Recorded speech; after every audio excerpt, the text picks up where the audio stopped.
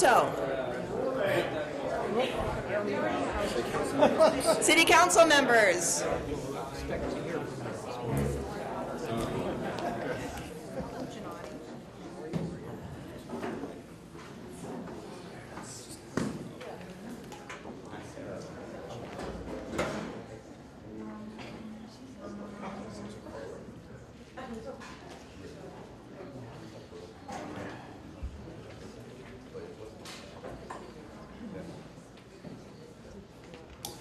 Oh, you know, that's Liz's.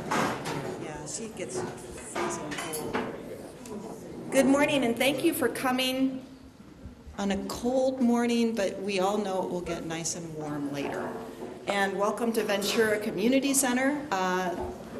This particular community center reminds me so much of the multi-purpose room that I grew up with my kids in, serving all kinds of community activities. And so it's welcome home for me, but I know that we're going to struggle a little bit with technology and seating comfort.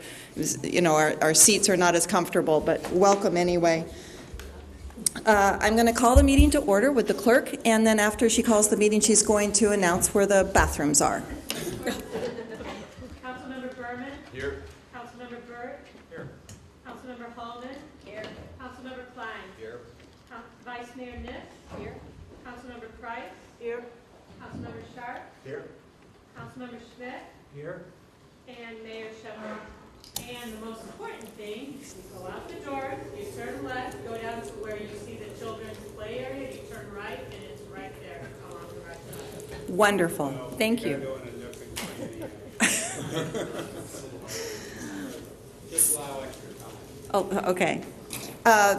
So I just wanted to go over a little bit of today. Jim and I have been working hard. I think that if any of you saw the wrap-up for 2013, the very last two slides, not just one but two, had a long list of the beginning of the schedule for 2014. And Jim and I have been crafting this schedule through listening to other things that come up in the community. As a matter of fact, I've even found a few more that are not listed on the work plan for this year. And so when we get to that, we'll probably have a few more thrown up there. But the initial part of this is to hopefully start with a new format, which is a community conversation. And Claudia Keith, one of our city managers, has been working on with our Jordan students, and so she's going to give us a preview of that. We've also in our packet been given what has been coming in on our Open City Hall on our website, and this will continue throughout the year. After that, that's when we get to look at the work plan, and this is when we're going to have a little bit of a peek as to how layered this work plan is. And this is when I start to call this not a retreat, but actually a Plan 2014 retreat. As my husband said yesterday when I told him I was going to retreat, his vision was, you know, a 5-star hotel. Maybe we do some ropes course, learn how to work as a team together, relax, you know, we can get up there and somebody can, you know, elevate us on their fingertips as we fall back into them and that type of thing. This is pretty much a working retreat right now, trying to figure out how to own this work plan and process it through this year and next year and beyond until we get the work done. So I'll be leaning heavily on our city manager, Jim, to help us with illustrating the complexities. And then after that, we will go into the priority setting, which we know that we got off to the wrong start with our priorities this year because we were supposed to notice it earlier. There's a whole procedure. It's a brand new procedure for council, and it just did not get calendared correctly. But on the other hand, we do have the first glimpse at what my colleagues and I have listed as priorities for this year, and when we get to that point, we're going to work with the city manager again to navigate that process as well. After lunch, we are going to go into our committees. We've had a number of committees that have been specific to getting some of our work done in the past, and we are now starting to see that we have to sometimes meet as colleagues, all 9 of us, because sometimes the committees will keep us a little bit not as knowledgeable about some of the complexities of the issues that we'll be addressing this year. So we're going to listen to the concept of the committee of the whole and how that will work through. Our city manager has used this many times with other cities. And then also evaluate the two other committees that I have not made appointments to this year and listen to my colleagues on and the community on whether or not those can be processed through regular council meetings or the committee on the whole. And then finally, to get the work done, listening to concepts about how to work the council meetings with good, thoughtful action considerations, what we need to make those decisions, and how we as colleagues can work more effectively and efficiently sometimes with getting our interests into the staff policy that we are addressing. And so there's some ideas that I would like to throw out there when we get to that time to see what you think about expanding the meetings. We have a list in our packet about how many council meetings we actually have in the year. And when you look at the work plan, you will probably learn that it's just not all going to fit with the council meetings that we have. So what can we do about that? And so I hope that we have a rigorous conversation about that as well. So with that, I would like to kick this off and turn it over to I'm sorry, Jim, is it you or Claudia that will be taking on the first part? Yes, but did you want to call for the oral communications first? I think you have that would probably be one perfect because it's the next item on the agenda. Great. Clerk, do we have any cards for oral communication? Okay, we do not have cards, and this is the time when you can speak to us on anything that is not on our agenda. So we will move on to the next agenda item, which is item number 1, core values update. Right, thanks. Just as we prepare for that, Madam Mayor, appreciate that. Well, the good thing is that we're already 15 minutes ahead of schedule now, knowing that we will certainly use up that time and get behind schedule with some probability, just given how many things we have. Just before I turn it over to Claudia, I did just want to expand on something the mayor was saying, and of course, why are we here at this location? And I think it was partly chosen to be representative of some of the kinds of challenges and issues that we have in our city. So here's an old facility. We've been in conversations with the school district also about the long-term possibilities as it relates to this site. You can get a sense, and depending upon where you are in the room, as to how cold or how warm it is over the holiday break. We had an emergency issue where we had to come in and do some really emergency heating repair on this building that has really for what it provides as far as a location for child care services and everything in our city, obviously could use a lot of work. And it's really not the best space to be holding a meeting in for sort of contemporary meeting design. Not the most comfortable chairs. We may have some challenges with the technology. There's no internet here, so we had to bring in some portable Wi-Fi and that sort of thing. So I just think it's a nice, interesting contrast to start off that here we are, the birthplace of Silicon Valley, a very dynamic place, and yet we have artifacts in our city that don't necessarily support not just the services, but be even able to be the way we would do a meeting typically. So I thought it was actually a good idea that we're here. So if anything kind of doesn't quite work, that was by design, actually, I could say. So with that, I'll turn it over to Claudia because we've got to stream some video over the internet too. So I just wanted to get that out of the way. Gee, what a vote of confidence. Good morning, Mayor Shepherd, council members. Claudia Keith, Chief Communications Officer. At your meeting on November 4th of last year, council directed staff to conduct community outreach to ask the community about their input and feedback on what core values they felt the council should use in making decisions. And so we're here today to give an update and on where we are on that outreach effort. So if you recall, we were primarily using technology. We wanted to use some new tools or relaunch some ones.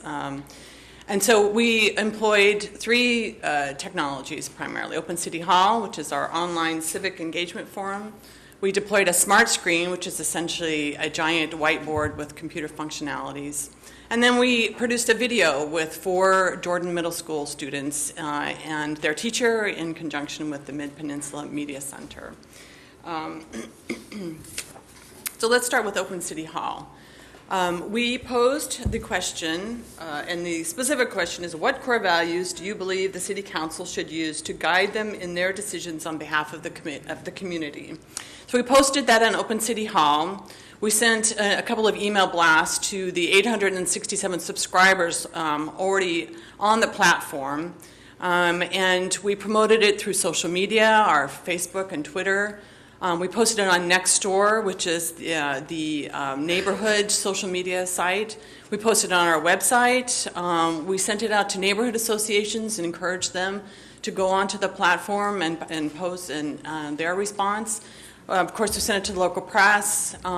So as of, I believe the last time I looked was yesterday, 439 people looked at the question on Open City Hall, and we had 112 who posted their responses.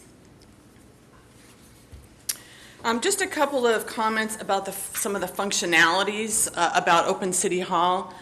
If you go onto the platform, you'll see on and off form responses. In order to have a response that is viewable to the public, individuals have to complete a registration form, which is their name, their email, their residential address.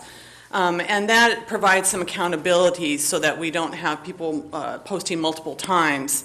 But the problem is that if they don't complete all of those individual aspects, their response is considered off forum. But what we did when I looked through literally all 112 responses we've gotten so far, there's really a wonderful amount of information and feedback. So in your packets, and I think back there, we've got a printout of all the responses that we've gotten to date, and we've also posted that to our website. So I would encourage everyone to really read through those. We've included all of those, even though we didn't have all of the information about the individual's posting.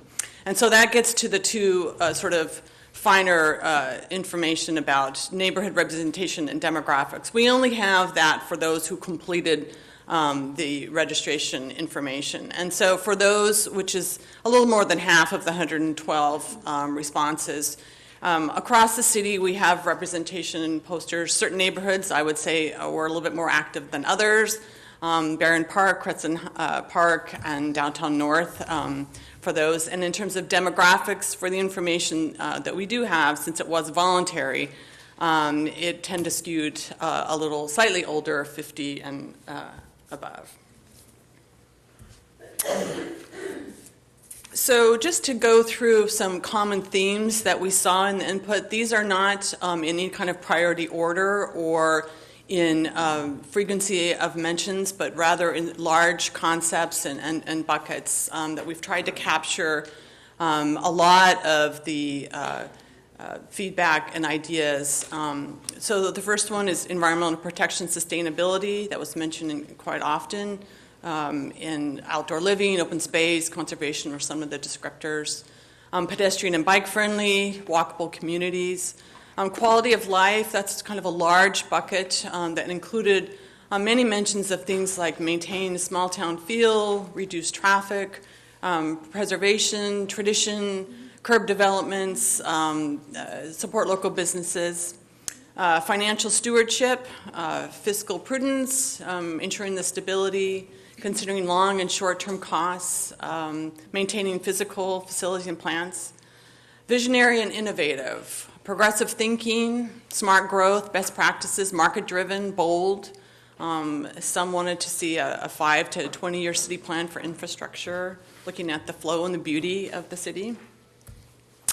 Some other common themes: planning, creative density, smart growth, urban, data-driven decision-making, common sense planning, Some wanted more density, some wanted no urbanization, or making densely populated areas more pleasant instead of limiting growth. Open and transparent government, listening to residents, communicating, increasing the amount and the quality of public participation, communicating vision, working for the common good. Inclusiveness, compassion and diversity, tolerant of differences, welcoming and open, honesty, empathy. Youth well-being, happiness of children, education, engaging with youth, encouraging civic participation with all age groups, and safety and security. Residents wanted to feel safe in neighborhoods and protect house and their personal property. So moving on to our smart screen, some of you may have seen it at City Hall last week. Again, it's essentially a large whiteboard that's got computer functionalities. So we rotated it during January at locations, including the Downtown Library, the Art Center, Lucy Stern, Coverly, and at City Hall. So we had more than 50 responses that were written and saved to the whiteboard. I must say, most of them were much shorter, 1 or 2 sentence or 1 or 2 words. We had some graphic depictions, so it was sort of a creative way. I think we have a sort of a photo of one of our youth putting her input at the Art Center. So that's what the smart board looks like. It's actually pretty cool. And so many of the ideas from the smart screen reflected similar ideas to what we heard on Open City Hall. And these were usually sort of in one word: progressive, compassionate, integrity, honesty, empathy, social and moral integrity, creativity, inclusiveness, transparency, sustainability in all of its iterations, environmental, economics, and societal, family-friendly, multiculturalism, caring for seniors, affordable housing, balanced growth, youth community service, teen interaction, and then dogs should be welcome, but I guess only well-behaved ones. So. And finally, we worked with 4 of our dedicated Jordan Middle School students and their teacher their broadcast journalism teacher, and partnered with the Mid-Peninsula Media Center. The students went out into the community at various venues to ask the core values question. And so we're going to take a look with some luck, hopefully, of our video and what they came up with. And as you see, there'll be a spectrum of opinions. 1 second. Bear with us on the technology part.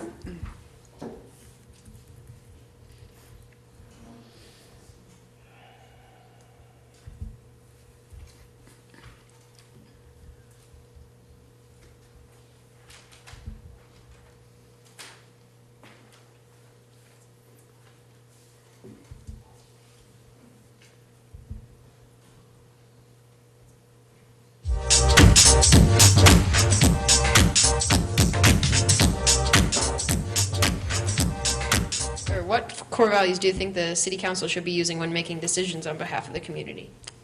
I think with this whole exercise, you guys are hitting the nail on the head. It's really about trying to get as many people together and talking about the city as possible. So I think that is a main, I would say, a core. Thank you. You're welcome. I think a key core value that the city needs to address now is racial equality in Palo Alto. I feel like we have really ignored some of the problems that are experienced by non-white people in our community, and generally, make our citizens more aware of these kind of issues that exist that most of us white people don't even think about. Thank you. I think the city needs to address some of the problems of the older adults. So I would really like there to be a little bit more attention to that kind of thing. Okay, thank you so much. I think the city should always take into consideration the impact of their decisions on the community as a whole, not just the day in the present, but maybe the effects that it'll have long term, like, for example, 5 years from now. All right, thank you. Well, I think this being such a young world, I would like council to keep in mind that there is a large percentage of older seniors, we call ourselves senior citizens, who would like to be heard. And so I would say that's one of the things I would like them to keep in mind when making rules of traffic, security, racism, general kindness, loving kindness. Thank you. Thank you very much. You're very welcome. To make sure there are facilities, and like here at Avenidas and La Comida, they're doing a good job with that. I think they should continue to support that, and senior activities, that's one thing. Another one is the traffic. The traffic is just, I ride my bike almost everywhere, but the traffic going up and down El Camino when I have to take a car and other places, I know there isn't, because it's a Bay Area problem, but they should consider things. A third one, it's not in the end anywhere, is youth activities. Any youth activities and support of education, I think, is very, very important. I think the city council should keep in mind safety when making decisions on behalf of the community, because that should always be one of the top most important things when they think about their citizens. I think first and foremost, they should act in what they feel is the best interest of the community at large, not just this small portion of the community, but when trying to make decisions, really think of the community as a whole and what's best as far as a vision moving forward. After that, I think besides from having a general vision, what they see is best for the community in the future, I think obviously the next step of that is being financially responsible and fiscally responsible to whatever extent that they might have, whatever power they might have as far as that goes. I think Palo Alto's core values should promote bicycle safety and non-car personal transportation. There's a big community right now, and whether you've got a kick scooter or a bicycle of any sort, even jogging, it's great to get that exercise and not use resources that we're running short on. Think of the future. First and foremost, I think they should consider the environmental impact made by any development that they do. And the biggest issue of concern for the environment today is water resources. Okay, thank you so much. Well, I think that sustainability is important. I also think the neighborhood quality of life is important. I think that we need to have a balanced growth against the impacts on the community. And I think that we need to have openness and transparency in government. All right, thank you very much. Well, I think it's important to build the community in a way that's sustainable for the future. And it's always difficult because you want to balance it with growth.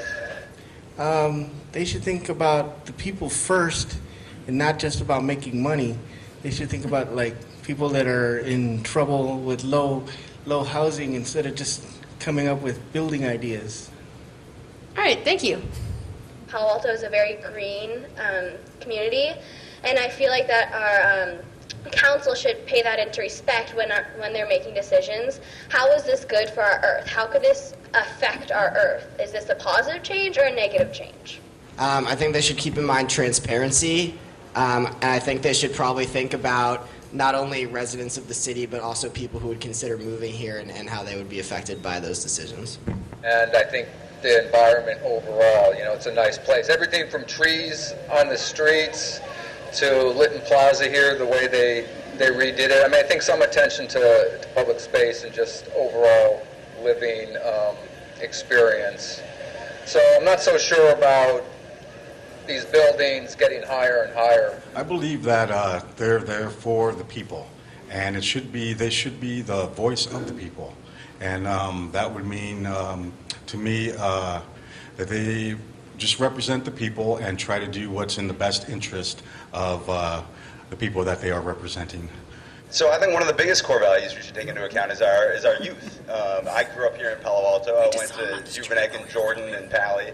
And I think it's so important for all of the youth in Palo Alto to have good experiences, good interactions with kind of us old folks in Palo Alto. When you're growing up, it should be a fun experience. And there are all sorts of things that you have to work on, but I think you should also just enjoy growing up in Palo Alto. I think that's really important. I think the city council is using them. I think the care that they show for the city is just exemplary. The reason I live in this city is, I think, the core value over the years that has been displayed by the city council and the people in charge. They have maintained care of the outside, the parks, the playgrounds, the facilities for the children, for the students, for the seniors especially, is just outstanding. I commend them and just ask them to keep up the good work. I think it's a beautiful community to live in and be part of.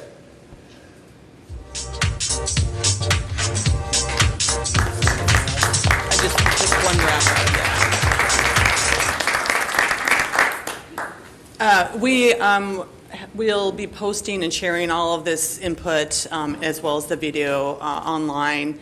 I think the kids did a really fine job. Council Member Berman and Vice Mayor Niss happened to just be on the street when we were filming, so perfect. So with that, I'm happy to answer any questions. Can I add something to that? Thank you. So the kids really didn't get any real direction from us. They were free to do whatever they wanted, and just adding that if you notice, Councilmember Berman had his sunglasses on, so they didn't recognize who he was when they were doing the interview. I was hoping no one else would recognize me either, but apparently that didn't work.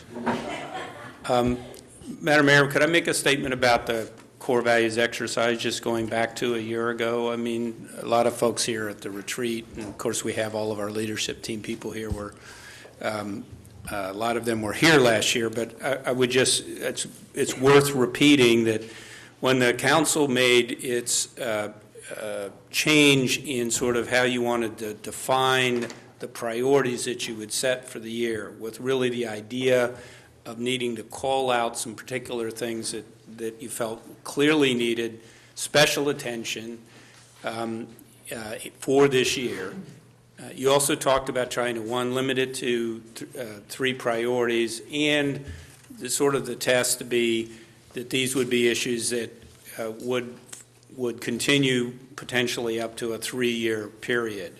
And what that engendered, of course, there were a number of enduring themes or values or issues like sustainability. We had the youth well-being and those things that could fall out of your annual priorities. And so you asked to have this larger conversation about how to establish guiding principles, or core values was the term that you settled on, that would that the city could, the council could ultimately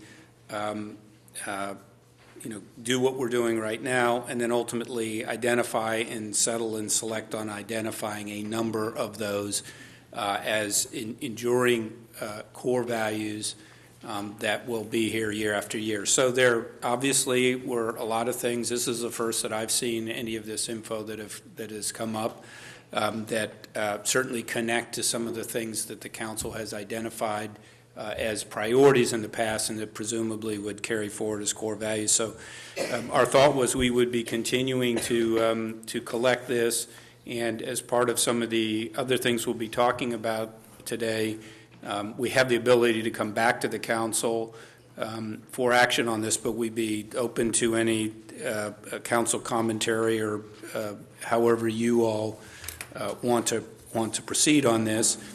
Last thing I do just want to say about it, though, is we did want to, use this a little bit to resurrect Open City Hall as a tool which has some improved functionality and utility for us as a city, and some other approaches, engaging with kids more and letting them use video and that sort of thing, and just letting people tell their story just a little bit and that kind of thing. And I think I think so far this has worked. And one of the things about Open City Hall we should recall is when we first started working with Peak Democracy, their model, which they're deploying around the country, was born out of their recognition that there are a lot of difficulties across this country in public participation, in how, not just how government communicates with its citizens, but how citizens communicate with their government. And so folks actually register for it. The conversations have the opportunity to be monitored. And for the most part, it really encourages non-anonymous participation, but actual direct citizen participation. And I would just say that that's what we need. And it's a much better model than the blogs around our country that I don't think actually advance transparency in government because they don't advance transparency in citizenship. And this is a partnership for how the American self-government experiment isn't just about City Hall. It's also about the participation of our citizens. And one of the things we're trying to do with just this conversation and then later is identify ways we can advance that so that the whole community can be better linked with the council and the staff and what we're all trying to do together. So my little speech for the morning. Thanks.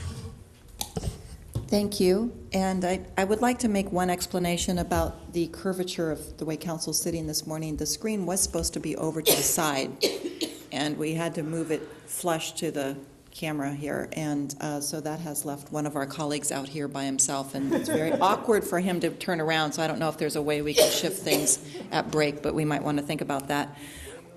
He's way over there, and it's very hard for him to see, but I also wanted to take this moment to, I still have no cards for any public comment, but this is typically, we go out to public comment after the staff report, so I'd like to take that opportunity now to offer that. And since I don't have cards, so I'm going to move right into council member questions or comments on the core values. Do we have cards? Yep. And there they are. We'll be going out for public comment on each of the numbered items. So there's 5 items here for public comment for options.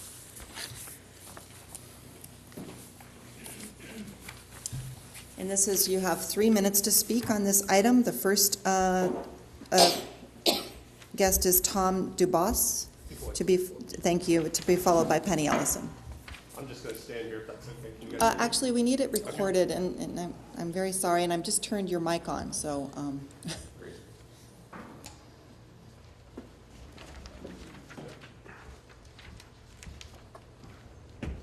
First of all, it was great to see and really appreciate the effort to collect all that data. I would like to point out at the end of the day, we had about 60 people who identified themselves and gave some responses. So, you can take a little bit of maybe qualitative input from that, but it certainly isn't representative.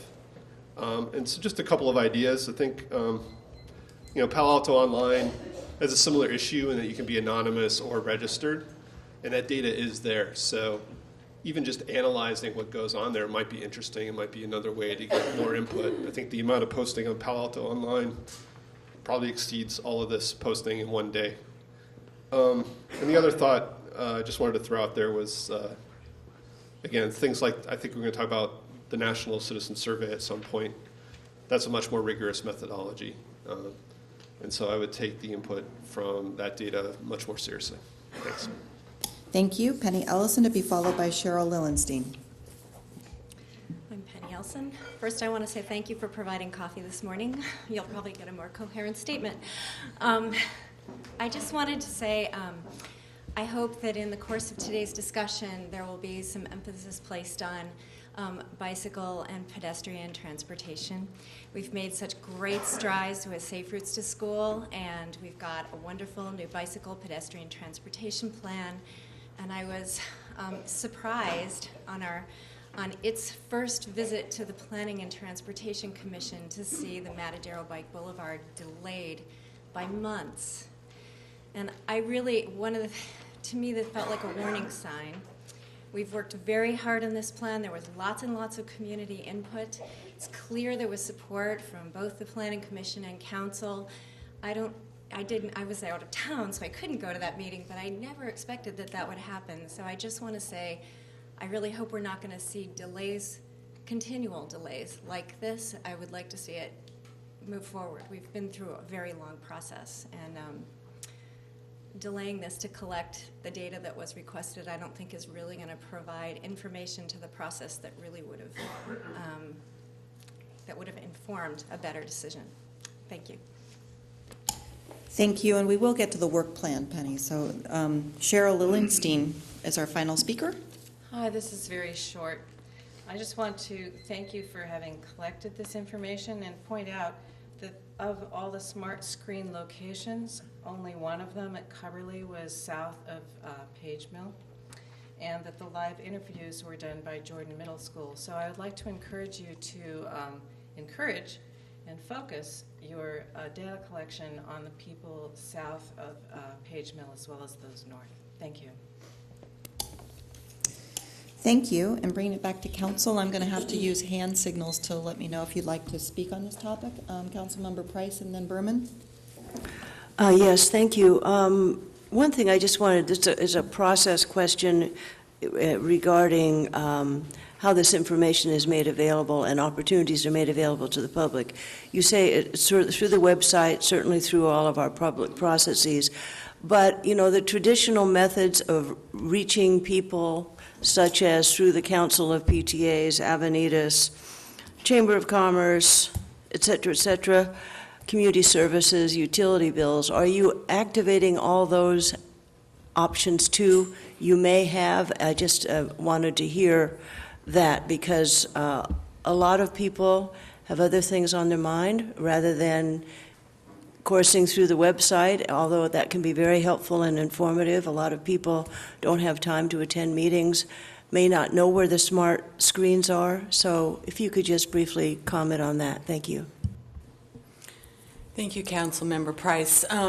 Yes, we will continue to outreach in the non-technology focused ways. I think the council's direction for this particular part of it was to look at technology. In the course of the students going around and asking, we did have some folks hand us, pieces of paper. So we are mindful of many different types of opportunities because we realize we only have one smart screen. So, you have to kind of parse it around locations. So we definitely will make all of this available. We've got printouts of, I think, all the things on Open City Hall if people want to look through all of those responses.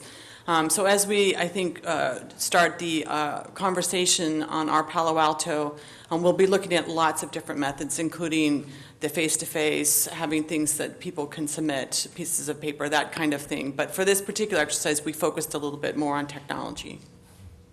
Okay, because I realize that certainly has been our effort, but using the natural networks, this is a shout out for the Council of PTAs, for example, who have a huge network and opportunities, electronic postings, newsletters, electronic newsletters, et cetera, et cetera. So obviously that people are engaged in that way naturally. So just to amplify that and to use this as an effort to complement every effort we can, where are people interacting already and how can they get engaged in this important conversation?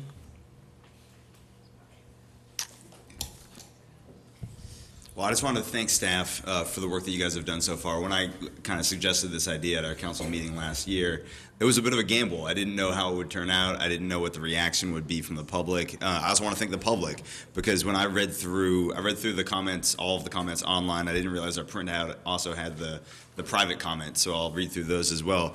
But the thoughtfulness that people put into the comments they made superseded my expectations. And so, I want to encourage staff to keep working on this, continue finding good places to put the e-board in places in South Palo Alto, if there are additional sources or sites, if folks in the community have any recommendations of where we should put it, let us know. We're all ears and very open to doing that.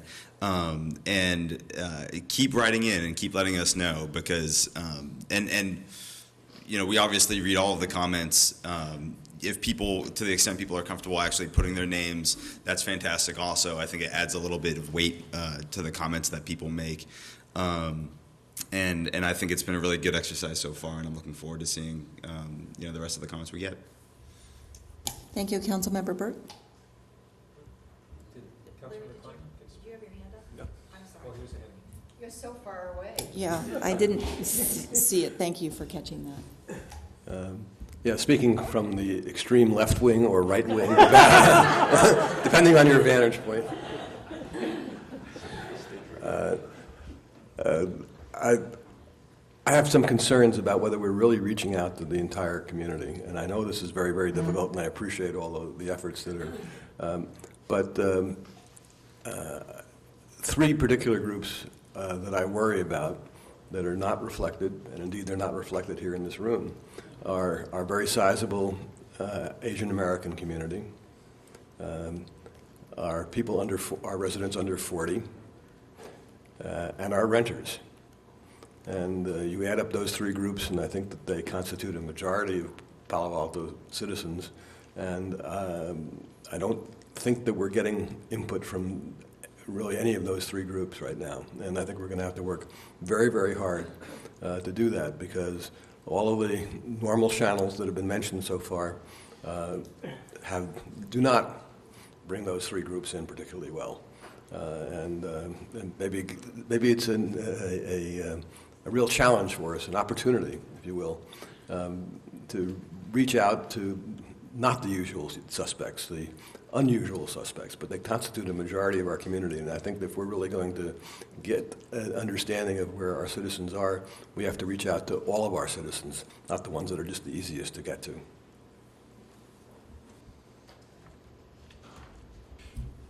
Well, I want to thank Councilmember Klein for bringing up that concern about how we figure out how to reach out to the breadth of our community.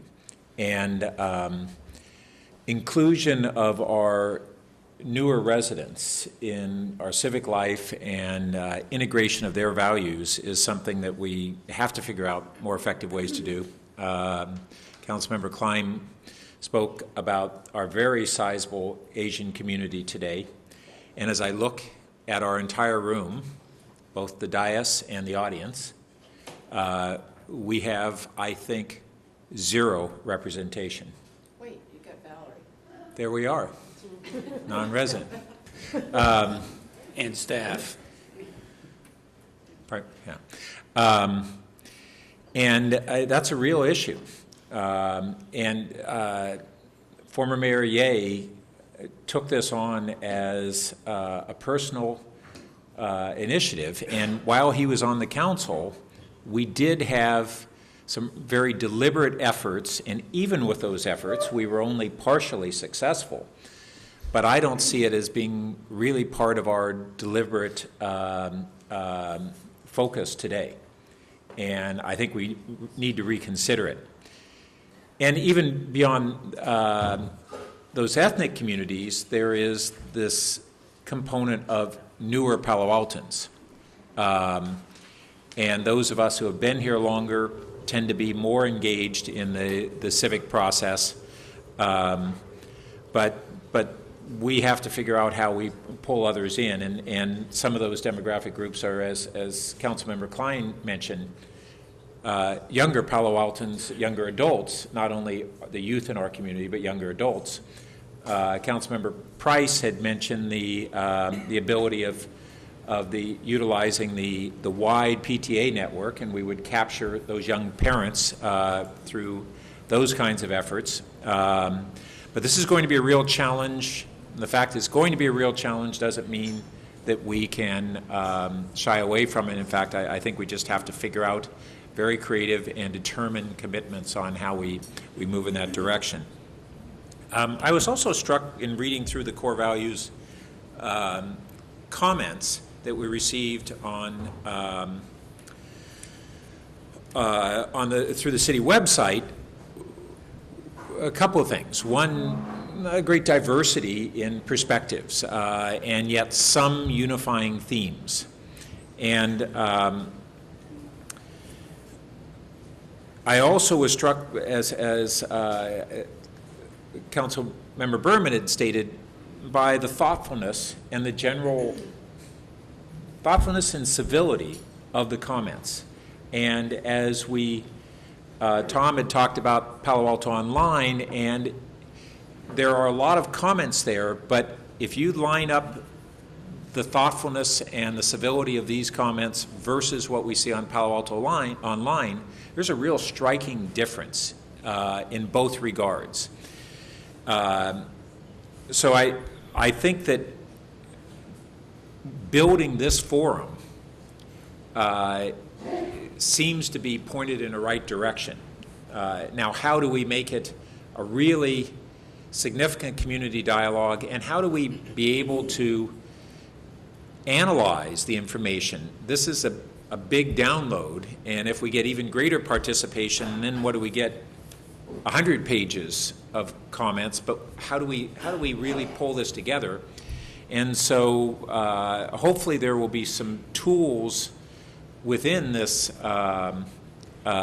vehicle that we're using that will allow us to not only have the individual narrative comments, but other comments that we might be able to aggregate in different ways.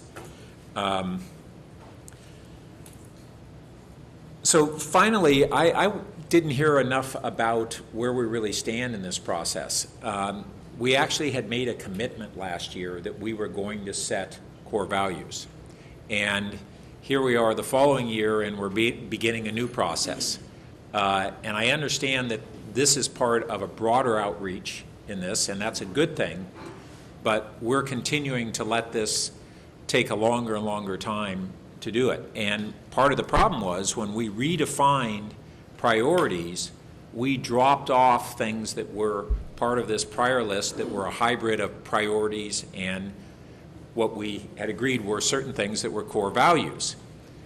And those previous enduring or core values have gone away. They're not showing up anywhere. And we have members of the community who said, what, for instance, happened to our youth well-being core value? Has the council abandoned that? And we said, no, we intend to have that in the discussion around core values. Well, we are now quite a while later, and we haven't addressed that. It remains, it's just dropped off the radar. So finally, as part of that, we had previously discussed the elements out of those prior priorities and other things that the council had discussions around our tentative core values. We had materials that tried to summarize the council input. Now we have a complementary effort of reaching out to the community. I didn't see that we offered to the community the work that we had done as a reference point, by no means binding or narrowing the discussion with the community, but at the same time framing it. And if I'm a community member and you ask me, blank slate, what are your core values? So I might come up with what comes to me as my most important value. If I'm given a list of set of prospective core values that have been suggested through a thoughtful process, I might say, oh, those are interesting. And now that those have been suggested, I agree with this one, and this one, and not that one. And I have a fifth one. And that's a different response from just an open-ended question, what do you think? I think we get a deeper discussion when we offer thoughtful references to what we believe and what has had a deep community discussion previously on core values, and leave it open-ended at the same time. And so that's a hybrid approach. And I thought that's what we were going to do. We had this discussion. I thought that's what we were told was going to happen. but it doesn't seem to be where we are. And so I think that that's something that we should today discuss on the process and the timing. Okay, I would like to know if the city manager would like to make a comment now, or if you would like to hear from all of us and then wrap up some of the questions that we maybe have. Because we've got 2 other council members that have their name in. I think maybe just hear from all of you and then try to unify every comment into a... Right. No, Yes. I think that would be probably most efficient for you Thank guys you. too. So, Councilmember Holman? Yes, thank you. And thank you to council members who've already spoken, because you've captured some of my thoughts as well. Having to do with the diversity, just to specify some of the other groups that I don't see represented and didn't hear from here were low income, which may have been included in Councilmember Klein's intention about renters, but low income, young parents, environmental communities. Councilmember Price mentioned reaching out to specific groups and trying to get out the outreach more blanketed across our town. And I would add to what Councilmember Price has already offered, our environmental organizations, neighborhood associations, the public safety efforts that Annette has been involved with, Annette Glankoff has been involved with, get a wider blanket out. Councilmember Burt hits on something I was going to mention too about what's the format for this. And I think when this came to council, and we discussed it earlier, and said, well, don't we need to have a definition around what's a core value? And, we then decided, well, no, people know what core values are. But I said at the time something like, I think we're fishing without bait. So it kind of goes to what Councilor Burt was just saying. There's not a list for people to have some prompting to just get thought started and to have them consider what we're talking about. And one of the things we talked about the last 2 years, and last year was considered by this council as something likely to be a core value, is a healthy city, healthy community. But that's not there to get people to thinking about in any of these discussions. I don't know, and this will be something that city manager will address, I'm sure, is if the videos by the students, which are very helpful and great that they're involved. It's a great way to get the students involved in community activities. If those are going to be continuing, or if it was just stopping and ready for this date. I think that's where I could. Oh yes, one more thing, which is the National Citizen Survey. Is that going to have any weight from staff's perspective at this point in the input that's given to council ultimately in considering what the core values might be? Thank you. Councilmember Schmidt.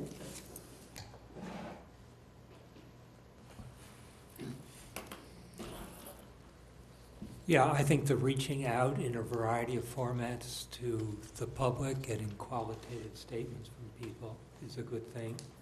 But I think we ought to recognize the messages we have gotten quite clearly from the community. There was an election in November where voters were free to come out and express their feedback on council policies, and they did. We have on the table in front of us a National Citizen Survey. If you turn to page 79 on that, you'll see clearly it's a random weighted survey that takes into account each major demographic group in the city, and the responses are weighted by them. It is striking to me what has come out of that survey. If you look at it carefully, you'll see that there are 4 areas that have had low scores historically. The impact of traffic, the lack of parking, our land use policies, and the quality of new developments. What is striking about the survey we just got is those numbers have dropped dramatically over the last 12 months. Traffic scores, quality of how we're dealing with traffic, is down 17%. Land use, how we're doing on land use, has dropped by 25%. And parking as an issue has dropped by 30%. Now, those are numbers that just leap out at the page, and this is citizens talking to us. So I think there's no question that this scientific, weighted, random survey should have a clear message to us today as we address our priorities. Thank you. Councilmember Scharf. I also wanted to thank staff for the hard work they put on this. I think we also do need to reach out to, and I was thinking one of the ways to get younger families involved in that is to go through the sports teams. We haven't really done that. That's really, I mean, I'm thinking back to when I first moved to Palo Alto and my kids and all of that. That whole sports thing is really what everyone's life seems to revolve around on the weekends, after school and all that. And if we could tap into that and get those groups to be aware of this and to give their input, I think that would be really helpful in bringing a segment of the community. And I think that would cut across, all ethnic lines, renters, everyone. I think that's a really good way to get the people, the younger groups who haven't typically participated as much. So I'd like to see that. I also think that it would be a good idea to figure out how we're going to compile this information and then narrow it down and then have a second round where people can react to really what we put forth as what are a menu of core values, so it's less open-ended. I think it's good to start open-ended, but I do think there needs to be a second round of this. And then I think we do need to have a plan. We do the first round, which we're doing, the second round, and then we need to bring this together and have a fruition where we come up with the core values, and it would be nice to complete this by the end of the year. And I think to have a timeline for the council and for the community so we know where we're going on this and there's a deliverable at the end of the day is really what I'm looking for. Thank you. Vice Mayor Niss.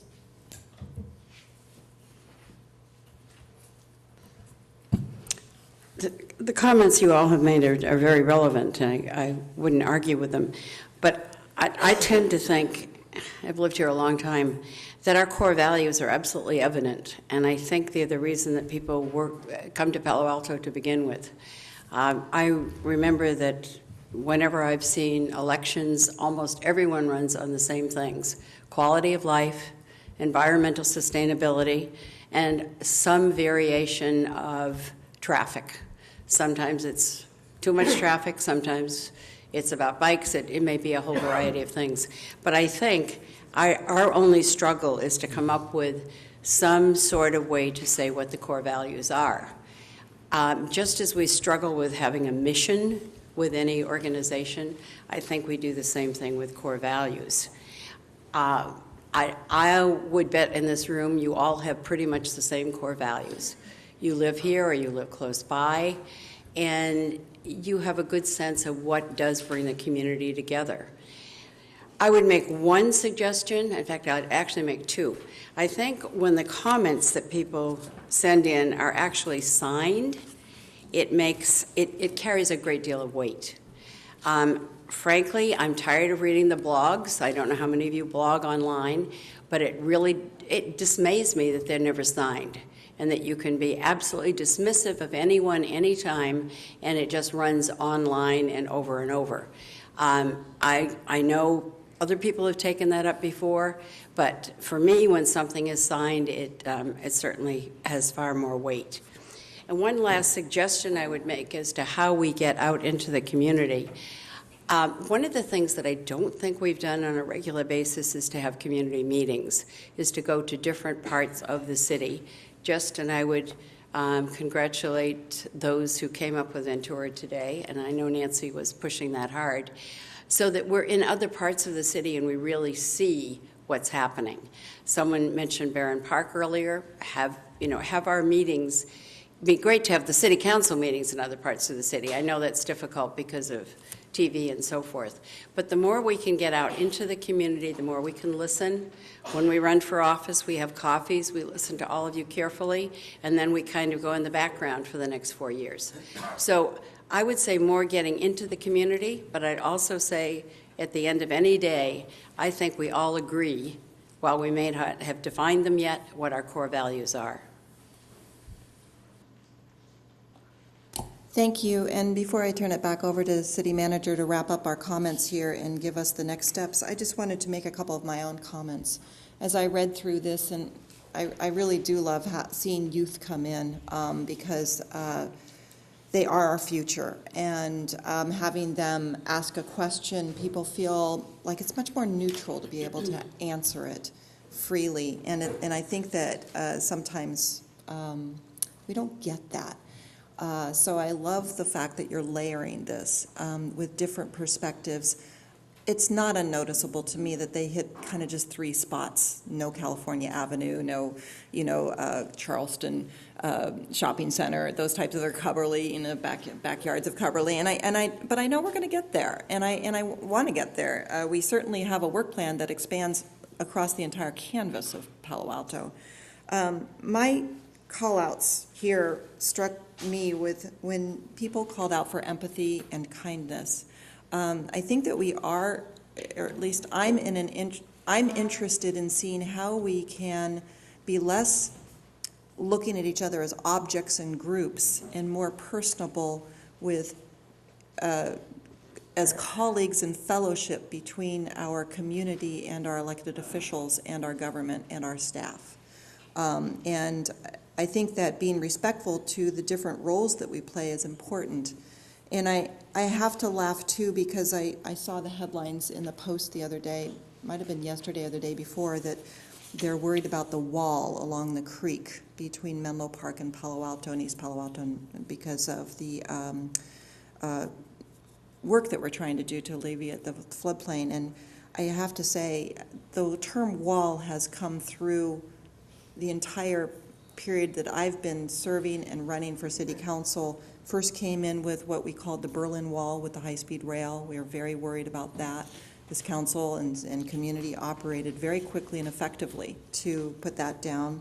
I remember walking right into one of the community members down at Edgewood Plaza that said, boy, when we first saw the Edgewood Plaza redo, they had a wall of housing between us and the actual shopping center that they were trying to outwardly face towards 101. Again, a wall. This community doesn't like walls. And I think that speaks to how we do want to be fluid. We want to see each other, we want to know each other, and I do value that as a core value. And I think that it's starting to get expressed, and I do believe that this will get shaped better. If the city manager wants to kind of wrap things up for this update on core values and tell us what our next steps are, that would be probably a good way to conclude this particular part of our agenda today. Okay, well, great. Thanks, Madam Mayor. Listening to the comments actually revealed something that we hadn't thought about exactly in this way, but I think it actually makes the structure of the agendas we've set right on track. The moving to the focus on the work plan and the things we have to do, and ultimately the timing on doing some of those things. So when should the core values piece come back to the council is something that we can talk about a bit more in this next component. And then this larger discussion about our Palo Alto is a much more, it speaks exactly to all of these questions about what are the other constituencies or communities or channels that we need to do to engage with folks. So we certainly anticipated the limitations of this little exercise that we've done, but I want to put that back in perspective. It was in November or the end of October, and the council directed us to do this. So I think really in very short order, even over the holiday, we designed and we did outreach, and we're reporting some results. I know in our town that has been built on algorithms, right? It's almost hard sometimes to really accept, say, qualitative input as a meaningful component, but that's all that we thought we were doing. We didn't put this out for a vote or anything like that, and even votes, as we know, have limitations. They can be The vote is on what is on the ballot and the language of things, and there can be lots of different meanings to it, but even elections get interpreted throughout our history one way or another.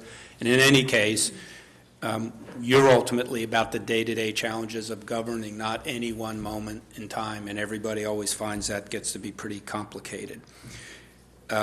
Good points about the council had kind of done some pre-work on core values, and we did sort of make a decision, at least at this initial stage, on focusing on the outreach, on leaving it more open-ended. Partly because we also didn't feel like we had really gotten to the point where we had, as Councilmember Holman said, finally, the council had not finally tuned the definition of what you meant by core values. And so we thought the outreach component was the important piece of this. And my own conclusion, looking at it, is even though it was very open-ended, there sure is a lot even to see there that connects back to the kinds of things that the council was talking about. So I think the question gets to be that when we start to talk about our Palo Alto initiative, the things that are encompassed within that and the timelines for that is much longer than I would say that how much more time we need to be carving out a piece on the core values input. So there's nothing that should preclude us from being able to say, using some additional channels, if you wanted to say, well, let's schedule in April then a conversation about core values, we could do that. Or I'm just picking a time.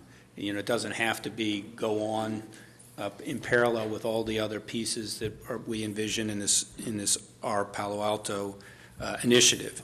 I also think the opportunity is there, as Councilmember Burt had identified, though, is we could also get to a point to sort of take what we have now and turn that into something a little more specific and concrete that the council says this is sort of what we're now really seeing and hearing on these values, and still do additional outreach to sort of get some more specific response back on that. So I actually think the direction you gave worked, and the process of, I would ask the council to really think about giving us some general direction, at least about a schedule sooner than later to bring this core values piece back, because I don't think it has to wait on a lot of the other things we're going to do on the engagement issue. Thanks. Okay, thank you. And I know we've already gotten ourselves behind schedule now.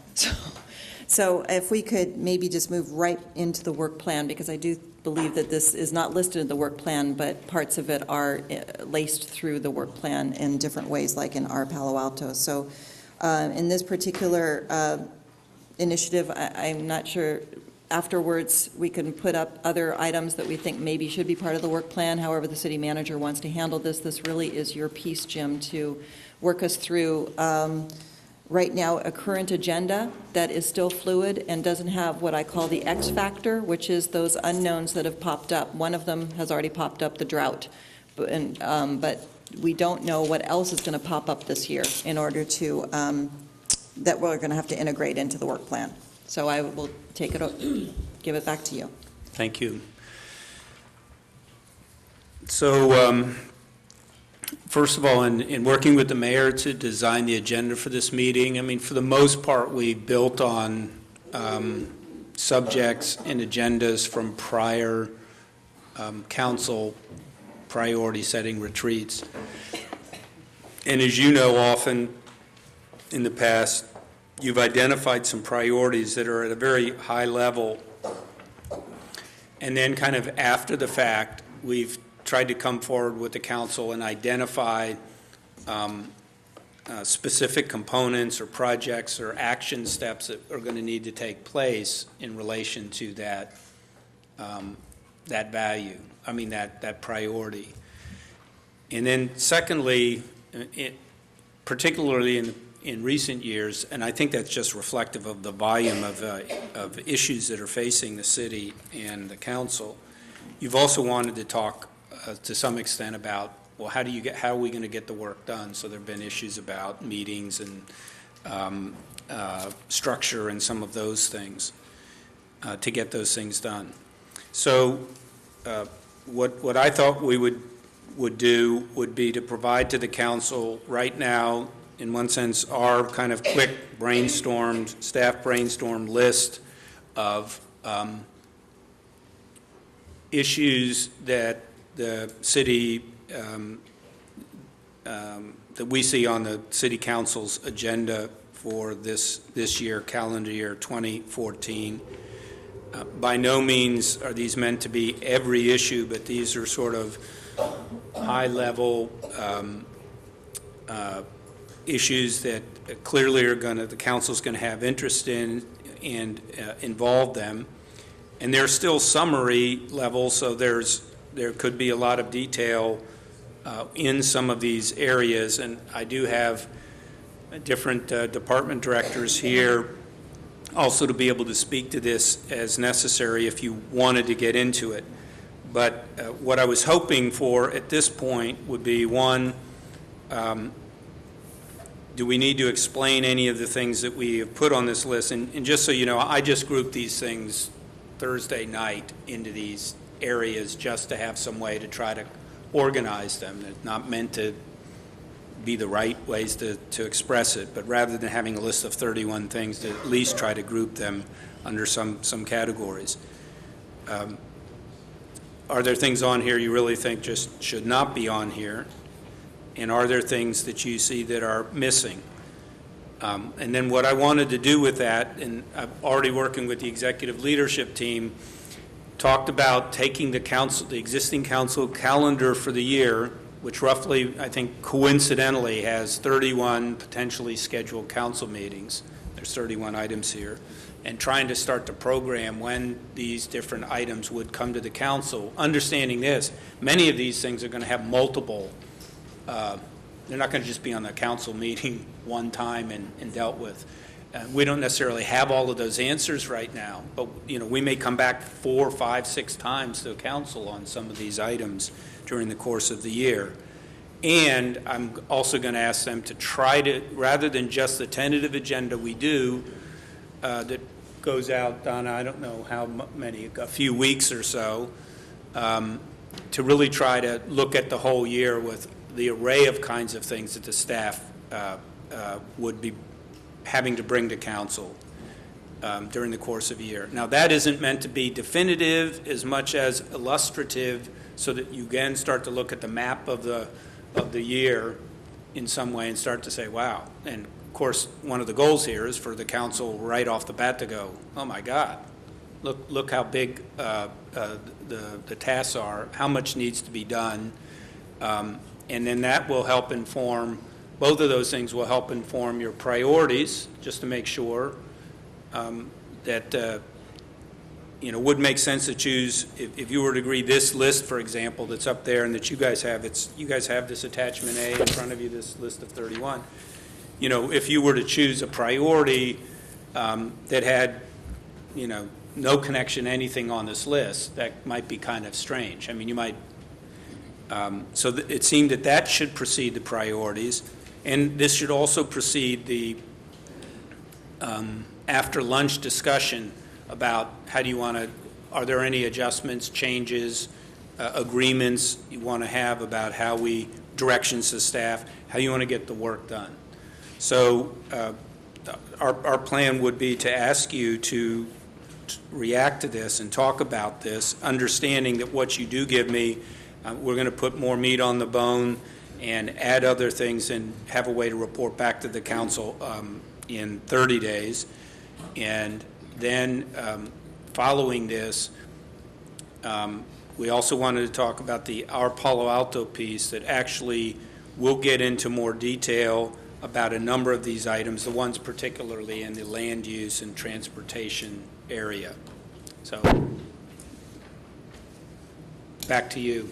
Right, okay. At this point, you did mention at the very end that you're going to, within 30 days, you'll come up with a master calendar for us so that we could start to see how this will start to travel into our meetings. I know later on we do have even a list. You've even given us a list of 31 council meetings, and that means that means we don't have summer break with your list, from what I can tell, because we haven't taken 3 meetings off. But those are it's in our charter that we meet the first 3 Mondays of the month, and then there's a 4th Monday, and every once in a while a 5th Monday. And that doesn't even count some of the pop-up closed sessions we have to do, or the standing committees. So there is and I think we're going to talk about that later. Yeah, I think about that's how later. that fits in, but I just wanted to make sure that we all address the fact that within 30 days we will get this master calendar from staff, and so we have some ability to see how this is going to get driven for the year. So yeah, I agree. I think it would be a mistake to try to mix the the meetings piece of this later, since this is more what you think. What do you need to be responding to and leading on and working and problem solving on and making decisions this year that really matter most to the city, first of all. Right. And then we have to say, well, how do we figure out how we're going to get that work done? The last thing, I'm going to keep saying this because we're going to get blamed for trying to put together a master calendar as soon as it comes out. It's not meant to be perfect, and it's just, again, we'll be subject to being reformatted or reprogrammed, and of course, during the course of the year, it will change. Just like the rolling calendars right now change even in a shorter period of time. But hopefully, not only does it help the council, it helps the community put things in perspective when they really realize how much work this council takes on as your representatives, how much time is spent on these issues, and how we all have to be realistic about how much can be ever accomplished. And therefore, let's make sure that the most important things are what get worked on during the course of the year. Good. Thank you. I'm going to go out to the public now so we can hear from you. And we have one speaker card, Annette Glankoff. You have 3 minutes.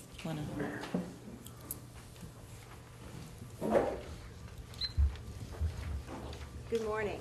Well, you certainly have a large list of items on your work plan, including some of my particular favorites.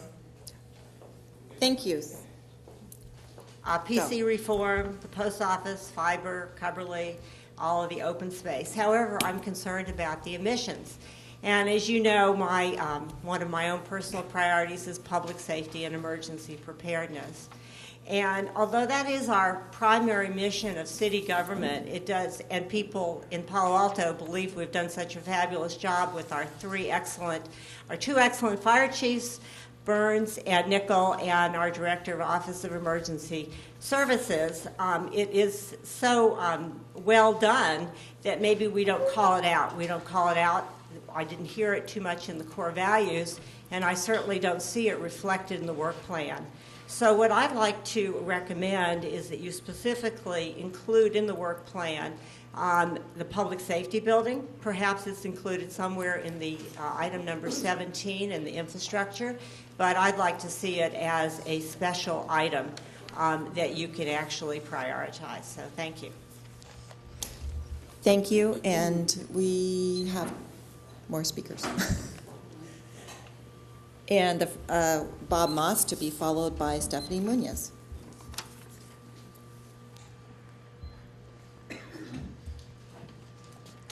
Thank you, Mayor Shepard and council members. We've had some interesting discussions on core values and issues. And when you, is that better? Much. Okay. When you start talking about specifics, you've got a list of issues. And I looked at it and I said, how are they going to handle all that in 1 year? Good luck. But there are a couple of things I think you should concentrate on. And I debated putting in the comment on core values, and I've been holding off, but I think I will send mine in next week. But one of the things that you should be looking at is consistency. We have a comprehensive plan and we have a zoning ordinance which is supposed to define what gets built and where. And all too often, it's ignored, and projects are put in on a piecemeal basis, which violate the comprehensive plan and the zoning ordinance, sometimes a little bit and sometimes a lot. Go back and try to be consistent with the comprehensive plan, which has taken years to develop, so that we all understand what's going to go in and where it's going to go. Second, and this is something I've been asking you to do for years, it's something I did for decades, you have to use what we call systems engineering when you look at projects. Because when, for example, additional housing comes in, high-density housing, first of all, and this has been true for over 40 years I've known about this, every housing unit, especially in multifamily housing, costs the city more for services than it pays in taxes. And currently it's up to almost $2,500 a year. So that's going to have an impact on your budget. Second, traffic. The additional housing that's built is going to cause traffic. It's going to cause parking problems. You're going to have additional trash. All of these things have to be considered, not just for housing. Same thing with businesses. When you bring in more workers, you impact the jobs housing imbalance, and then there's a need for more housing again. So take all these things into account when projects are developed. PC zoning is one of my favorites. I've been worrying about this for decades. The public benefit almost never matches the private benefit, and the developer will come in and give you a, let's call it a very optimistic value for the public benefits and ignore the private benefits. The guy who does this most, of course, is Jim Bear. I think he's gotten some 30 PCs already approved. You have to go back and completely redo the PC process because it hasn't worked and it's not working, and what we have is wild card zoning. And it's become a real disaster in Palo Alto, quite frankly. The second thing you have to look at is the impact on the schools, because even though you're not supposed to, when we build more housing and we build more development, we have school impacts, and that creates problems. As you know, this school... Thank you, Bob. That's 3 minutes. Okay. We lost it. We lost 10 schools in the 70s and 80s, and now we're getting back where we don't have enough capacity. We have to worry about that. Thank you. And Stephanie Munoz, you have 3 minutes. Yes. Good evening, Mayor Shepherd and council members, or good morning. What strikes me, I'd like to comment on one of the publicized responses to the council's request for core values. Somebody wrote in, and it was meant to be sarcastic, but it's perfectly true. They said, core values, how about do unto others as you would have done unto you? The comment I have to make is this. That's not just as like a religious tenet. The Smithsonian Magazine published last year a large article talking about the evolution of morale, the evolution of values, if you will. And their theory was that the human race has progressed as a species because of one quality that has prevailed, and it's helpfulness. So that's what society is. It's a group of people, and they're helping each other. And it's what you've been talking about with more or less our little specifics, but they're saying that the good is best achieved by a good quality of life for the and what we've been talking about are quality of life arguments. Certainly, I could agree with Bob Moss 100%, but this is a quality of life issue. It's not a core value. I think you'll find it a lot easier if you simply admit to yourself, not admit, but if you simply redefine what you're talking about is as what makes a community worth living in. Because quality of life is not a core value, it's a peripheral value. In the Second World War, we had gas rationing, we had people leaving their homes, we had everything all disrupted. Quality of life was not awful good, but people willingly put up with it, and they thought that the greater good was to save the world for democracy. Case closed. No more. That's it. We're going to do it. If tomorrow global warming overtook the Hawaiian Islands and the whole population of the Hawaiian Islands came on rafts over here, and so that the governor or the president said, I'm sorry, everybody in California that has a backyard, you have to put a Quonset hut in the backyard, and so that one of these Hawaiian families can move into it because there's no other place for them to go. I think we'd do it, and the quality of life would deteriorate considerably, but what human beings do that makes them human is they help one another. That's why I keep reminding you that there's Buena Vista there. Those people should be allowed to keep their homes. That's the 3 minutes, Stephanie. Yeah. Thank you. Okay. Thank you. And I'd like to bring it back to council for questions of staff or any input that you have for this agenda item. Nobody wants to kick it off. Well, I think Jim's asking for, Jim, would you like to go ahead and tell us what you're asking for right now? The way I understood it is that you would like to have feedback on our list and anything that you might have missed and how you might want to stage it going through the year. Yes, so what I think would be helpful for us would be for the council to, understanding that you could have questions about this or there are components to it that you'd want to have more fully defined, but, and we haven't put schedules or resources or anything to this.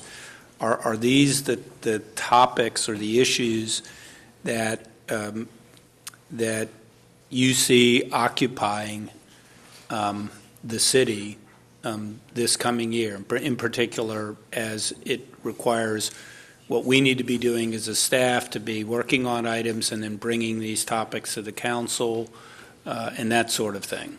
Knowing that there are, in many ways, there's the transaction, speaking to Annette's point a little bit, there are a lot of what I would call the routine business of running a city that is 90% of where the resources and the staff spend our time, and we occasionally have to bring contract awards or other transactional business to the council. But for the most part, those things, that happens day after day.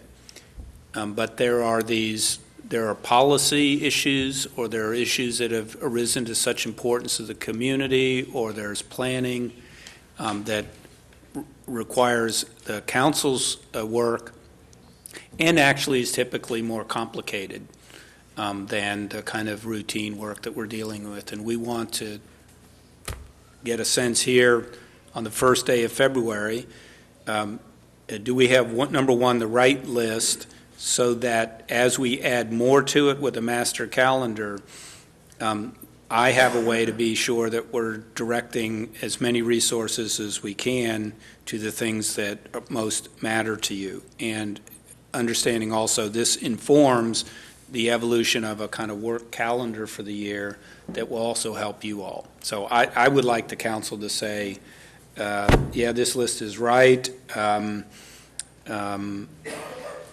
You're missing these things, that they need to be added to it, so that one, even later on today, we can start to talk a little bit about what the implications are of this master list, and then two, we'll be able to come back and make some additional requests for you about how we organize the work and deliver on it. It can help inform the recommendations I'll make on the 2015 budget and all of those things. Thank you, and it is listed in the agenda here to see the work plan and review and be prepared to make suggestions to the list and comment. Councilmember Price, you want to kick this off?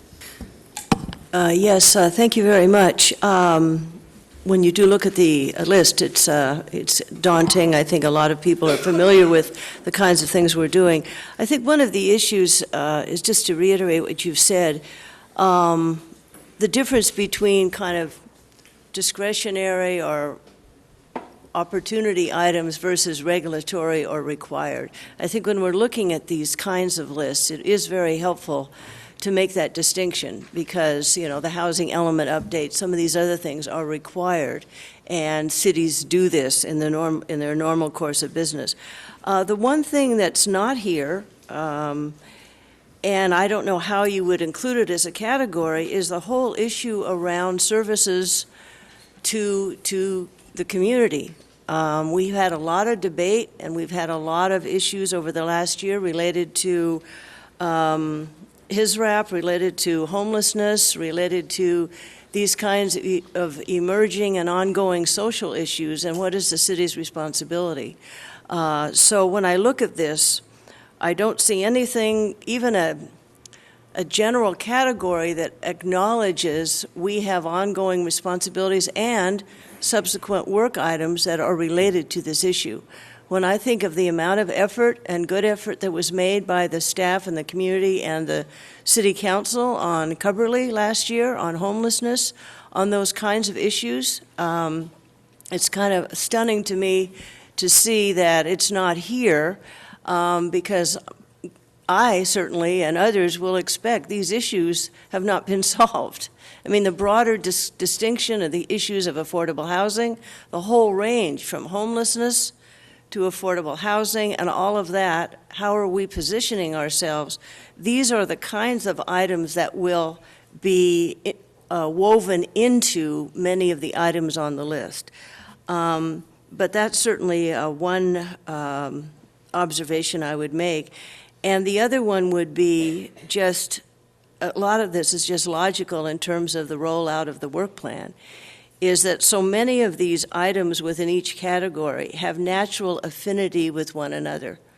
So, you know, I'm not going to get into the whole formatting issue in any great way, but certainly it seems to me that many of these will naturally cluster in terms of scheduling, and that's just logical. We just assume that's the way you and your departments are looking at this, because you get a continuity of thinking and analysis and policy debate, like we're doing with transportation issues, parking, transportation demand management. So there's also the issue of how are these, you know, related to each other. That's, again, a separate discussion. So I think the key point for people, for all of us to understand is the difference, one of the key points between the ones we have more flexibility around in terms of scheduling and the ones that are either regulatory or required. And also to assume this list is not comprehensive. We can't. I mean, this is a ongoing, you know, entity that this is a very, very good list, but there are going to be a lot of things that are unanticipated. And I think that's always a challenge in terms of trying to have a reasonable calendar and a reasonable list of expectations. But I certainly feel better that I have a list that's a good, solid, you know, beginning point in terms of how the year will roll out. And I appreciate all the work that's happening. And clearly, each of these have a different number of hours associated with them, different degrees of money and consulting support or not. And I think we, as those items come forward, we do need to be mindful of that, because the consultants are not always available at all times, and that does really dictate the schedule as well. But thank you very much. Thank you, and I think we should just do a round, Jim. Would that be helpful to you? And then you could make comments to summarize at the end. Is that, would that be useful? I think the council input is, you know, extremely valuable in this instance. And again, those of you who were at the Policy and Services Committee a few years ago, we are not talking about getting in anything of that sort of detail or even designed to deal with how does the city or the staff ultimately manage the workload. I think this is really, what are the unavoidable issues that that are facing the city that you think need to be dealt with this year? And what are the things that if we were not working on them or dealing with them, you would say, we haven't done our duty this year, or we've been out of touch or clueless with what's going on in the city. Okay, yeah. Councilmember Scharf and then Holman.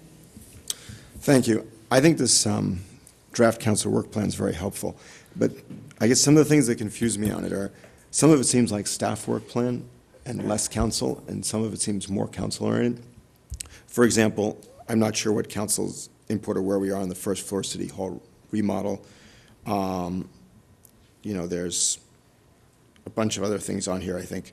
The main library, for instance, we're out building it. That seems, if there are no problems, I'm not sure why we'd come to council and have much more, assuming it goes well. If it doesn't go well, that's obviously different. So I guess I'd like to have you break out a little bit more what staff's working on and what a council work plan. I think they're actually quite different. There's obviously some overlap, but I think that would be helpful. And I think that goes to Ms. Glankoff's comment. One of the interesting things on infrastructure committee is it's become clear that a large percentage of the infrastructure projects can be done without going to the public for a vote on a bond measure or a TOT tax or anything like that. And one of those is the public safety building. And at infrastructure committee, we took a vote to prioritize the infrastructure, to prioritize the public safety building, to go ahead and start that process. And so, for instance, I think that comes far more important and should be on here than the first floor city hall remodel. Not that that's not important, I'm just thinking that's something. Now, I see the difficulty is we've discussed this at infrastructure, but you haven't gone to full council on it yet. But still, I think number 17, there's a lot of projects like that, a lot of things we'll be discussing, and I think that's going to take up a bit of time, and I think we should basically expand that and set out forth what the infrastructure projects are we're thinking of starting this year, or moving forward on, or planning for, all of that. I think that would be very helpful for us. Things like parking garages, you have them under land use and transportation, but they would also hopefully be an infrastructure project this year. As Councilmember Schmidt pointed out in his speaking, if you look at the citizen survey, parking and lack of parking was one of the things that came most out of the citizen survey and having fallen in those numbers. So I think expanding this and breaking it out about what's council work plan and what's staff work plan is helpful in two ways. One, we as a council don't see all the projects, and the community doesn't either, that you're working on as a staff. And we have to see what's before us. And part of the, losing my voice today, and part of the issues that we have is that we don't know all of the things that you're doing. And you're doing a vast array of things. Now, a couple other little things I think that should be on here is there was a colleague's memo written on sidewalk setbacks. Council said go ahead and do that. That's over a year ago, I think. I've got to go back and look at it. And that's on my radar screen of something that the community really wants, and yet, it seems to have fallen into a black hole. And I think that's a problem. And if I recall, recently, when we wanted to put the sidewalk setback on, I forget if it was El Camino, our ordinance actually had the opposite of what we wanted, and we hadn't had that changed yet. So I think part of it is translating things like that into an ordinance and having it come back. The other areas we talked about, and I think that's manifested in, we brought a colleague's memo forward on expanding and protecting retail in the downtown. The decision of the council at that time was to go forward and incorporate that into looking at the downtown cap study, and that the retail issues would come back to us after taking a look at it. That also has been over a year. That happened when Yahweh was mayor. And that has not come back to us either. And in the meantime, there has been some loss of retail in the downtown. And I think, Rudy's is the prime example of that. And I think the community's not happy with that. And I think we need to push that issue forward as well. And I think for me, it's expanding the infrastructure projects, making them more clear, getting that to council quicker if you feel you need direction on something like the public safety building, and then bringing back some of these issues that seem to have fallen by the wayside. And frankly, a little more regular updates. For instance, on CPI, I'm sure staff has been working. I know we've been going out, but from a community perspective, it looks like it's just fallen into that black hole. And that's why the staff work plan can be much more helpful letting the community know that, yes, we are still working on these things. Thanks. Thank you, Councilmember Holman. Thank you. And I'm going to repeat some of the things that have been said, not just to repeat them, but just to give them force since we don't take motions at our retreat. So far, absolutely support Councilmember Price's comments about his rap and homeless, and so I think there needs to be another category titled services, perhaps. I should start by saying I so much appreciate this list. Can't tell you how much I appreciate having this list. It's huge that we have this. So adding a category called services that would include homeless and his rap. Agree with Councilmember Scharf's comments about some of these are staff and not really council, so that takes us back to where, hey, we only have to have 20 meetings this year. Just kidding. Some of these also, they will always, because they have traditionally been combined with other meetings. For instance, under, number 30, labor negotiations with SEIU, that's not a separate meeting. It's always combined with a regular council meeting. So that will help there. A couple of things that aren't on here. Absolutely support Councilmember Scharf's comments about the sidewalk setbacks. That's been a good long while. That one and the ground floor retail, which is well over a year ago that we put out that colleague's memo.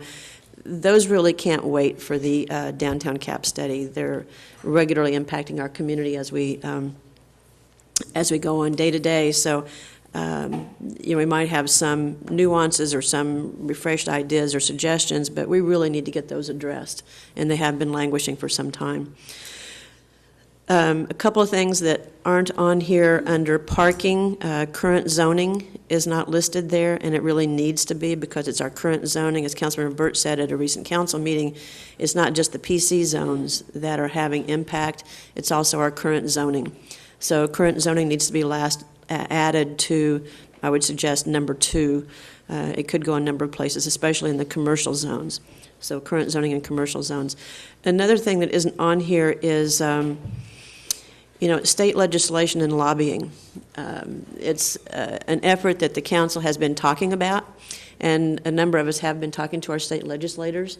It needs to be on this list so also the community knows that we are working with our state legislators and lobbying our state legislators about such things as housing mandates and the density bonus ordinances and the impacts that those are having. So that needs to be added to the list. Business registry would probably be added under item 2, although it could go a number of places as well. There's a colleague's memo that's been referenced in the newspapers already, and there's a colleague's memo that's will be coming forward soon, so I would say adding business registry. And under number 23, the JPA Creek project, and Councilmember Burt is probably the most informed on this, but upstream potential solutions should also be added to that list. We've talked about that for a good while, and there are ongoing discussions about that. It shouldn't be eliminated there, I would say. And then just to be clear, on number 25, we have Urban Forest Master Plan, which I'm very excited and enthused about. One thing that I think maybe needs to be highlighted that hasn't to present as a part of that is natural habitat, because our urban forest master plan absolutely affects and impacts our natural habitat, and it doesn't seem to be getting the attention that it deserves as a part of this process and a part of some of our other projects actually that are happening and actions that are taking place. So I would absolutely like to see natural habitat included as part of an urban forest master plan. And that is it for me at the moment. Yes, that captures my comments. And again, thank you for this list. You're welcome. No, I agree with you on that one. Vice Mayor Niss. Well, I would certainly echo Karen's comments about thank you for the list. And sadly, I think the list could probably be 50 items rather than just the 31 that are listed here. The one aspect of this that I think might be helpful as we move forward looking at staff is to have some kind of weighting on this, because they're put out in a general form that doesn't give me an idea right away, especially if I'm the public, of what weight you've actually given to that.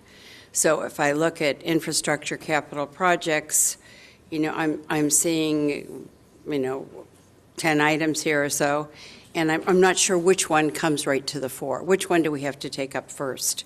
So I'm guessing that if we're looking at this, one of the aspects we're going to look at pretty quickly is the infrastructure funding plan, so that we can go ahead with the other items that are on here.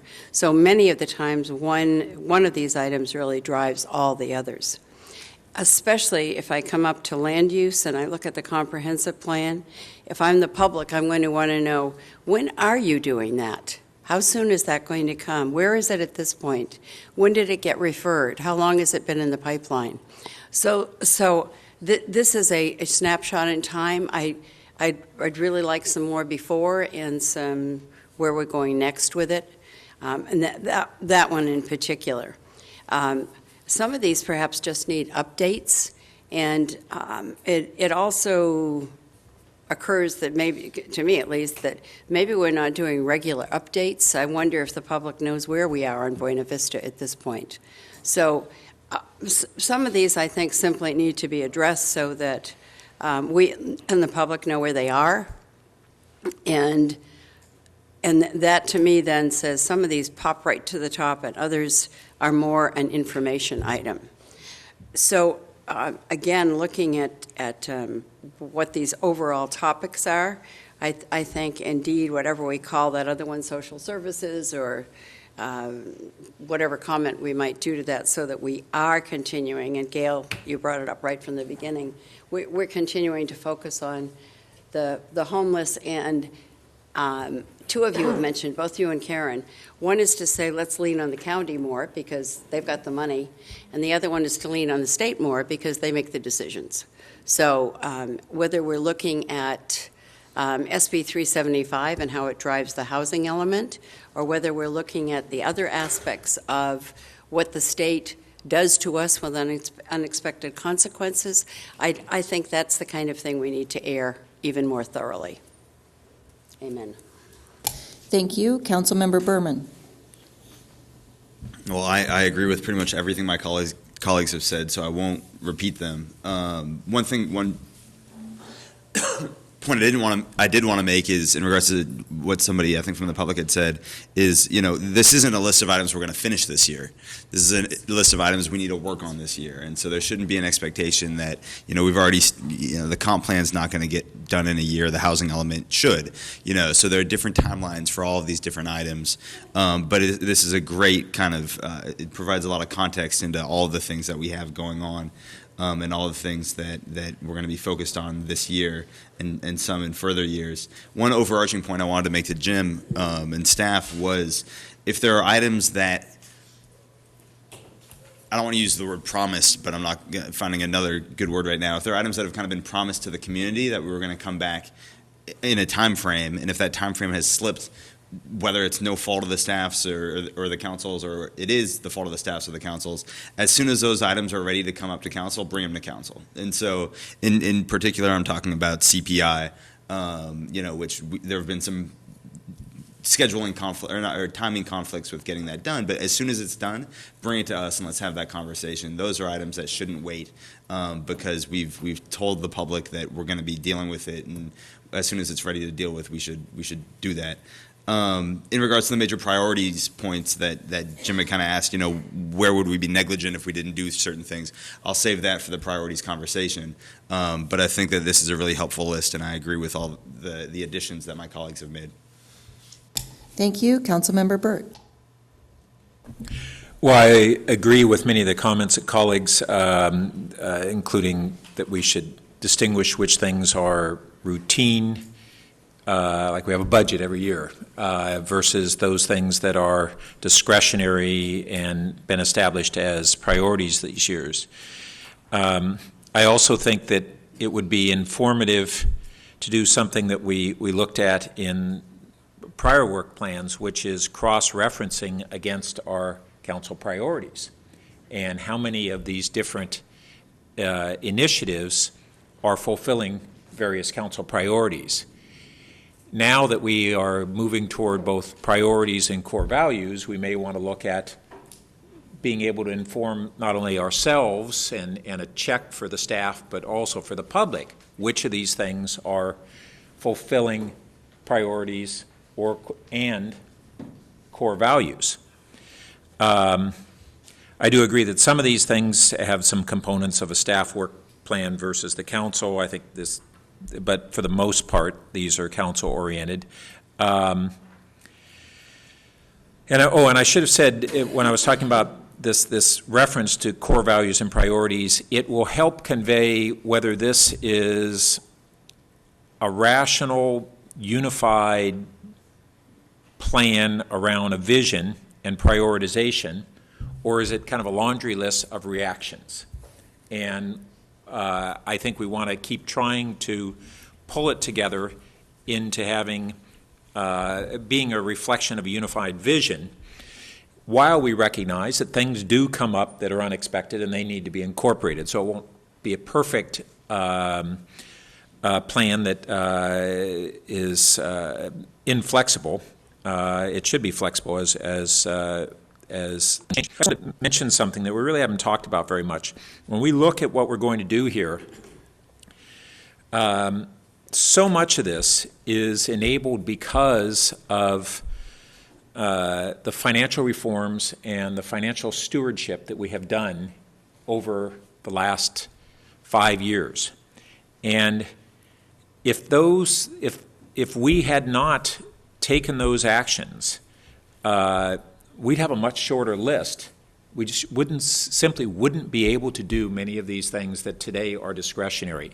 And we kind of forget that, and the community forgets that. And I think we need to do a better job of explaining what we have done over the last 5-6 years to turn things around financially so that we can tackle a lot of these things. As Councilmember Scharf had talked about on the infrastructure, we've gone from having this list of infrastructure projects that was enormous to ones that we now have not only taken care of a number of them and shortened the list and kind of been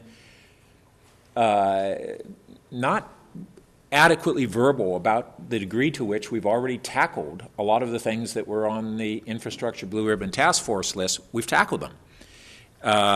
And second, that the list of what is unfunded has shrunk and shrunk. And this story that's been going on in this community for about 10 years of hundreds of millions of dollars of unfunded infrastructure backlog, we are on the cusp of largely solving that, and we really haven't framed it very well. So I think we need to be able to include that with the community. Councilmember Holman had made an allusion to, under the Urban Forest Master Plan, the need to look at habitat. I think our landscape zoning ordinance is probably the right tool to look at that. I do have a concern that we value our urban forest greatly, and we have a temptation to drift into equating our urban canopy with our natural environment. And they aren't synonymous. They're very complementary. And I worry that we have drifted away from strongest environmental values toward a reverence of trees in isolation from a broader environmental context. I do agree that we should have a section around community services and give it more thought as to what should be in there. The final thing is, well, two things. One, Councilmember Holman had talked about zoning reform. We have PC zone reform, and I'm concerned that that has shown up here, maybe because certain council members have fixated on PCs as the problem. We have one PC in the pipeline now, and that's not our major development issue today.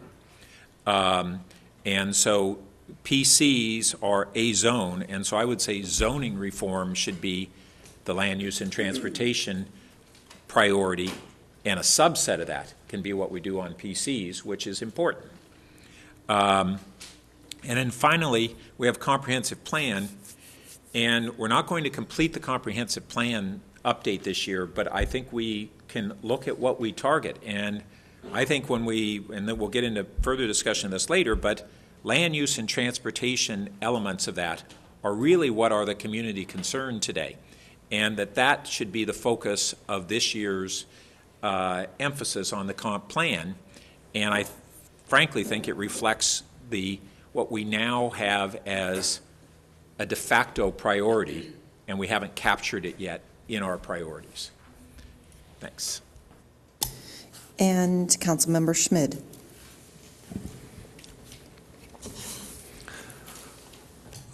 Just to follow up a comment that Councilmember Burt just made, the comprehensive plan is listed here, but there are elements, it's not going to be completed for 2 years, but there are elements of the comp plan that we as council members need to make decisions.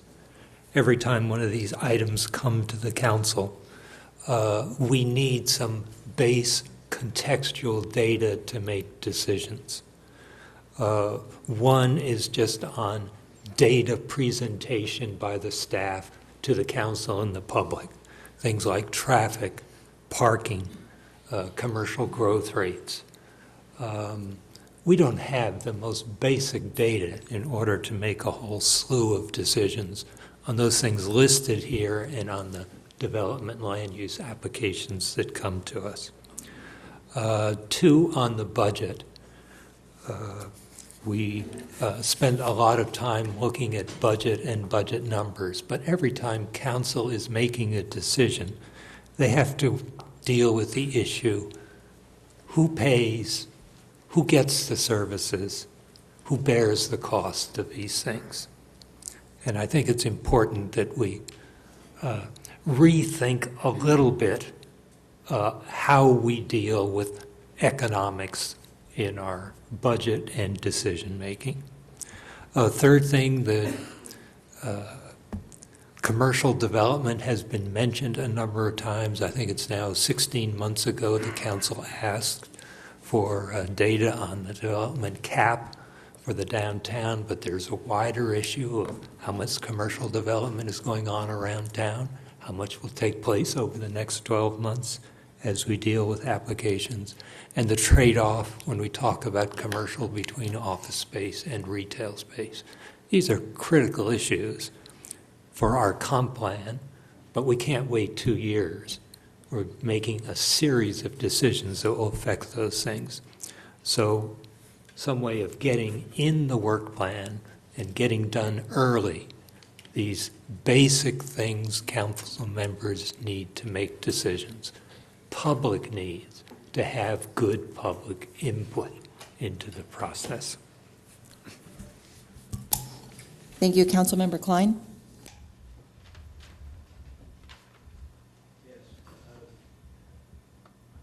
Turn the mic on. I worry that we're changing what this is to something that I don't think it should be. To me, this is a very, very useful tool. I've actually been hoping we'd get it for quite some time, and I'm glad that we have it now. This is, to me, a identification of a number of issues that we know are going to be coming before us, so that we can decide whether we have enough time to really get them all, and also that would be a factor, at least for me, in deciding whether we should take on any other initiatives that people might want to have. To me, this is not supposed to be a place where we decide policy, and thus I take issue with a few of the comments that have been made. For example, emergency planning. Obviously a very major concern of our city. Public safety, same category. But it's okay if we don't have a meeting devoted to them. A few years back, for example, we spent a lot of time on the police with the police auditor question and on tasers. We haven't spent any time on the police for the last several years. That's okay. I don't think we should say, because the police are absolutely at the top list of what we do, that we have to spend time on it this year or any other particular year. And the same thing is true with the homeless situation. We spent a lot of time on it last year. We've delayed the implementation of our living in vehicles ordinance. It may be that we don't spend any time on that this year. It doesn't mean that we don't care about it. We don't have to spend time on every issue every year. So I want to just get that out, so at least for me, this is not a place where we add unless it's clearly an issue that we've identified and going forward. If people have other ones they want to add, then we have to go through the usual process and see whether we want to add them or not. And my concern out of all this is that we need to have some changes in how we're going to handle all this. I think there are 35 or 40 issues when we get done with this, and we have less than 30 meetings. And of course, these issues, many of them will require more than one meeting. For example, the budget, we spend more than one meeting on that. So that, I know we're going to get to that later.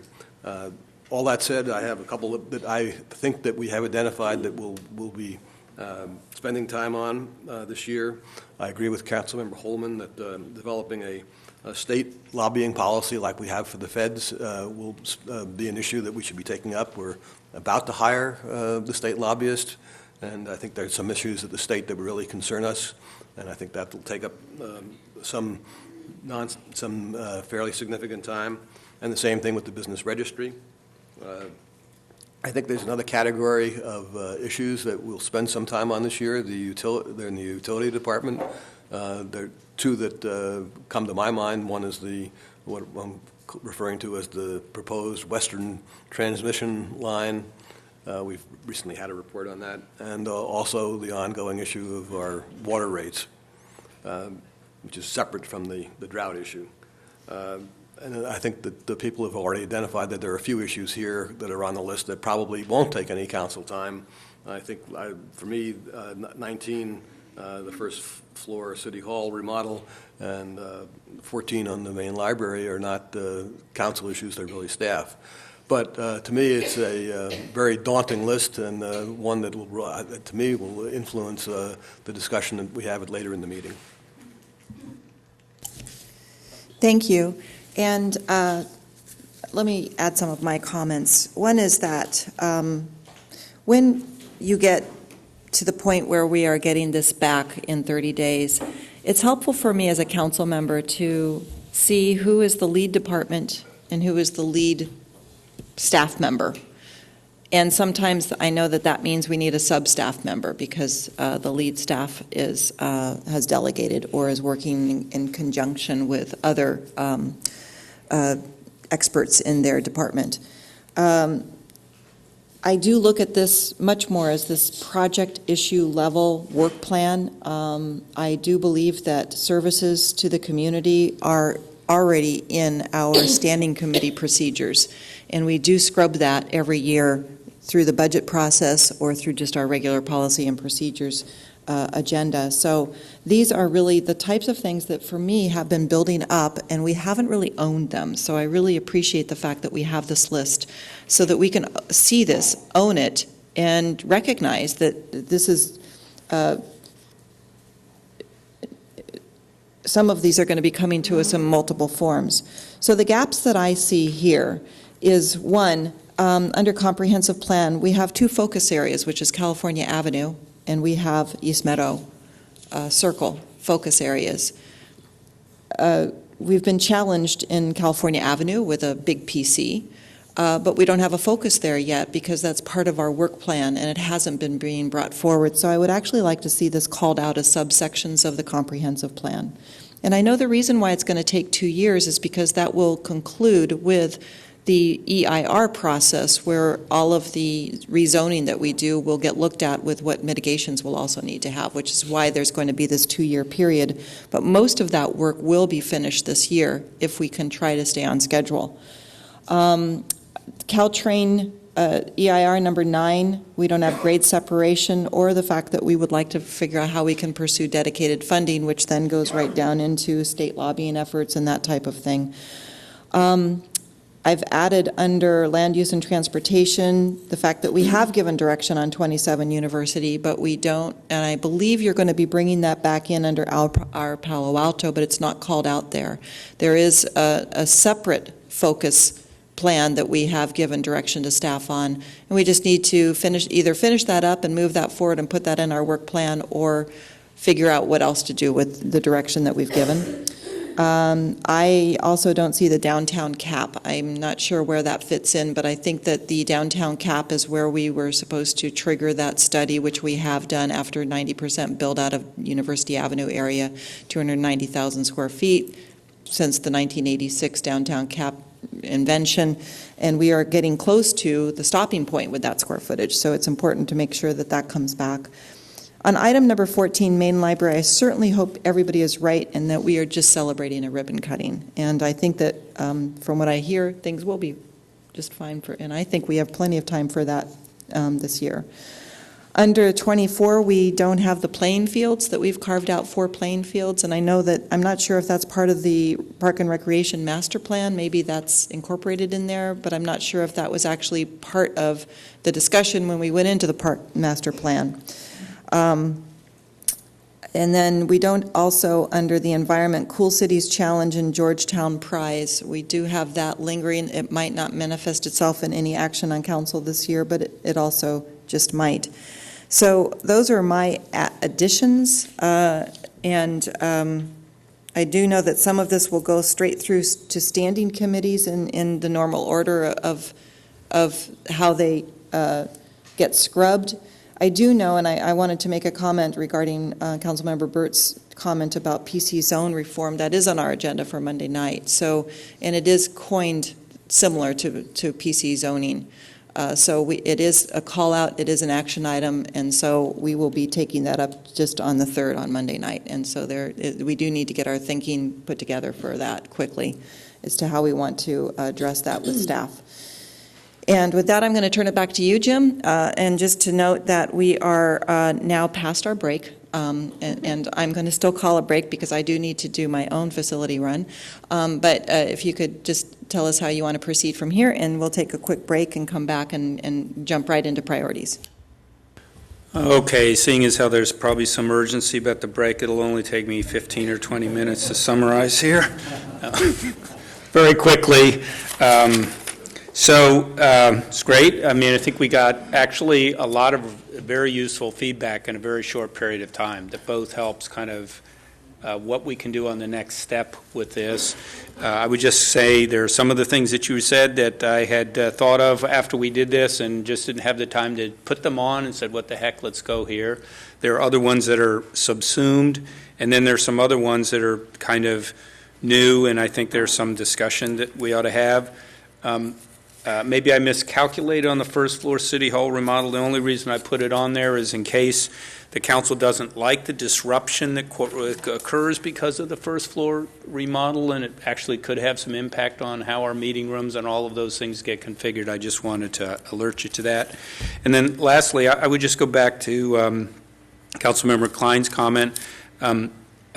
I also did really see this, particularly for today. I mean, we'll be able to do this good follow-up work based on what you said for other uses, as a sort of lens or focusing tool for you to be able to use to support the rest of the conversation that you want to have, both around priorities and about meetings and some of those other issues, since, you know, these are always rare opportunities for the council to have this kind of time to talk about some of those things, because most of your meetings you're really deep into policy or trying to make some decisions on a particular issue. So, thank you. Okay, it is 11:10, and so why don't we take a 5-minute break, and also the next agenda item, maybe we'll do a quick 1 or 2 minute round of colleagues to figure out how we want to manage our priority setting strategy. Because we do have this for action, and we might not want to take actions. I just want to have colleagues think about that.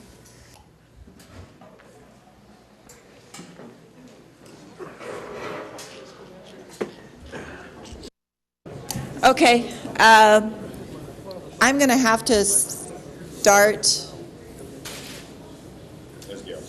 There's Gail. and we need Karen and Pat. Oh, You want to speak in oral communication? okay, thank you. Here's the time we've already spoken. Yeah. I didn't do it full time on the first and second. I know, the first, yeah, I was doing the same thing. Okay, I'm going to reopen this meeting with our city manager discussing the one worksheet that I completely blew past, which was our Palo Alto, which is on our agenda on Monday night, and I think he's going to explain that. I'm also asking that he kick off our conversation regarding the council priority setting.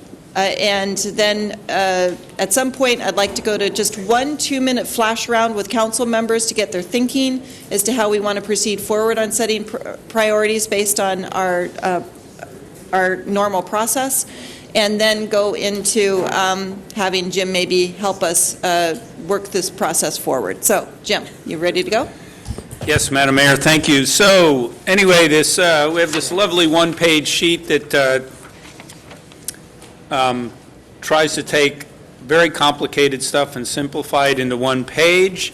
We were really looking forward to being able to talk to you about it because it deals with a lot of the structure about how we need to work through and move forward, in particular on the land use and transportation planning elements of the comp plan. Can you hear me now? Okay. And so that was our thought, in particular, in that there is a supportive in parallel engagement exercise under this ideas section that I think speaks to a lot of the commentary that you offered up when we were talking about the core values, and you were talking about different groups of people who need to be connected with and all of those sorts of things. And so our recognition is there is not one approach that one size fits all. There have to be 20 different channels for participation and engagement.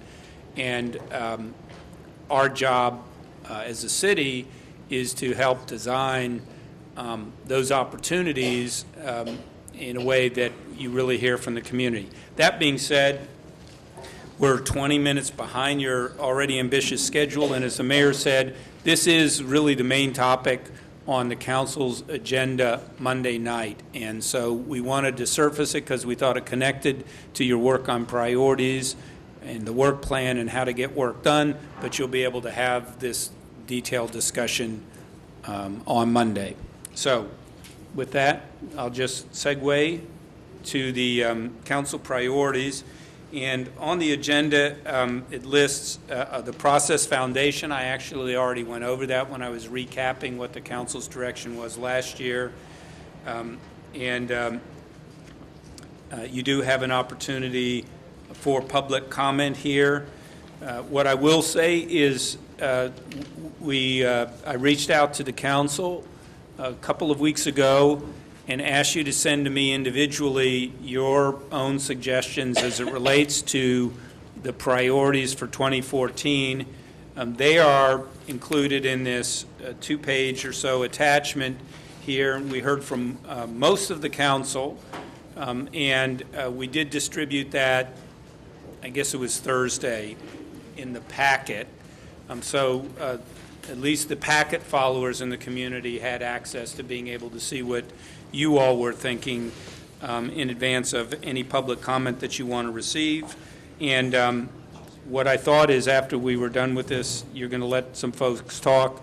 We'll have a way, I'll ask Cash, and if he can get somebody else back there, if we need to capture them and write down on the paper here what folks are saying, so anybody, I think it might be helpful as to kind of how we move forward. That being said, famous last words by a city manager, doesn't look to me like it would be all that difficult to get to a agreement based on the pattern that I see of what our priorities ought to be. And I would be hoping that you could be efficient in this meeting and be able to get that accomplished, given you're going to have conversations about efficiency all afternoon after that. Thanks. Yeah, I wanted to note, I do have 3 speakers on this. Would you like to hear speakers? And then we can do a flash round about how to proceed, and then we can go back in with how we're going to proceed. It's going to be more straw poll, and so I'm going to ask colleagues to be concise. I'm turning the... I would like to hear council speak, at least on how we're going to be approaching this, because we have violated our own rules. And so I think we have to set up some new rules or to do something with. I'm particularly concerned because the new rules we adopted last year were designed to avoid the free-for-all we had at previous years, and that's what I want to avoid, is just another free-for-all, free-floating discussion, which ends up, in my view, wasting a lot of time. And it seems to me that we're embarked down that old path, and we have specifically said we don't want to go on that path. So I want to know where we're going before we start hearing from the public, because the public really doesn't know how to comment because they don't know what we're doing. Good point. And is that your minute? That's fine. Okay. A minute right now. Do you want to just go down the line, or do you want to? We can just go down the line, or Yes, or I can that's take fine. hands. Yeah. How about responding to, that would help me, is if you respond to Councilmember Klein on what the intention is. Well, I would like Why to. don't you ask him? Yeah, I used my minute. Okay. So you would like to see us address it right now for a minute. I think we've already jumped into that. I think it can go either way, and so since we're here, I agree with the fact that we are off of our plan and our policy, but it's the second time, first year into this new policy. No, we're all at fault because everybody fell asleep, and you deserve credit for finding it out, but all of us, staff and council members, just blew it on this. And so where are we right now? Right. I think that it was actually confusing for the city manager to send out the request and the comments we got back, because another problem was that we had sort of an understanding last year that we would continue these priorities for a second year, with always the idea that you could change that. But I mean, one way we could approach it is to say, unless there's really some compelling reason, we're going to stay with the 3 priorities we had for 2013. One of the ideas was that since the council was going to be in place, the same people were going to be in place for those 2 years, that it made sense for the priorities to be in place for 2 years. And so, to me anyway, there's this, that they have there has to be a compelling case made for us to depart from what we adopted a year ago. Okay, thank you. I'd like to just hear from everybody, actually. And so, do you mind going down the line, or did you not want to go next? Well, frankly, I'm not certain as to what kinds of comments I should be making at this moment. Should it be related to the process? Yeah. Should it be a straw vote related to keep the priorities, roll them over from 2013? Give Or us should your I inclination of where you think Or we should go. I stand up right now and in defense of what I've proposed? We will have a defense of what you propose based on how we want to consider the process, since we are now not in the process that we had approved. So if you want to make a comment about how important adhering to the process is to you, or whether or not you think that we could roll things forward, this is our time to influence each other right now. Okay. Originally, I thought that moving forward, the concept of rolling forward with the priorities 1 year to the next made sense. However, this year, based on all of the results that came from last year's work related to the areas of the connected city, as well as the issue of the infrastructure discussions, I felt that it warranted that we move ahead and come up with slightly different focus areas. The position I've taken here is I believe that we should have the following 2 priority areas. One is transportation and mobility, which does tie together many things that have already been identified in our work plan. And it will allow us time to continue those and to come to some resolution of those very important policy issues. The second item, and it's in the statement here, I feel we should emphasize environmental issues, sustainability, climate, and drought adaptation. I recognize that a lot of ongoing staff work does look at that, but considering this, the sense of urgency and the governor's statements and many other individuals, including our staff, I feel this is an opportunity for us to add this second focus area and really examine our adaptation policies. I'm thinking maybe we shouldn't pitch things right now, but just, it sounds as though you would like to expand priorities this year. So is that where you are? And so you would like to have more in-depth conversation on it? Well, I'll go back to my original point as to where we should be in this conversation right now. I thought you said I could pitch. I'm pitching. Anyway, that's my thinking, and I think it's worthwhile to look at this carefully. Okay. Because our work plan is already so huge, that dictates kind of what flexibility we have in doing anything at all. Right. Thank you. So my understanding is there are kind of two options. One, I either say right now that we should just roll over what we currently have, or two, I say let's have a half-hour discussion about it. And I'm going with two. Let's have a half-hour discussion about it, and if the priorities end up the same, then great. But let's talk about that. Okay. Vice Mayor, do you want to go now? Sure. I have listed mine, and I'm sticking with them. I think the only one that I could see is I noticed that Holman and Burt had expanded on what appears to me to be the first one, and I could be talked into that. But even though, I've heard that we're really catching up on our infrastructure, we need to spend a lot of time finishing that off because we still have a great deal to do. And then the only one that I would change, as I said, is I think that community conversation, for a variety of reasons, is a good one to be having. Again, it's unclear what we're doing, to tell you the truth, Mark. It is going back and forth. I was hoping to get feedback as to whether or not we were going to go into a deep discussion. Okay, so can you give us your feedback, Pat, on whether or not you want to go into depth on the priorities today, or if you would like to give us a different process? Yeah, that was what I was trying to ask you earlier.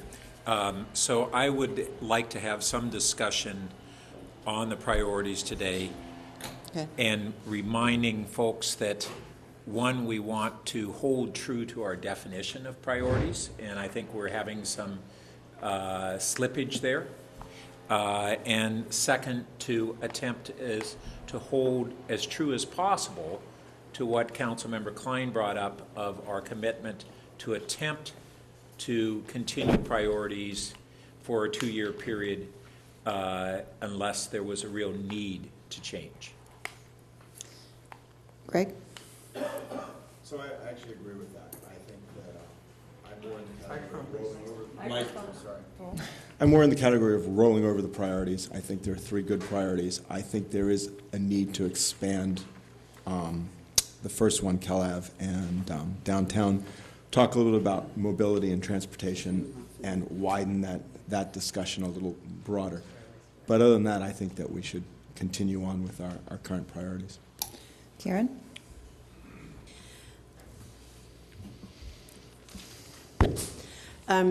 Yes, I think we should have the discussion about priorities today.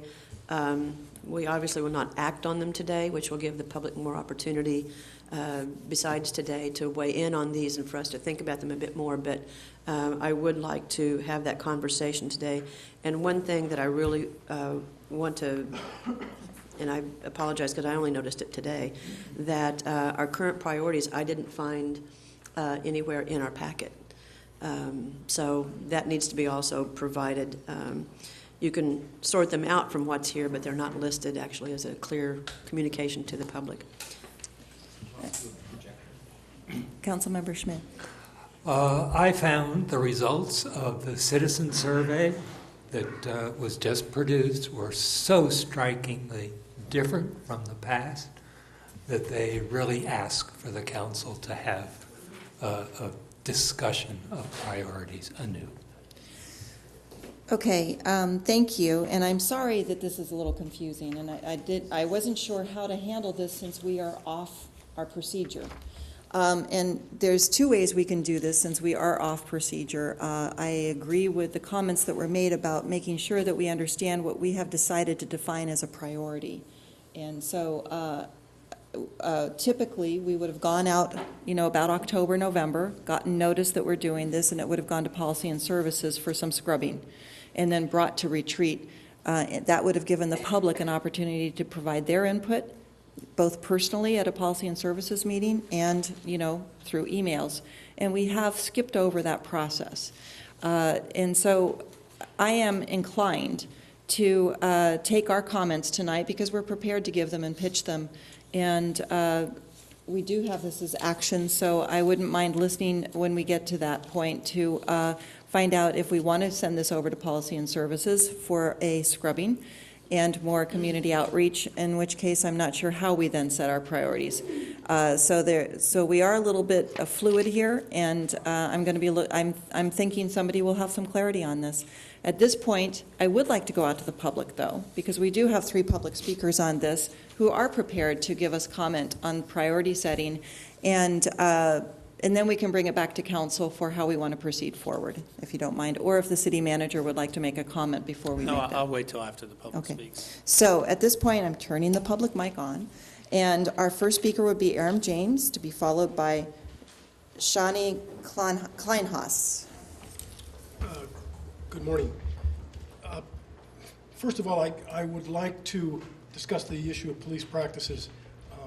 I think my perception is that we are doing a better job in Palo Alto in reference to police practices. I've been in a conversation with the chief for the last few years, and more recently in the last couple of months, made a detailed public records request regarding the use of tasers. How successful have we been in using tasers? I think we're successful because we've limited the number. The chief told me today that we didn't have a use of a taser by the police department in 2013, and I think we were down to 1 or 2 in each of the years before. So the question becomes, do we need tasers at all in the city of Palo Alto? We're going to have a discussion through the Public Records Act about the cost of tasers to the city. And if we do still need them, can we limit the context in which we use them? Do we need to have every police officer be armed with an expensive $1,000 tool that has the potential for being lethal or not? So I want to discuss that as a priority, along with what's working right with the independent police auditor and where can we improve. Should we have the police auditor be more available locally when citizens want to file police complaints with other than the Internal Affairs Division of the police department? Second issue that I think needs to be a priority, and yes, we did talk about it last year, but we didn't solve it, and that's homelessness. And I don't expect the city of Palo Alto to be responsible for solving the national problem or even the county problem, but we do have responsibility for solving our own portion of that puzzle. And so I think we need to have at least one city council-led forum on homelessness this year to continue the good steps that we made last year. It would be great if homelessness had ended and we could put that conversation on hold, but that's not the case. We all know, because we all read the press here in the city, that we've had deaths in the last year due to exposure, and certainly that issue is going to come up again this year. So what can we do? Some people have characterized homelessness now as the new civil rights issue of our era. Certainly there's other issues that raise to that same level, but we need to take responsibility to continue that conversation. And if we don't have it listed as one of our priorities, my thought is we won't carry on as vibrant a conversation about the issue as we should. So I'm asking that we, one, revisit police practices this year, look at what's good, but what we can do better, and certainly on the issue of homelessness, let's make that a city priority. I don't care how you want to characterize it. Is it a core value? Is it a civil rights issue? And I would point out, I'm sorry? Oh, I would point out that if you look at the State of the County speech that was given by Board of Supervisor Chair this year, Mike Wasserman, the last 5 paragraphs of his statement address the importance of continuing on homelessness. Thank you very Thank much you. for your time. Thank you. Shawnee Kleinhaus, to be followed by Jeff Howell. Thank you. I'm Shani Kleinhaus. I live in Palo Alto. I'm the environmental advocate for Santa Clara Valley Audubon Society. And I wanted to say, so I'm confused a little bit about the process, so I'll just say what I have to say, and hopefully it fits somewhere in your process. Sustainability and other efforts, green efforts, often leave nature behind and do not look at the entire complexity of bird life and other natural systems that we have in our urban landscape, not only in our parks and open space, but in our urban areas. And so as we move forward and we do more and more sustainable stuff, drought is a good example, we suddenly don't have water for the birds. And they can't find it in nature anymore, and now they can't find it in the gardens either. Or when we do plant a lot of trees and we don't take care of the understory, we suddenly lose our bird life. What I'm looking for is to incorporate livability. A lot of you spoke about livability as part of sustainability, and I'm looking to see that nature and birds and perhaps other species that are not too obnoxious, I'm not advocating for too many skunks, but really look at our urban aspects of how do we bring nature into our cities, because nature can no longer survive only in the areas that we designate for that. We see huge declines in every species almost, except for crows and gulls. The species that we want to see in our landscapes are disappearing because we're eliminating them from our urban environment and slowly encroaching on their natural environment. And movement all over the world is trying to bring them back. What do we do to take care of them in our city? And I would love to see that as part of our values and part of our plan. Thank you. Thank you. Jeff Howell, to be followed by Stephanie Munoz.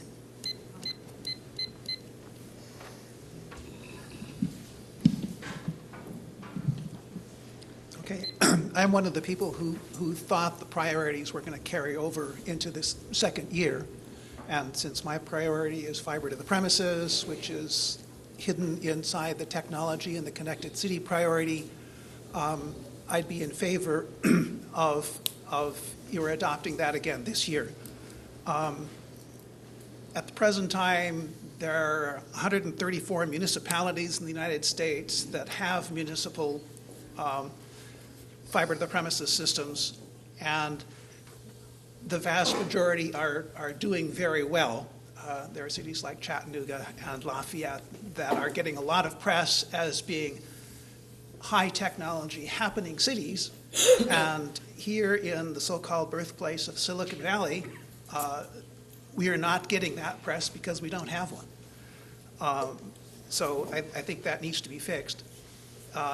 At last July's hackathon, Mayor Scharf made a speech that said, gee, he thought we might have fiber to the home, fiber to the premises in 2 years. So one of the things, if this is a priority to you, you might reassess what needs to happen between now and 18 months from now in order to make that happen. You may have noticed recently that a DC court ruled against the FCC and said they couldn't impose network neutrality rules on internet service because they had misclassified it. It may turn out that the FCC will classify it properly so that they can impose network neutrality rules, but in the worst case, if they don't, municipal systems are going to have net neutrality and every place else is maybe not going to have it. So I think the citizens would be interested in having it here. Another thing I might mention is recently in Seattle, an attempted public-private partnership to implement fiber to the premises in a small portion of their city fell apart when Gigabit Squared failed to get the necessary funding.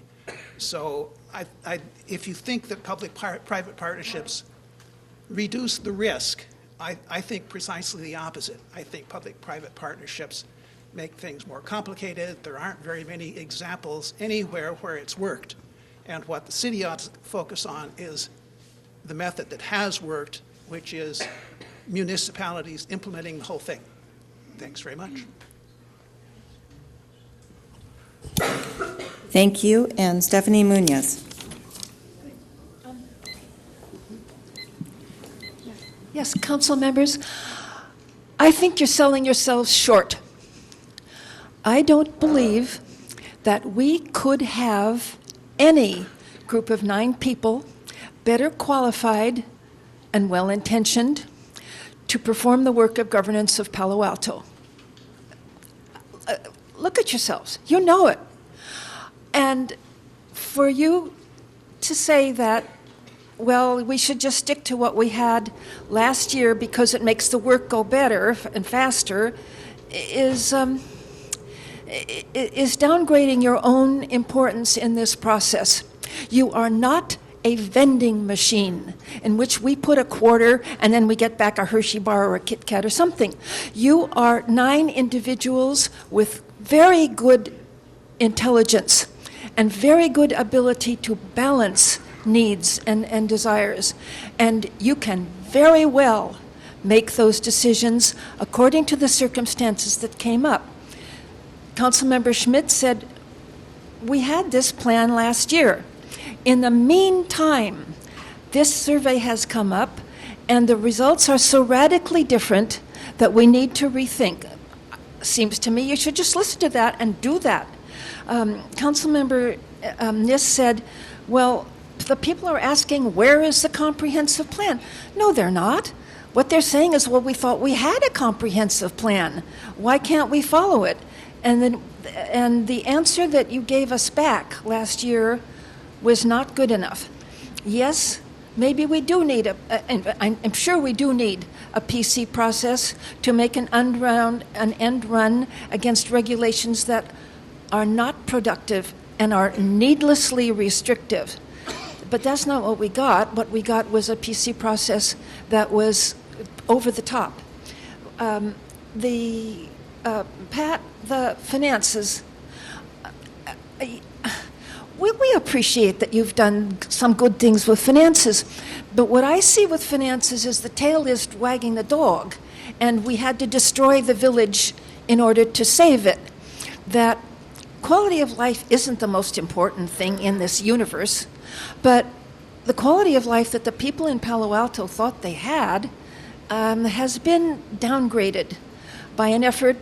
I believe it's been an effort to make money, and it's well-intentioned. They think that money is in itself a public benefit because it makes it possible performing these services and getting these good things. But it's not everything, and it's been too much emphasized. So I want to say thank you for what you've done. Thank you for being here. And in spite of that, you can do better. Bye-bye. Thank you. The city manager would like to speak to the policy that we have regarding priority setting, and then we'll take it back to council.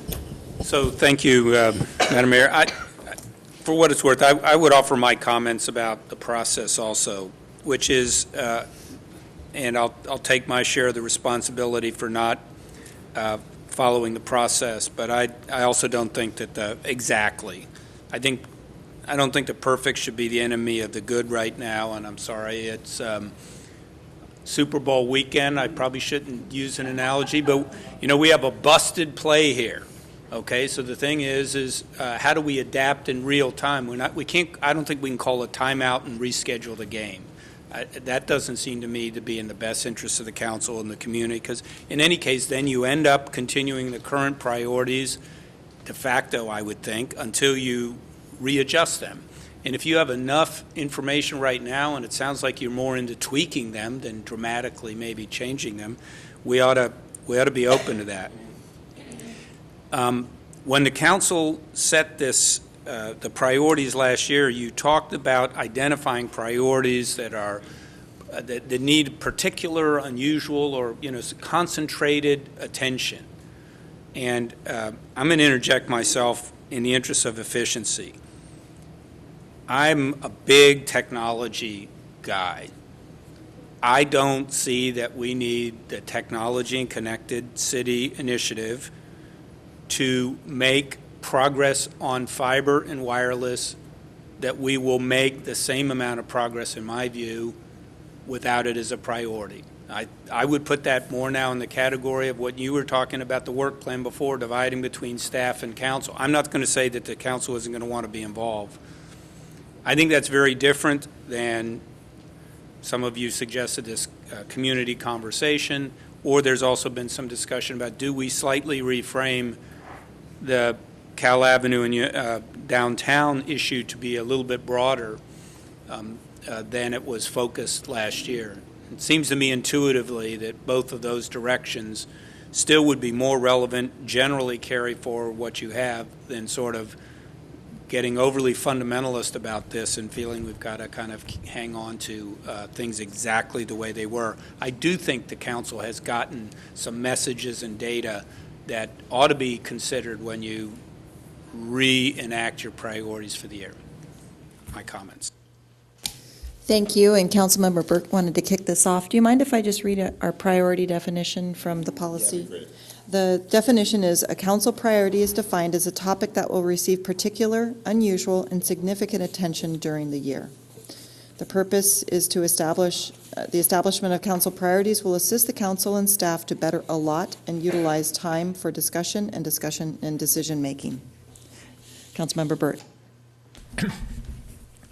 Well, before the city manager spoke, I was prepared to offer one change that I thought would be relatively small tweaking of what we had before. But now that he has spoken about this technology and connected city, it really makes me concur that I don't think that has the necessity to be listed as a priority this year in order to carry that through with the momentum it's had. And I know Councilmember Price had made the point, well, perhaps we should have two priorities. So I'm open to actually allowing that one to be folded into the work plan and then offering what I think might be a greater focus on the two remaining priorities. And last year we had this downtown and California Avenue, urban design, transportation, parking, and livability. My suggestion to expand that is really a reflection of what is already a de facto change in our priority. We've expanded this concern beyond downtown and Cal Ave. I mean, that priority doesn't talk about any South Palo Alto land use and transportation issues, which are a big part of the discussion. And that's why I had suggested that we move something along the lines of a couple of changes. One, that it's land use and transportation for the city. That portion of the comprehensive plan update that would be the priority for this year. And I struggled with the wording and ended up feeling that focusing it around the comp plan is the proper vehicle to do it. There are subsets of that, and this isn't intended to delineate a work plan. We have that separately. And then one other tweak to it, we had said under the subtitle, urban design, transportation, et cetera. And I suggested that we go to the built environment because urban design suggests to the community an urbanization of Palo Alto. And we know that that is a real concern to a lot of members of the community. And I think what we really meant is the built environment. I mean, we have elements of our city that are small city urban, our downtown, and we have major elements that are suburban. And so it's really the built environment that we were meaning, and I think that would capture it. As far as our Palo Alto suggestion, I actually think that's a process, not a priority.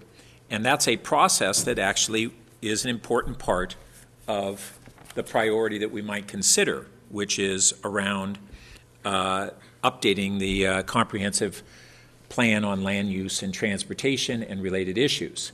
So I don't disagree that that's going to be a big part of what we do, but it's description of a process. It's not concrete. It's not actionable. It will help us move toward concrete actions. So I just want to put that out on the table for prospective conversation on how we might move forward on this.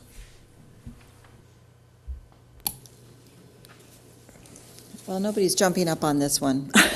So, I'm not clear, is that a motion by Pat? yeah, I was wondering, did you want to make But that a motion? I'm welcome to make that as a motion, that we Can would. you restate it? Yes, that we would have two priorities: updated comprehensive land use and transportation plan, the built environment, transportation, parking, and livability.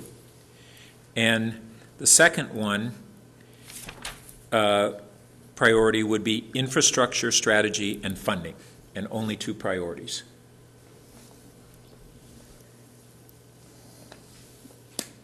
Second? All right, that was motion made by Councilmember Burton, seconded by Councilmember Klein. Would you like to speak any further, Pat? No, I think I've covered it. I'm Thank you. sorry to go back. It's That's right. informal retreat, so I'm calling you out by both titles that we have. Larry, answered by either first name. exactly. Larry, Councilmember Klein, would you like to speak to your second? No, I think that all of what Pat said makes sense. I agree with that. I'm a little dubious why I hesitated about eliminating really what I think of as fiber to the premises. And I will I'll go along with it just on the city manager's assurance that we will see all of the things related to it this year. I don't think that we really fulfilled our promise to ourselves for 2013 on this issue. So I do want to hear that the work plan from the manager as to what we'll be seeing in 2014 if we don't really say this is something we really want to have. Do you want to hear from all of us first, Jim, or do you want to go into that right now? Okay. Well, so I'd like to speak to the first thing also, the first change, rather than not just the technology one, but I'll do that at another time. Well, here's my feeling. If you're going to only have two, then what the heck? Why not just leave it on? I mean, I was thinking more in the terms of substituting it, because if the question is one of accountability, then I'd rather have it still be on there and be accountable than kind of getting tripped up in something, number one. I mean, I appreciate the intention, but I was thinking it was more a question of if there was a need to substitute, was there something that was of a higher priority? Secondly, we're a little bit behind the schedule already, so just so you know, we can get behind the schedule if it's a priority, along with doing it if it's not. So if we end up with two, then I would just as soon keep it. And to be honest with you, it could allow some interpretation of the connected city in some way that might help us with this larger piece, even related to conversations and outreach. Okay. Point of clarification then, Pat, did you nod and say you are comfortable leaving the technology piece in there? I would be comfortable either way, and if it's the census of the council that we include it, I'm okay with that as well. Why don't you check with your seconder and get this motion clear so we can respond? Well, I would prefer to see it in. All right, then I will revise the motion to include technology in the connected city. So at this point, if I have this down correctly, that the only change will be on the priority number one, which will be An expansion. it is an expansion, but I wanted to write, I was trying to write it down, and I can't read my first word here. So it's the comprehensive wording that plan. you have in the sheet here. But it's updated comprehensive land use and transportation plan, the built Thank you. environment, transportation, parking, and livability. Okay, and the other two are, at this point, unchanged, and so we are now responding to that, and I have Councilmember Holman, then Nis, and then Scharf. So if you read the packet item, I'm absolutely in support of number 1. I'm absolutely in support of number 2. Actually, city manager's comments and Councilmember Price's comments have led me to perhaps a different conclusion on a third priority. I would suggest that the third priority would be a natural environment, urban forest, natural environment, resource conservation. And so I'll offer that actually as a friendly amendment, and I think I caught you unawares there, but looking at a third bullet being, or a third priority being natural environment, urban forest, natural habitat, resource conservation. This is one of the problems that we haven't addressed, the core values. I see that as being part of what I would look for in a core value around environmental sustainability, so I'd like to decline that. I wouldn't disagree that it's a core value. I also think that perhaps because, as Councilmember Price brought up, because of the drought this year and our urban forest master plan coming forward and such, I think it does really raise to the level of being a priority this year. So I'll offer it as a separate amendment to address that one as a third priority in place of technology and connected city.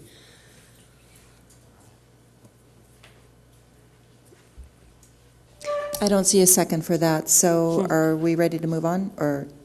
Okay. Actually, Are you? one other amendment then. I'll leave that one. But wondering if maker and seconder of the motion would see that, and this is a suggestion and thought afterwards, like under the built environment, transportation, parking, and right before livability, natural habitat, because it's also something important. So see how Councilmember Burt feels about that.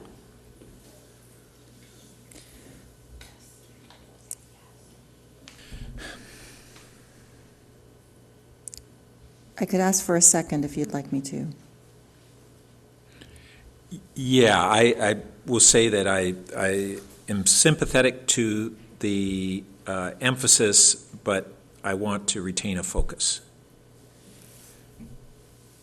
And, okay, Councilmember Schmidt will second that. So do you want to speak to your first, Karen?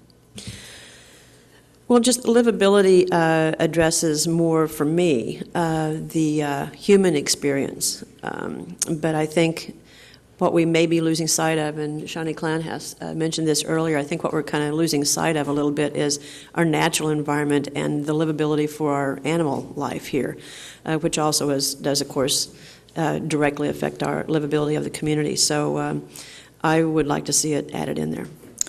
Councilmember Schmidt, Greg? Oh, it just is, I think, a natural extension of livability, and to be explicit with it is not in any way diminishing the thrust of the Okay, motion. we can do a round, or we can go to a vote. So does anybody want to speak to this? I would. Councilmember Price? Oh, When the council's done, Okay. I would.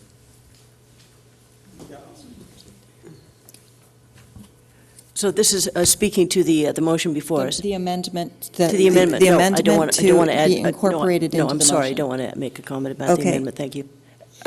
Jim, do you want to wait, or do you want to make a comment now? Well, I would like to make a comment related to the amendment, but also is related to the basic motion itself. So Let's. whatever the best way Okay, to do that is.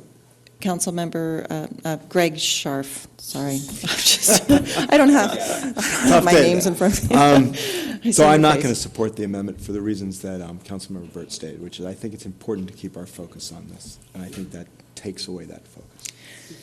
Okay, any other comments before we vote? And I'd associate with those two. This expands it sufficiently for me, and I'm concerned that if we expand it any further, we really have lost where we're heading with it. And I'm, as Pat said, sympathetic with it, certainly support it, but I don't want to have it as part of the priority for this year. Okay, thank you. Let's go ahead and, all those in favor of incorporating the motion to include natural environment, is that natural habitat before livability in the motion, signify by saying aye?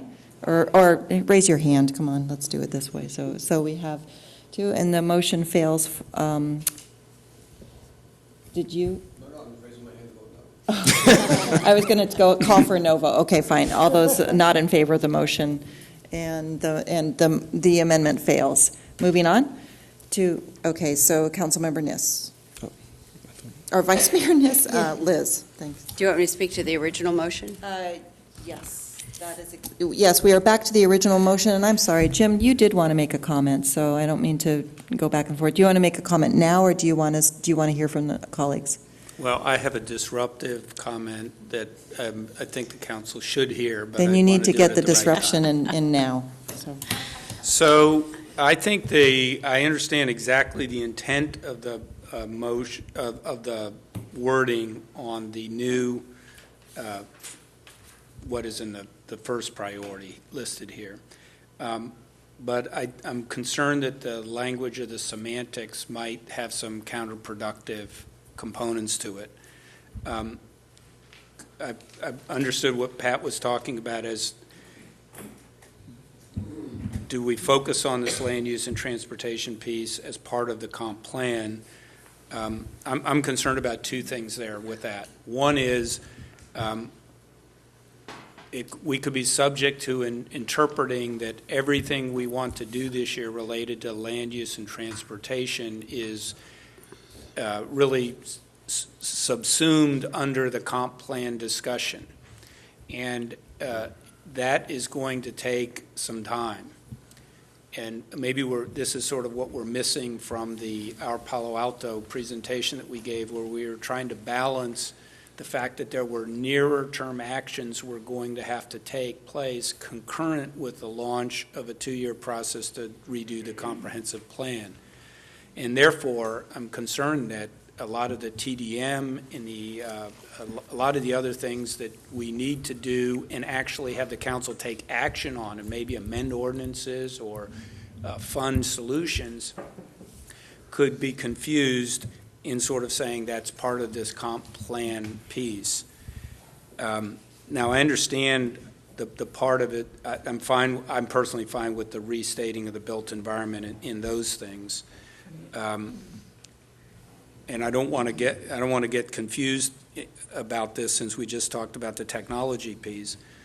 But if the issue is to also ensure that the prioritization as we look at the process on the comp plan is to focus first on land use and transportation, and that was said earlier, and the staff and I share that perspective. I'm not saying you should do it this way, but then maybe you do rethink the priorities, and you have one priority. Councilmember Price had said transportation and mobility, but I mean, it's transportation, mobility, and parking that you take action on, and then one on the comprehensive plan itself, calling out that you want to be sure that we coordinate and lead on land use and transportation.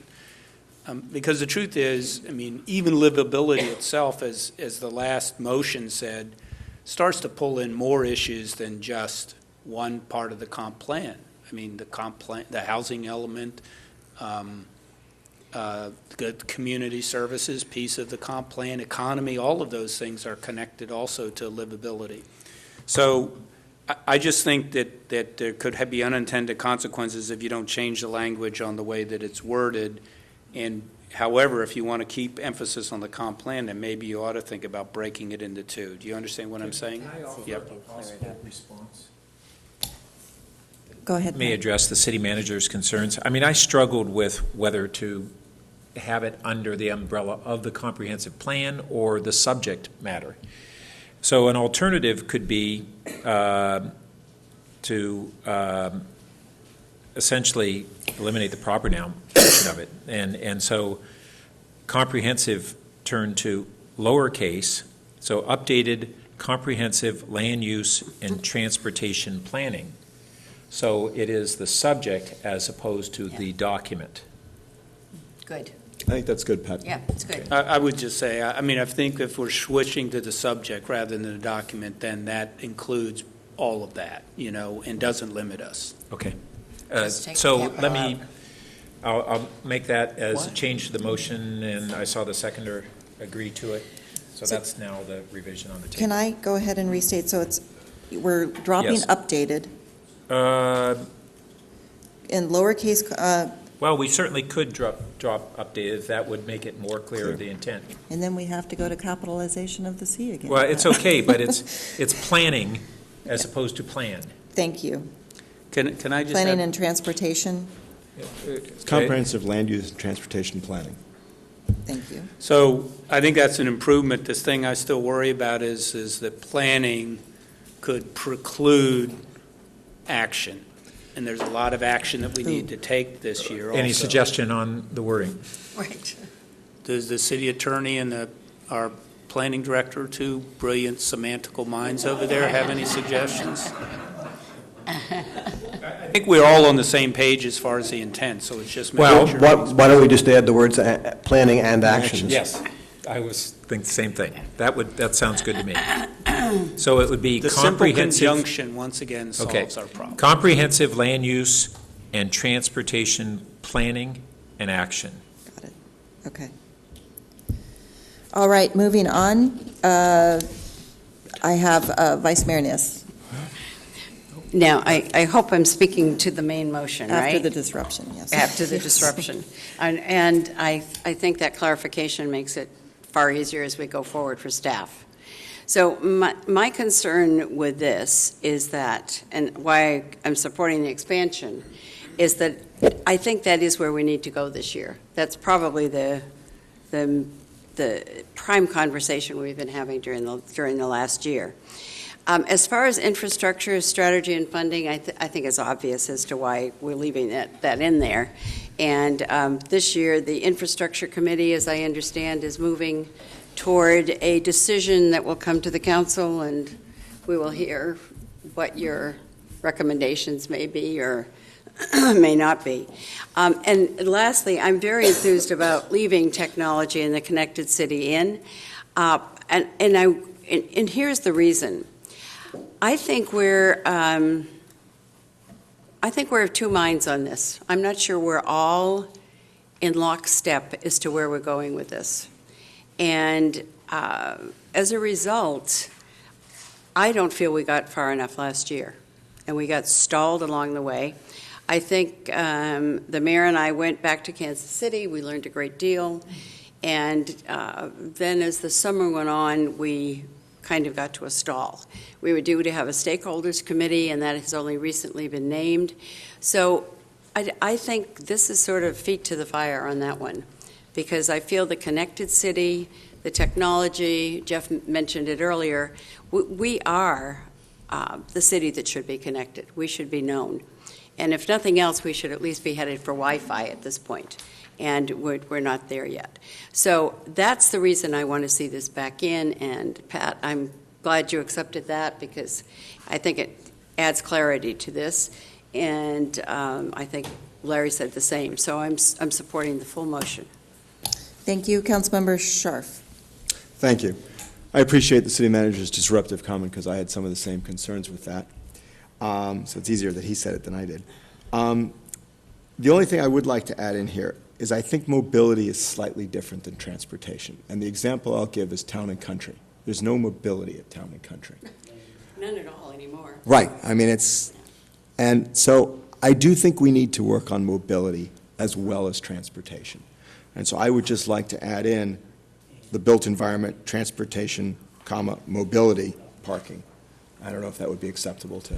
Well, I would say that transportation, in the sense that you're using it as a subset of mobility, I'm just not sure whether that will have adequate clarity to the community as to what we mean. So let me expand on it then. I think it's things like signal timing of the lights, where they don't work. I think looking at and spending money to fix the town and country issue, frankly. I know that we're working on that, but it doesn't necessarily a priority. It drags on. There's some issues of money. There are other places in the city where people talk about having issues about actually getting on, having the mobility of getting through the intersections and that kind of stuff. Those are traditionally transportation defined. Well, I think we're defining transportation much more, frankly, when we talk about it in terms of shuttles in terms of bike paths, in terms of getting people out of the car, Yeah, in I terms think- of the TDM. And I think this creates an extra emphasis for staff that frankly we don't spend the time on. I mean, I don't know. Do you want me to take that out for a second, Greg? Sure. Okay. Does anybody want to second that? The mobility piece? Yeah. Yeah, I will second it, and the reason is that probably town and country is the worst. But I think when we're talking about transportation, we really are talking about how you get from one end of town to the other or how you get cross town. And I think it's a huge issue. It may not be the very best way to list it, but I think that it needs to be addressed. All right. I would like to speak to this also, because I do believe that mobility, and I think Arastadero Road is also another project that we have regarding mobility. So I do think mobility does bring a different clarity to the, or a different element to transportation, and maybe it's just because I wasn't in the Plan and Transportation Commission that this speaks to me more than transportation. Right. So I will be supporting adding this. And if nobody else wants to make a comment, go ahead, Councilmember Schmidt. That's not what we're voting on, is it? Could you reread the It's actually statement? the statement is, and it's on our worksheet here, and I'm so sorry that we don't have some of the tools that we're used to having now, but the current wording is comprehensive land use and transportation planning and action, the built environment, transportation, parking, and livability. The question is, can we put mobility in before parking and after transportation? And that's what we're speaking to right now, Okay. adding mobility. Okay.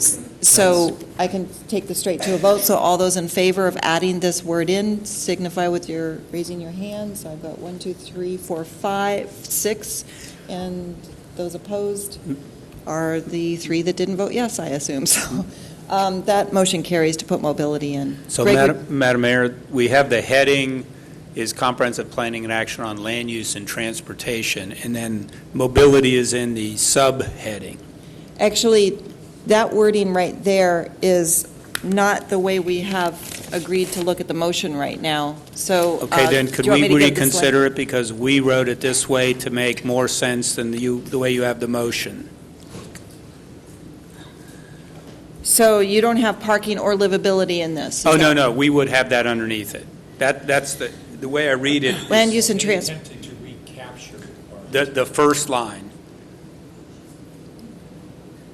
the bottom. Comprehensive planning and Right, action. I see that, but that's very different from what you've made a motion to Well- do, Pat. So I'm just trying to No, tie this they together. didn't, they didn't intend it to be different. Right. And I'm not sure that there's any substantive difference. I think they, We felt this doesn't limit it. It links to the comp plan, but it can go beyond that if it needs to. So you've eliminated the term built environment. no, Park- No, they're not. no, they haven't. They're on the They only top line. tried to rewrite the top line. Just the top line. Okay. The bottom stays the same. Oh, I see. Yes, thank you. I would put land and use and transportation in Here. lowercase. Okay, yep, it's fine. Okay. And right now, we're just trying to put mobility in after transportation, before And before parking. parking. After the. So, Larry, I understand And where you're that's what we coming from voted on to do. that. When we look at all the other priorities, we have capitalized strategy, funding, connected, city. So there's an inconsistency just in how we format. I understand that. Maybe why- we could have staff Yeah. come back with that. I think that's, yeah. Yeah. Right now- Well, I'm very worried. I agree with Pat's comment. I'm very worried about Larry's 8th grade English teacher or whoever she Yeah. was, so, on the capitals. Okay, so at this point, this is also going to include mobility up there? Yes, but just so we're clear, it's in the sub-line, Yes. so it will Yes, be. it's the Yes, right- subline. Right there. It's the subline under the bullet, transportation, mobility, parking, and livability is part of the motion. And the top line where the bullet is going to be replaced with the bottom line that has no bullet, that starts with comprehensive. Let me just read it. Comprehensive planning and action on land use Oh, and transport. urban design is out and built environment is in. Yeah, transportation planning, the built environment, transportation, mobility, parking and livability. Yes, that's our motion right now that we are speaking to, and I am at Councilmember Scharf unless he is finished with his We comments. took the vote, yes, I'm good. Yes, so I'm going to move to on the whole That's fine. I'm package good with the now. motion the way it is now. So Councilmember Berman. So one quick question: does somebody have we typed something in here? Who can work this computer? I'll show you. So could we just type in The rest of it. the subset, the The built is environment, it- transportation, mobility, parking, and livability? Thank No, you. after transportation, go put a colon and then put those items. Go ahead, Mark. Awesome, Go thanks. ahead and make your- So the reason that I'm perfectly fine with the motion that's been made. I mean, what I had done in the suggestions that I had made, I put downtown and Cal Ave, or urban design, transportation, parking, and livability. I cut off the future of because I wanted us to be dealing with the present of, and I think that's handled by adding action onto the land use and transportation of the first bullet point. And I think the first bullet point does a good job of combining these issues along with the goal of our Palo Alto community conversation about our city's future, which we're obviously going to be spending a lot of time on. I mean, depending on how Monday night's conversation goes, but that's going to be a big focus of the council and the city over the next couple of years. And I think the way it's currently worded kind of folds that underneath. And then, if we're doing that, then I'm perfectly fine with leaving technology and the connected city on there. Maybe it's just for me personally because I'm not on that committee. I don't feel like, and others who aren't on the infrastructure committee might feel the same way, but I don't feel like I've been involved in much with that, and I don't know what the future, timetable and when it's coming back to council is. But if it is coming back to council in 2014, and we are going to be engaged, which is what the definition of priority says, then I am perfectly fine with leaving that in. So I'm all good. Thank you. Councilmember Price? Yes, thank you. I think with the change in the wording, this is a lot clearer, and actually it's a lot closer to some of the earlier comments I made about transportation and mobility. My only general observation is, and I won't dwell on this, is how is this different than what we are doing naturally in the course of our work relating the update to the comprehensive plan? I mean, basically, we are reiterating what is a focus of our efforts already. And it does highlight it. It does say there will be increased attention to this. But if you, again, I've made this comment before, if you go back to the work plan, so many of these items are already identified as being part of this effort. I do like the modified wording. I will be supporting it. I do have a request, which is, can we vote on these three or two or whatever, each one on their own, rather than ultimately having a bundle of three? Fine. Okay, We can do that. that's fine. I'll separate the vote. We will be voting on each one of them independently. Right, and I think we can still move that along. But with the current wording right now. Yeah, I think that can still, we can still move that along. Okay. But I do think this wording is an improvement. Okay, thank you. Councilmember Schmidt?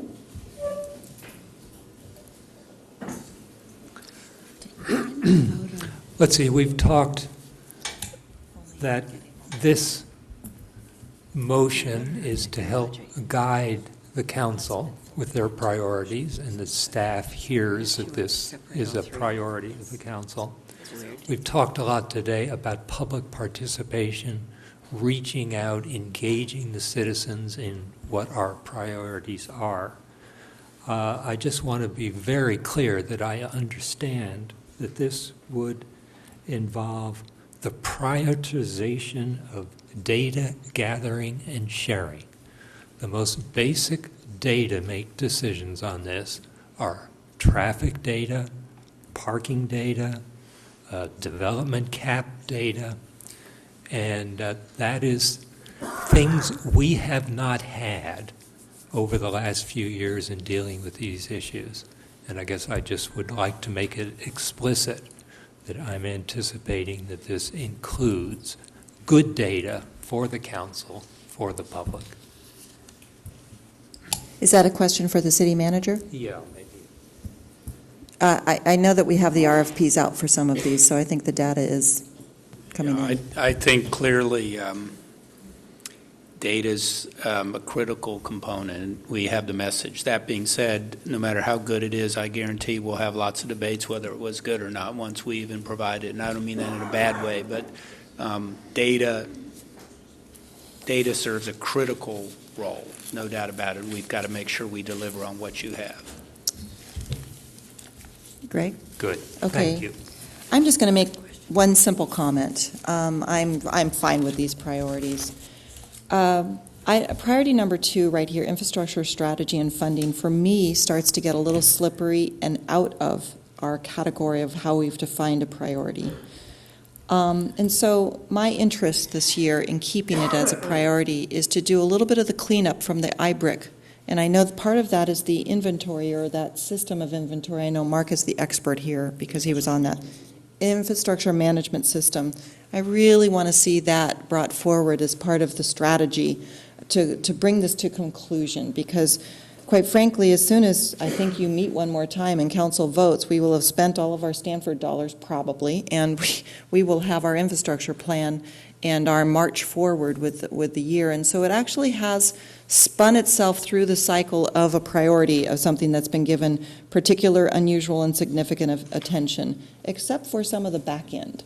And so that's why I'm happy to keep it right up there, but with the clear intention of making sure that we do finish the job that we charged the infrastructure Blue Ribbon Task Force with. So those are my comments. I'm very supportive of all 3 of these, but we are going to take 3 individual votes on this. And I'm going to start with the first item, which is a vote to support priority number 1, which is comprehensive planning and action on land use and transportation, the built environment, transportation, mobility, parking, and livability. All those in favor of this as a priority, please raise your hand. And that passes unanimously. Item number 2, or priority number 2, and I don't believe that these are in order of priority. I think they are all equal weight, is infrastructure strategy and funding. All those in favor as this is a priority, raise your hand. And we have 8 members supporting this, and Gail is not supporting it. May I make a comment? Sure. Okay. Back to my earlier pitch, I feel that this category is critical, but I feel we've made sufficient progress. We will continue to do it. If you look at the work plan, it's very clearly articulated. It's a follow-up to IBRIC, et cetera. If you look at the definition of priorities in terms of concentrated efforts and implications for the city, short and long term, I still believe that my original proposal, which I don't think there are votes for, as it relates to environmental issues and sustainability, are really critical in terms of overreaching priority that affects a lot of the work we do in every single category, in many of our policies, in many of our projects, and this would be an opportunity to really highlight that, promote it, articulate it, and with a new sustainability officer, it would be a big opportunity to educate and promote actions that are really, really urgent. I'm not going to put in a substitute motion. I don't think I have the votes. But that's my thinking, and so I will not be supporting the second item. Okay, thank you. I'm going to go to the next vote. And so is this a time that we want to go in deeper into these? Is this where we are? I just want to dispute one thing and that I you think said. that it's... So I want to make sure that your comment doesn't be reflected as the position of the council around the relative importance of these. Okay, and well, that's all I wanted to do, that I actually do think that these roughly align in importance to the council and the community. And I would not put technology in the connected city on the same level. As much as I do support putting it as a priority, I don't put it as the same level as the first one or the second one. Okay, then perhaps we should have policy and services decide whether these are equally weighted or if there is a priority to them, but I don't think that that's really part of the conversation today. And so let's move on and vote on item number 3, or priority number 3, which is technology in the connected city. All those in favor? And I see unanimity here, and thank you very much. And we are going to break and get lunch and come back and eat and work because we are now half an hour behind schedule. Now, Gail, I really do need to know where it is. And we have two former committees that I have not made appointments to this year. This is under the covering of priorities and work plan, getting the work done. So I want to turn this part over to the city manager, who would like to illustrate how we could tuck the work of these committees in. He's got the work plans for them. And then we need to hear from colleagues as to how you want to handle the subcommittee process this year. So Jim, do you want to kick this off?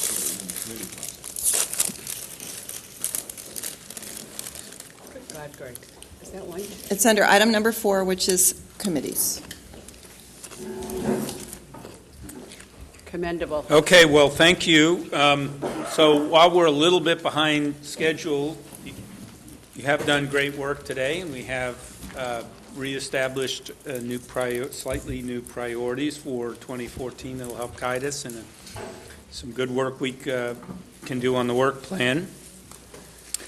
And like I said, we'll follow up with the Palo Alto discussion on your council agenda. So now that's all been said. For the most part, most of the rest of this is more in the council's camp than the staff, but how are we going to get the work done? I'd sent you a list from the clerk's calendar before that said as of right now, just as what's scheduled, there are 31 council meetings. That include 3 in July and 3 in August, so obviously if you take a break, we could lose 3. That being said, there are only 2 meetings right now scheduled in September and October each, and so I would think at a minimum we need to be planning to add a meeting for September and October, and, to get these things nailed down now. 21 Finance Committee meetings, 10 Policy and Services meetings, 11 RENA Committee meetings right now, only 1 Infrastructure Committee meeting, and 11 rail meetings starting in February. So the suggestions here are to consider not having the mayor, it's at the mayor's discretion, as I understand, to actually reappoint the Technology and the Connected City Committee.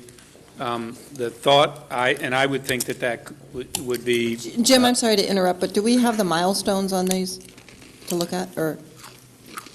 We can pass out a copy to the council. As I mentioned before, we're already a bit behind on the technology and on the wireless and fiber network plan. That's the main milestone stuff connected to that. But we really are in a process this year with a whole series of milestones about putting an RFP out on the street, getting vendors on both the engineering and the environmental review, and with the goal of coming back really by the end of the year for council direction to actually, be able to put out a proposal to retain a vendor to build and operate these systems. So, I can give you, I'll go ahead and give you those. I don't think the details are as important now as the fact that there is a schedule, and we will adjust it and provide it to the council as a whole. And I would just recommend you consider not appointing the committee, just so we can direct some of those resources in a routinized way to some other things. And if somehow we get behind schedule, then the council could always ask us to call up for some kind of you can do whatever you want, bring a report to the council as a whole, ask the mayor to reappoint the committee ad hoc, whatever it is. Your main concern is you want to be sure that you are driving us to a conclusion for which you've already designed that. You've already set in motion roughly what needs to be done. That's on that, and then the other issue was the rail committee, and as it is right now, my understanding, I'm not a member of, obviously, of the committee, and we have some experts on that. I asked Richard to tell me, who staffs the committee, sort of 4 particular things, 4 major issues related to rail in 2014. Generally, the Caltrain modernization. Secondly, the high-speed rail litigation. Third, is there potential high-speed rail legislation? And then fourth, the preliminary Palo Alto grade separation study. And issue number 1 on Caltrain modernization is the only one that has a specific action or milestone right now, and I think we'd included that in that work plan list as it related to the Caltrain EIR, which will be coming out at the end of February, and then we'll have the usual 45 days and that sort of thing to respond to the draft EIR. So a lot of these things, I think our staff is quite capable on continuing to track and be ready to come to council for action. And just, I would suggest you consider the longtime members of the committee as resident experts of a sort sitting on the council, and we could look at bringing those back. So the possibility of reducing the committees down by 2. And I'll just make one last pitch in that regard, and I could be mistaken. We did have some ad hoc committees. When I got here 5 years ago, we basically had a finance committee and a moribund policy and services committee, I think, for the most part. And we certainly have reinstated the role of the policy and services committee, and it's in that sense of a standing committee. Performs a routine and really important function. I would really suggest we look at paring these back. We still have the infrastructure committee. We still have the RENA committee going on, and you may want to save some capacity. You may decide there's some other ad hoc committee or something of some sort that would need to be appointed by the council going sometime later this year. Thank you. And then I'm going to eat my sandwich while I'm... Well, I was going to ask, did you want to talk about the Committee of the Whole, which is the third committee here that is... Well, and we have action on all of these, because one of them, hang on. So... Action, and I'm only doing this because I wanted to get my colleagues thinking on these committees before either I appoint or we collapse, So this was just a suggestion, and my thought, at least in suggesting it, is one, as a counterpoint to dissolving some of the committees, for the council to have a vehicle to ensure there's the opportunity to, on an as-needed basis, be able to schedule for discussion and action, so beyond a study session, the possibility of items coming forward to the council. So let's just take rail. Say, we really think a rail issue needs to come to the council. Maybe it's not ready for specific action, but it's really worthy of discussion. There's been some concern, I think, at times on the council over the past year or two also about topics being in a committee for a long period of time, and the non-members of those committee may be feeling a little disconnected. So the thought of maybe having a committee of the whole format occasionally could help remedy that. And then lastly, my bias is I think a council needs to every now and then be able to meet and talk, not on the dais in as formal a way, but in more of the committee setting that is a little more informal, but still allows for action and it allows for interchange. And I understand that 9 is more complicated than 4, but the truth really is the setup and the direction in which people are facing each other. Those are important factors in kinds of conversations, and I just offer that as a consideration. Thanks. Thank you.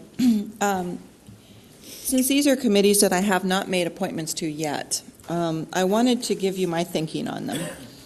There is a work plan out there for the Tech Committee, and since we are just 9 members of council that get divided up, it's not like we have a new body that we're asking to be put on these committees. So we could either have the work plan go to one of our standing committees or keep the committee. And I wanted to hear from everyone and actually go through each of these or have somebody make a thoughtful motion about being able to transition perhaps the rail committee into our normal work plan for a full council and the tech committee, possibly going through policy and services or not, or going straight up to full council of all 9 of us.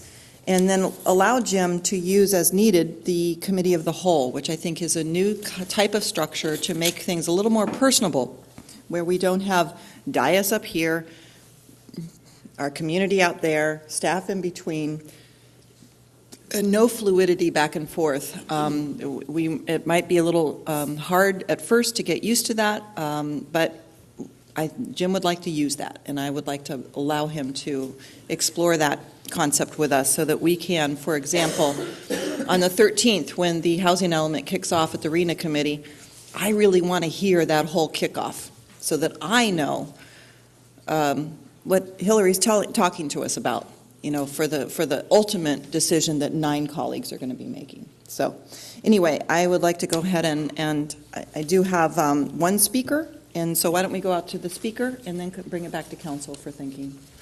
So our speaker is Jeff Howell, and this is on item 4A.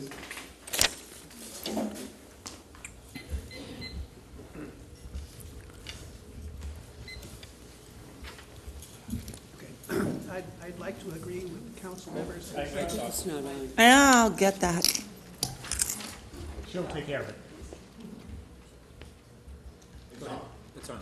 Yeah, I have a switch, so if you talk to Okay, I'd like to agree with the council members who said that the TAC committee didn't accomplish enough in 2013. It was probably a good idea to set it up. They met twice. I assume they didn't meet at any other times other than the public times that they announced. I'm sorry. Liz may be right. You may Speak into the mic. Yeah, you're tall. Yeah. I don't think it's on. Is it on now? Okay. Now you're okay. Okay, from the beginning. I agree with the council members who said that not enough got done in the TAC committee in 2013. They met twice, and as far as I know, didn't meet without revealing to the public that they met more times. In April, they proposed creating a citizen advisor committee. I just checked this morning, and it hasn't been created yet, although it's probably well along.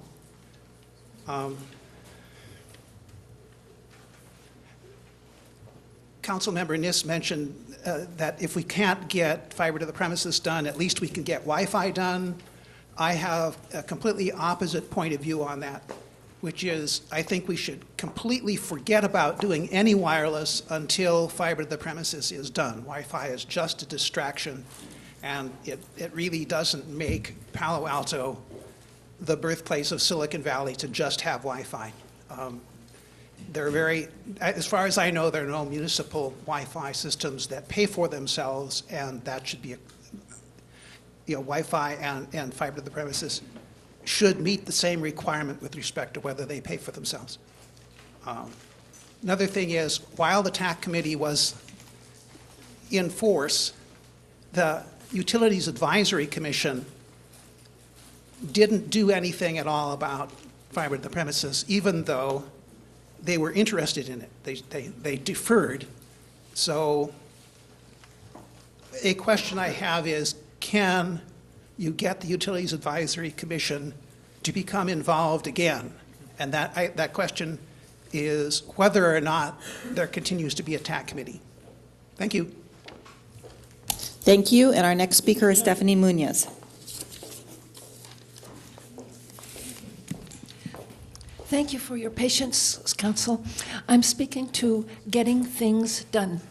And my caution is also not getting things done. I'd like to caution you against doing things that box you in, that constrain your ability to do things that you might, even just a month or two in the future, find were really important. What I have in mind is last year, after deciding that there would be no more parking concessions, leaving a lack of parking in the community, that we went ahead and kept a couple of parking concessions just because they were already in the pipeline, and it would be just an awful legal trial to have to get rid of them. But I think you should have gotten rid of them. And what's coming up is, I would like to ask you, please, do not allow, and I use that word advisedly because I know that there is a special relationship between Palo Alto Housing Corporation and you. Do not allow Palo Alto Housing Corporation to dispose of that property before you do and consider 100% the housing element. Thank you. Thank you. And I'd like to... I'm ready whenever you are. Okay. Vice Mayor Niss, and then Holman. So let me start out with the fact that I think we've agreed that all three priorities have priority at this point, and that it will go back to the committee to decide whether or not one has more priority than another, but that's going to take some period of time. So I would suggest, while we have the priorities, that, and technology is still on our list, that we continue to have the committee, but it functions in a more informal way than it has in the past. But last year, there were only 2 meetings held. I think that if we've made this a priority, and we don't have a committee that is actually working on that happening and inspiring our staff to go forward, that we're not going to make progress as quickly as I would like to see it made. Thank you. Councilmember Holman. I need a little bit of clarification because, and apologies, I had to come back in a little bit late, but we're talking about committees. I'm not really quite clear where the priorities and work plan, getting the work done, when we're going to be discussing that, or if that's a part of what we're discussing now. I didn't hear any mention of that, so perhaps I missed it by coming in late. So can you tell me when we should be commenting on that as opposed to the committees? Well, it's a combination of both this agenda item and the next agenda item, which is how we manage our meetings and get the work done. So Jim did speak quickly to it, and the transition of trying to free up time from staff and all the business that comes with having subcommittees, minutes and notification, all that sort of thing, to actually transitioning that time into better use of staff time or not. And then also the concept of going to the committee as a whole. So this is when we're talking about, I would like to hear from you about the technology committee and the rail committee, and then also the committee of the whole. And we have them as 3 separate action, or we have them as action items. Okay. So this is when you can speak on those. And so if I have comments about getting the work done, I could also speak to that under item 5B, it sounds like. Yes, because we are trying to figure out how to fit it all in, Karen. Okay, all right, good. So I will save my comments on priorities and work plan, getting the work done until 5B. Okay, and I've got Greg down. Okay. And then, so having to do with the committees, I rather agree with city manager's comments about, well, comments that have been made by several. I'll just leave it at that, including city managers, about maybe not needing the technology or rail committees as separate entities at this point in time. You know, the rail committee knows best about the Caltrain EIR, and if the committee is needed to initially vet that document.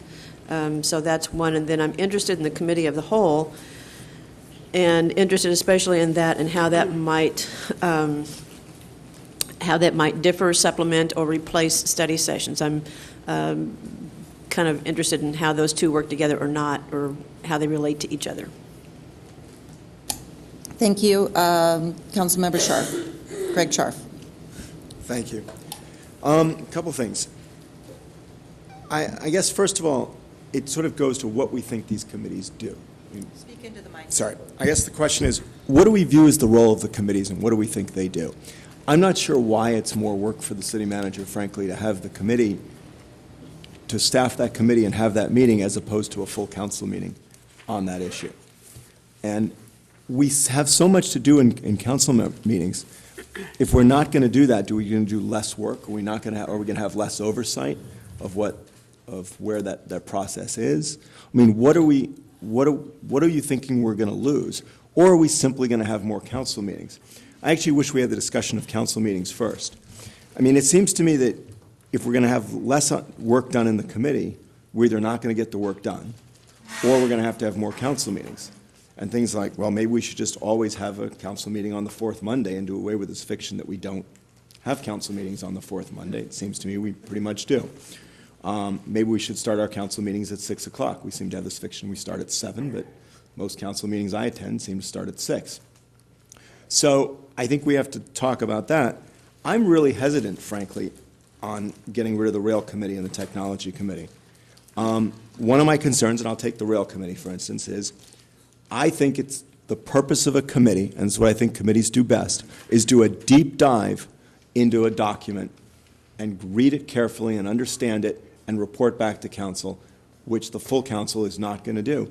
And frankly, we also have this issue of when we come to full council, how long do we want people talking? So in committee, people go in and they talk in the weeds and they talk about particular issues.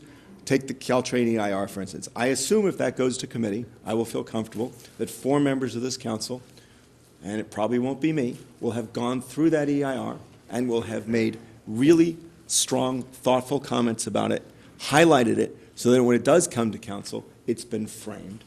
Or, frankly, it might even go on consent that there's certain comments that they'd like to make, and that's fine with me as well.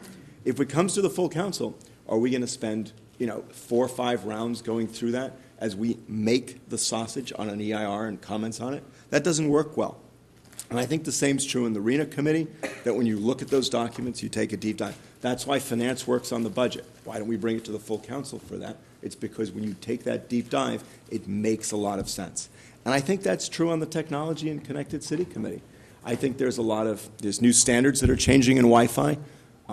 Whoever on that committee is going to need to understand the different technologies, make sure we're making the right decision, make sure we're being flexible on that. Those are difficult things to do with a full council, frankly. And if we wanted to do it as a full council, I mean, that's fine. I just think then we're going to have to basically say we have a whole evening or 3 or 4 hours where we do what the committee would have done. And that's, I guess, Jim's idea of a committee of the whole. But I don't understand this notion of that you'd have a committee of the whole and you'd sit around in a more informal setting. I don't think that's really the issue with a committee. I think the issue with a committee is that you spend more time in the weeds, frankly, and talk about it. I'm not so sure that it's really easy to manage. I'm watching today. It's tough for Nancy to notice who has their hands up, seeing people. I don't feel any more comfortable that I can talk across the table to Councilmember Klein all the way over here, on our extreme right or left over there. So I'm not sure this committee of the whole concept works in a touchy-feely way of sitting in a room. I don't see why you just don't say it's a special council meeting and you have it at a council and you bring that item and we talk about that. So I guess I'm not really in support of this notion of sitting in the council conference room with a committee of the entire council. I'd rather be up on the dais, frankly. Let's see. And then I am worried that if we don't have those committees, that things will not have a move through. There won't be people to ask staff, where are you on this? Why is it taking so long? And you won't have a chair of that committee to work with staff and to say, when is this coming forward? We need another meeting on this. Where are you in this process? And I think that's a valuable role that committee chairs play. They say to staff, where is this? When is this coming? When are we agendizing that? So I think we should have both the committees. And I think if we do a committee of the whole, I think it's basically a council meeting on a particular subject. Those are my comments. Councilmember Schmidt. I think the committee structure does a valuable and important job on issues that are focused, need a rapid response, and are technical in nature. I think the Rail Committee is a good example. First 2.5 years of that issue, there was rapid response needed to technical issues by a group who can meet regularly and discuss. And I think they played an extremely valuable role. The danger of these committees is the full council loses touch with what's going on. And I think the danger is you lose momentum on important issues. So I think it is important that once a year we sit down and say, are these committees necessary, or do they just become a part of the bureaucracy? And I think the Rail Committee has probably reached a stage where it's not necessary to have an ongoing committee. I think technology in the connected city, maybe it would be helpful to have the full council meeting on these issues and provide some momentum to decisions and the council. Committee of the whole is tricky. I've been to many committee meetings where there are 4 council members and you do dive deeply into things. With 9 people around the table, I don't know how effective or efficient that would be. It is probably a little more informal, but still there is the necessity to hear everybody at the table present their issue. So timing, I'm not sure. But I would like to make a motion to recommend the staff recommendations that we not reappoint the Tech Committee at this time, that we not reappoint the Rail Committee at this time, and that we try Committee of the Whole and see if that is an effective way of dealing with specific issues.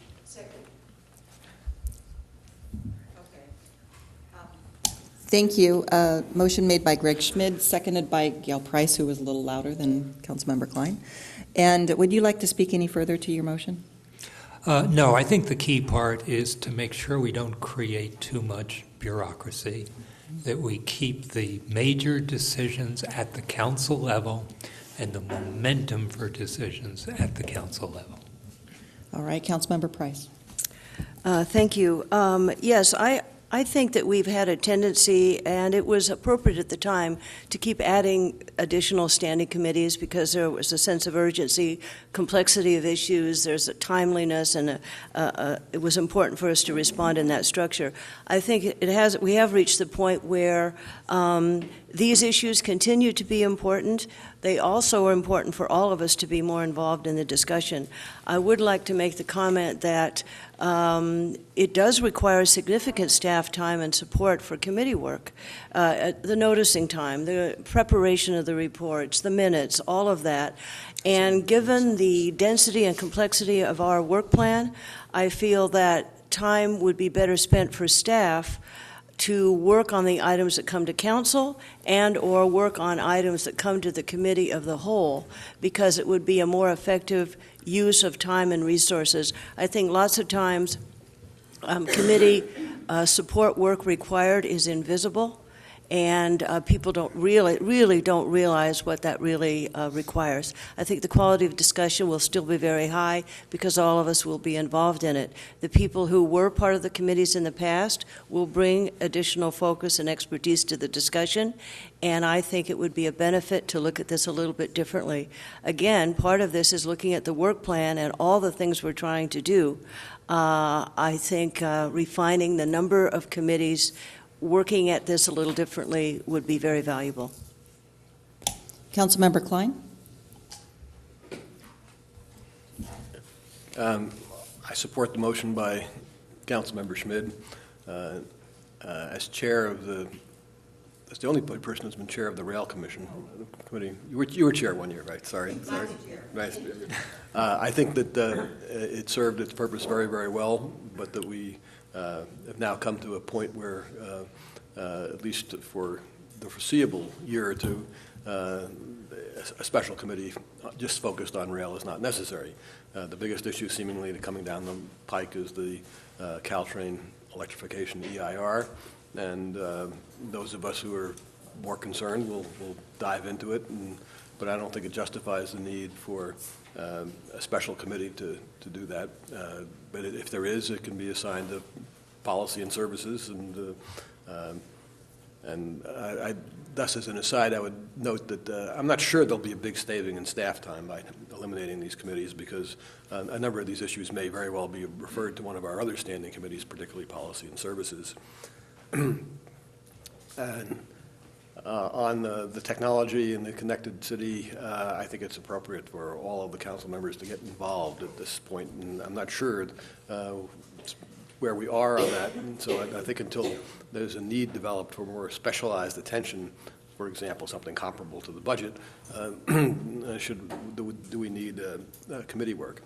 I sort of reluctantly going along on the idea of the committee of the whole because the city manager has requested it, and so I'm willing to experiment with it. He answered my question, and I think several others had the question, what's the difference between committee of the whole and a study session? And the answer seems to be what room we're holding it in.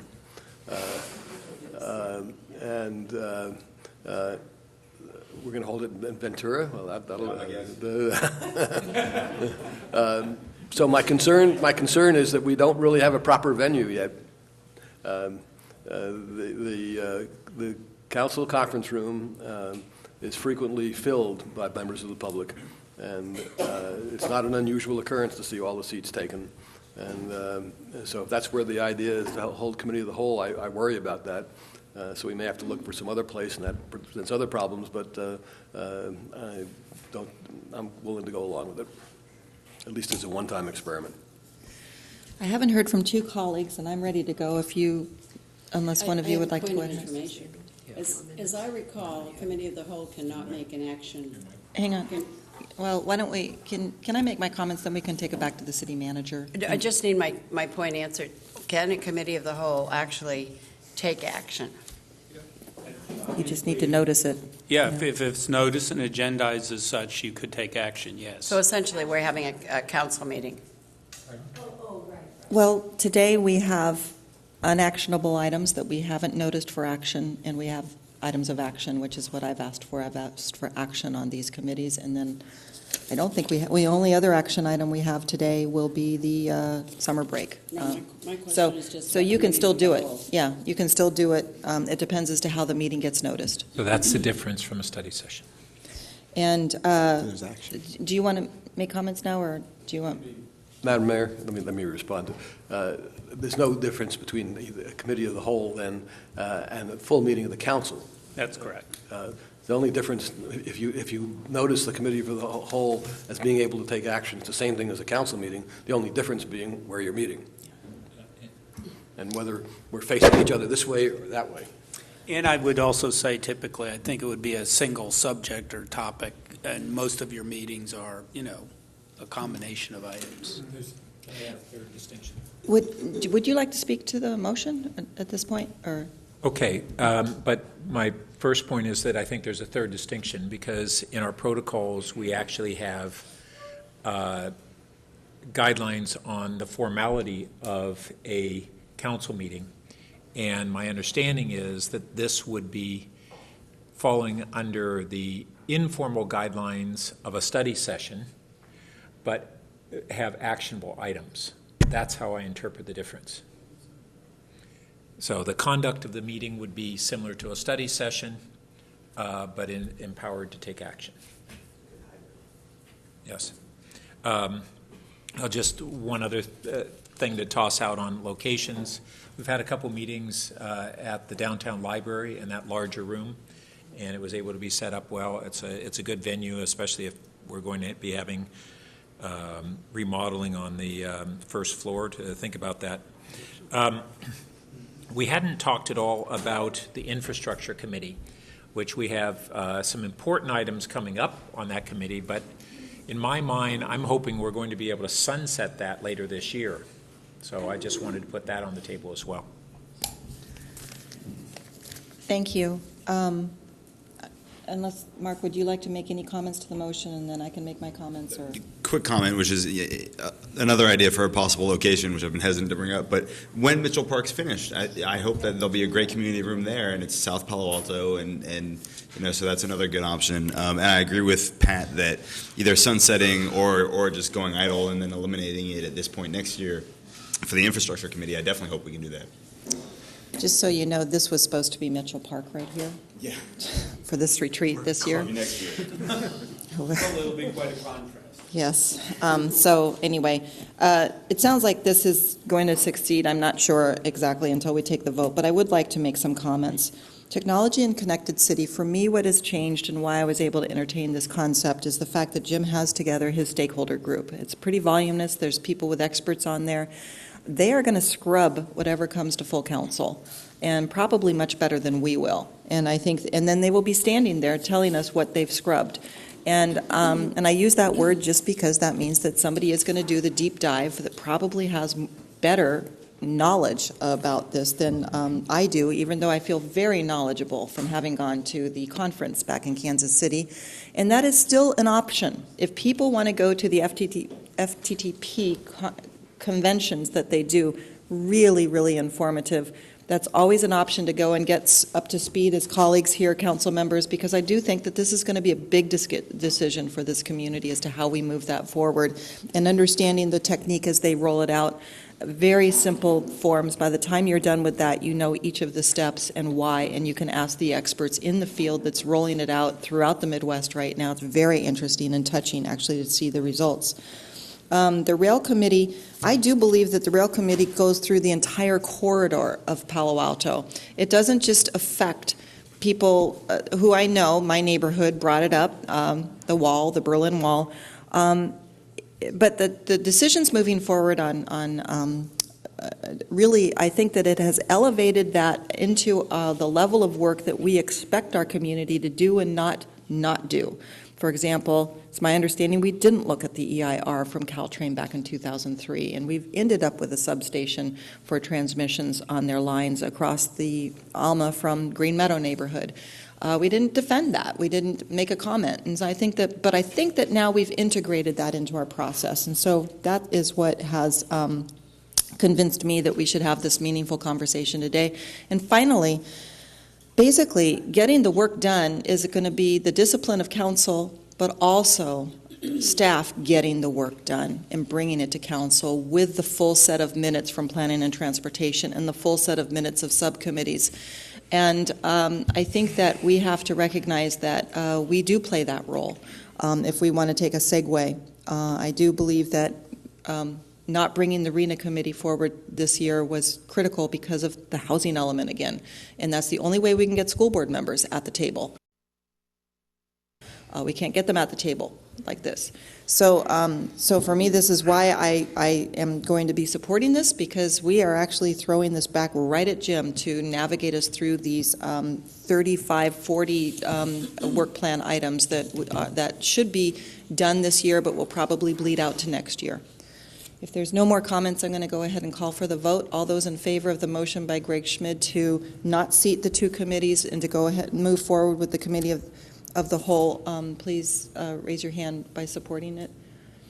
3, 4, 5, 6. Okay, so we have 7 members in favor and all those opposed, I'm assuming, and Councilmember Scharf and Niss are not supporting the motion. So now we get to that portion of the agenda, which is council meetings and action. We have action regarding the summer break and winter closure, which I know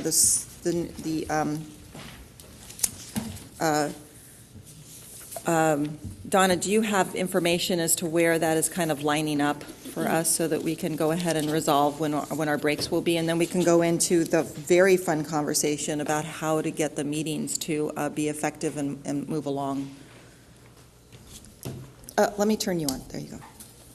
Good afternoon. I did a poll of council, informal poll, and I'd heard back the majority of, 3 council members wanted to continue like we did last year with the month of July being the summer break, and then the winter break being the week of December 22nd through the 26th. One council member thought the summer break should be July 21st through August 15th. And the only other thing I want to put out, because the question usually comes up, when is the school district? What is their timing? The last day of school is May 29th, and school resumes on August 18th. All right, thank you. I don't have, Was there any suggestion to sort of actually parallel it with the closure of school? I don't have any public comment on this, so I'm just going to go ahead into actions and questions from colleagues. I'll make a motion if you wish. Vice Mayor Niss? So I would move that our summer break be the month of July and the winter break from December 22nd through the 26th.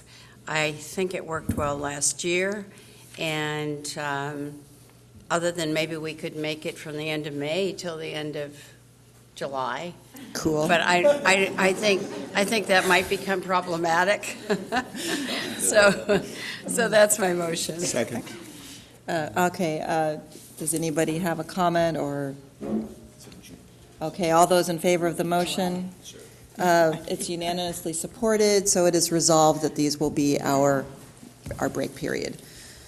So All our right. first meeting would be August 4th, if I'm looking at it, in August. That would be the first Monday in August. If you're looking at it, I guess that's what it Okay. is, Jim. And there's the potential for... Right after Labor Day, or that, is that? There's always no, a that's potential September. for a fifth meeting in June on the 30th, because that's a Monday, just so you do know, okay?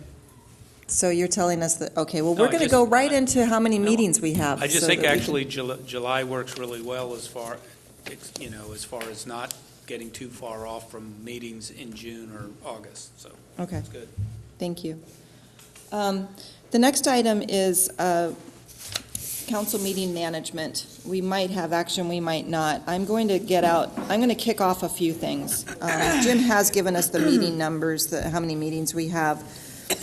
I actually just want to remind everybody that I will be adhering to our public policy, which is to do one round. And so if I go out to one more person, we get to go out for a whole nother round. And sometimes we have one person with a light on. I will not be calling on that person unless I see a whole Christmas tree of lights lighting up where I can tell that we really don't have the right time to take real action. And that's how I think that's how it's basically run in the past, and so I would like to adhere to that. Some of the things that I would like to have feedback on is it's very hard to find people when we do our polls with Donna to try to figure out how we can get together as a council to do more of the business of council. For example, we're going to go out and look at the auditor recruitment process. It's hard to get all 9 of us outside of our regular council meetings. And I wanted to talk about the concept of having Donna primarily poll for Wednesdays. Maybe we could specify first and third or something like that so that we can all just eyeball that as a possible date that Donna might be calling on us to come in for something that needs to be done, commission meetings, commission interviews, that type of thing. We have had the concept of doing a 5-minute talking rule, and one of the things that I thought we could do is we do have the speaker for the public, and that speaker goes through green, I think, and then yellow, and then red for when 5 minutes are over, but we don't need to do a buzzer on it, but that way we could either monitor ourselves that way, or we could monitor ourselves with our iPhones. I know I plug my iPhone on and turn it on just to see how I'm managing my own personal time. I think it's telling when we have to reduce time from the public to 2 minutes or 1 minute, even though sometimes the items are substantive and we do need to wrestle with them. That is obviously an excuse not to necessarily hold to a specific time, but on the other hand, being respectful to get our points made effectively and efficiently. I've also wondered whether or not we could hold our study sessions on one of those Wednesdays without minutes, so that we don't have to have a lot of staff there. We have a complication on the 10th right now, which is real time, where we have a very packed agenda on the 10th. And then I got the call asking to put a closed session on for HR with our labor negotiations. And I said, I don't want to start a meeting before 6 o'clock. So unless everybody here, or the majority of us, say 6 o'clock closed session, or 5 o'clock closed session is okay, I just don't think it's respectful to sit down at 5 o'clock as a council member and expect to be able to get through what I think the anaerobic digester study session is on for that night. And then we go into a lot of the transportation mobility pieces that we need to discuss substantively and freshly with planning staff and the city manager. So I have that predicament right now on the 10th of February. So that gets me to, I'm sorry to just kind of give you a hose on this, but then if you could just kind of respond, because this is how we're going to all operate. If we moved that study session, for example, to Wednesday, and not all of us could show up, and if we can agree that maybe if we get 6 people to a meeting on a study session, non-council, then there's no minutes being recorded, but you can go to the videotape, because it will be videotaped, and you can watch it as though you were there and get your questions in of staff. Then we're all current when it actually comes to full council, because the study session very frequently is to get us current again on a topic. This topic we haven't talked about for a couple years. As a matter of fact, I don't think Liz and Mark have had the conversation about the anaerobic digester. No, but we're looking forward to it. And things could have changed in the community. So we do need to become current about what's going on some of these items, and that makes it a little more fluid and yet no minutes again, so that the clerk can come and call the meeting to order, but then not stay there for the minutes. It will just be City Manager Keene or whoever the lead department is with the leadership team that is presenting. And that stands with commissioner interviews as well. We're going to have a long commissioner interview coming up because we've decided to go out sort of all at once. And then finally, and this is very, very sensitive, but being respectful of the 1 hour staff time, but on council days, there's usually it's a fire hose of trying to get the council reorganized after the weekend, finding out who wants to pull what, going through the agenda with the city manager to try to figure out how it can be orderly that night with the mayor, and then questions come in to staff who spend quite a bit of time answering the questions, which there's nothing wrong with, except for possibly we should tell staff instead that we will be asking these questions and expect them to be answered live so that we can prepare them for it, but that way we all get to hear it at the same time. I just would like you to give me some feedback. I don't know if we're going to have a motion coming out of this, or if you just want me to try and experiment with some of this. If I could just open it up to everybody so that we could have some conversation. So I see, Karen, do you want to go ahead, or do you want Gail? Okay, Gail went first. Okay, observation. I agree with many of your points. I would like to propose that we consider having one Wednesday a month as a placeholder on the calendar, so that when items come up for scheduling purposes, that makes sense. I also like the idea of noting that if we have a minimum of 6 in attendance, that you have the authority to schedule meetings. It becomes very difficult in all cases to have all 9 of us available. Also, as it relates to the Wednesday, I would like to propose that this be reevaluated after 3 or 4 months to see how well we're doing with that. Is it an appropriate modification of schedule? Is it meeting some of the goals in terms of moving through the agenda and moving through the work plan? Thank you, Councilmember Holman. I think it's prudent if we take these kind of, in little bites as opposed to trying to address all of your suggestions and our other ideas. Is that okay with you? Yes, other ideas. I'm sorry. I didn't mean to not, and I knew you had some, so I'm sorry. Yeah. Yes, please throw it out there. Let's do everything now then.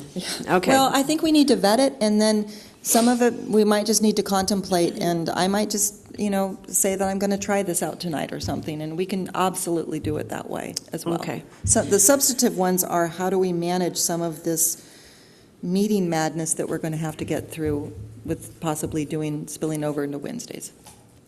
So to comment just briefly on some of your suggestions, and thank you for bringing them forward. Obviously, you've given a lot of thought to this.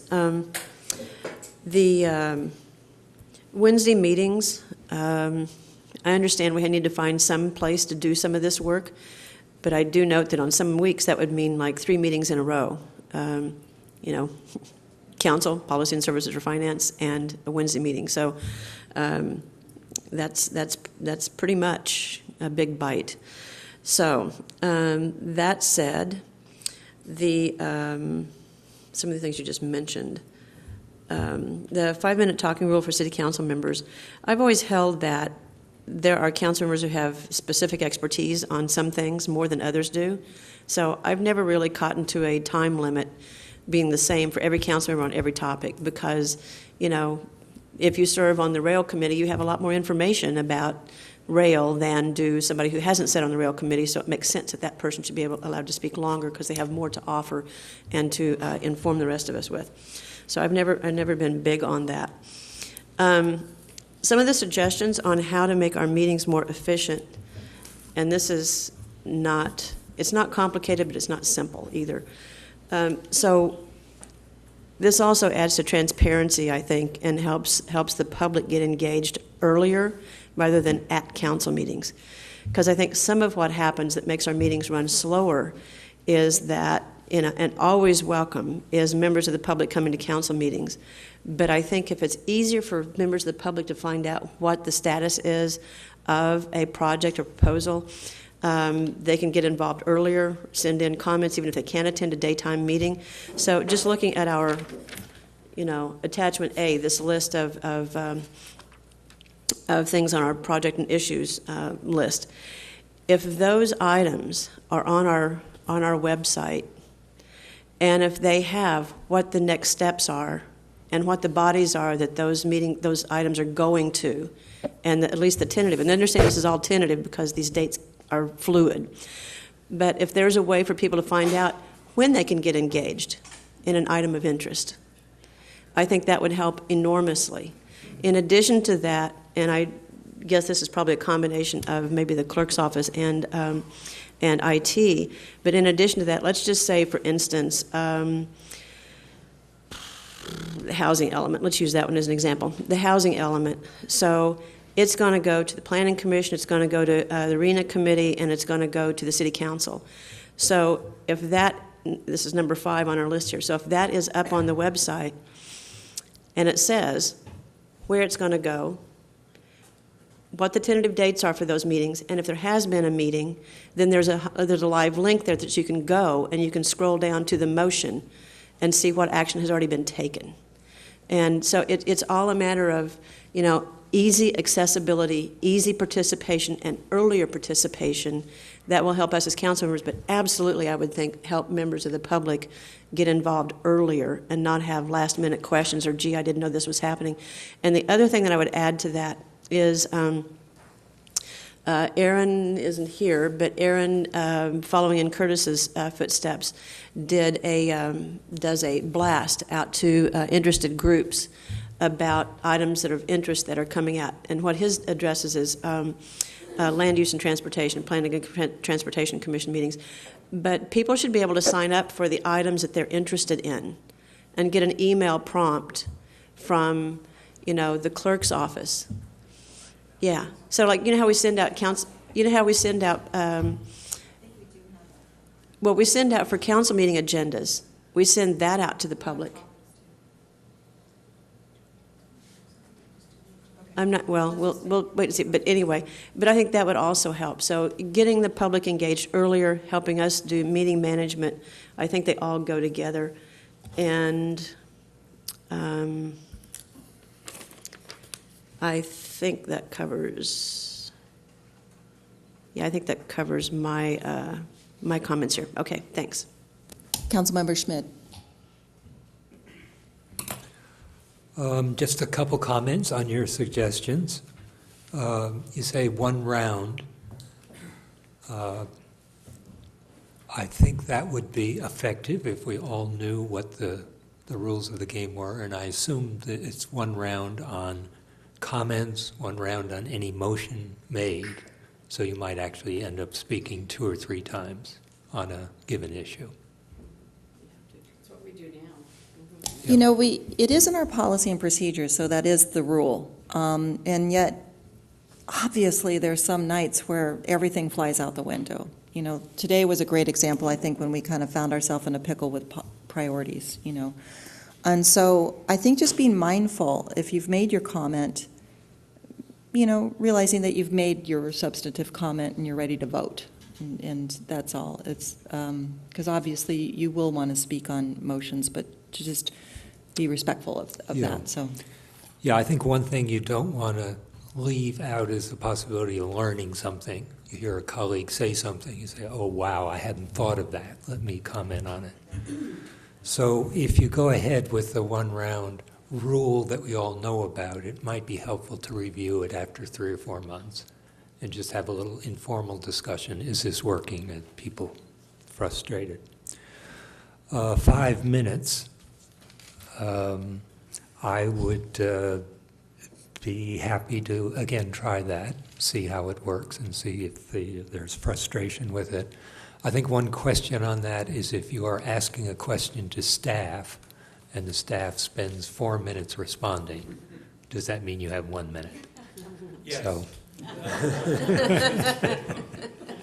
well, actually, I should have probably layered that a little bit with my question period, is whether or not you want staff to, as we've been trying out a little bit, having them respond after the public and then after us, kind of holistically a little bit. But we'll just keep stepping into it. I just want to hear.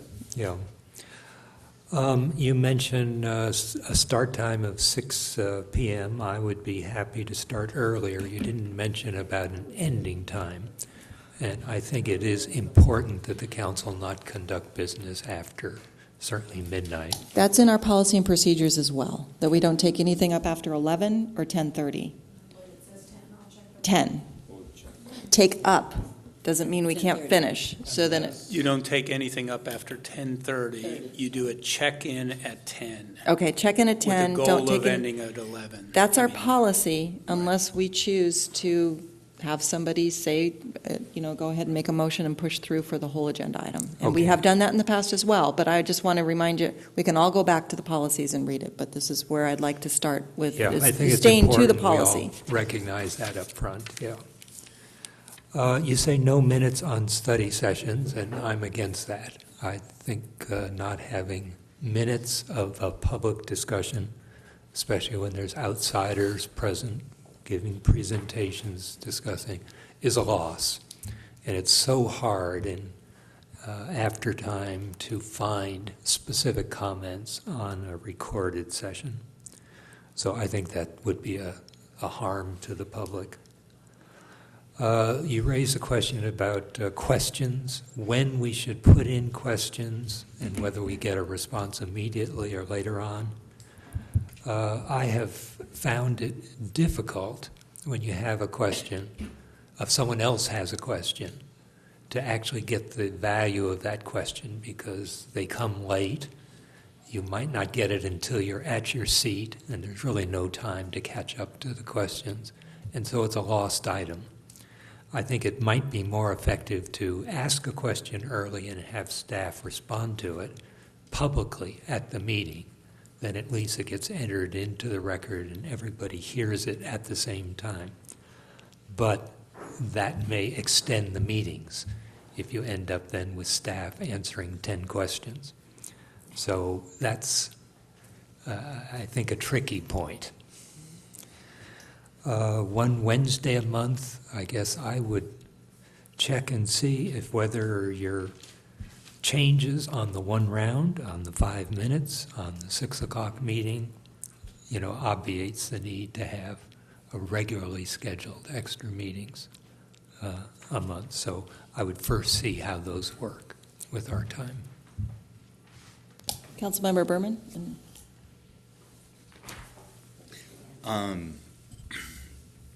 I'd be okay. I'd feel more comfortable about the one Wednesday a month. I'd appreciate it being set.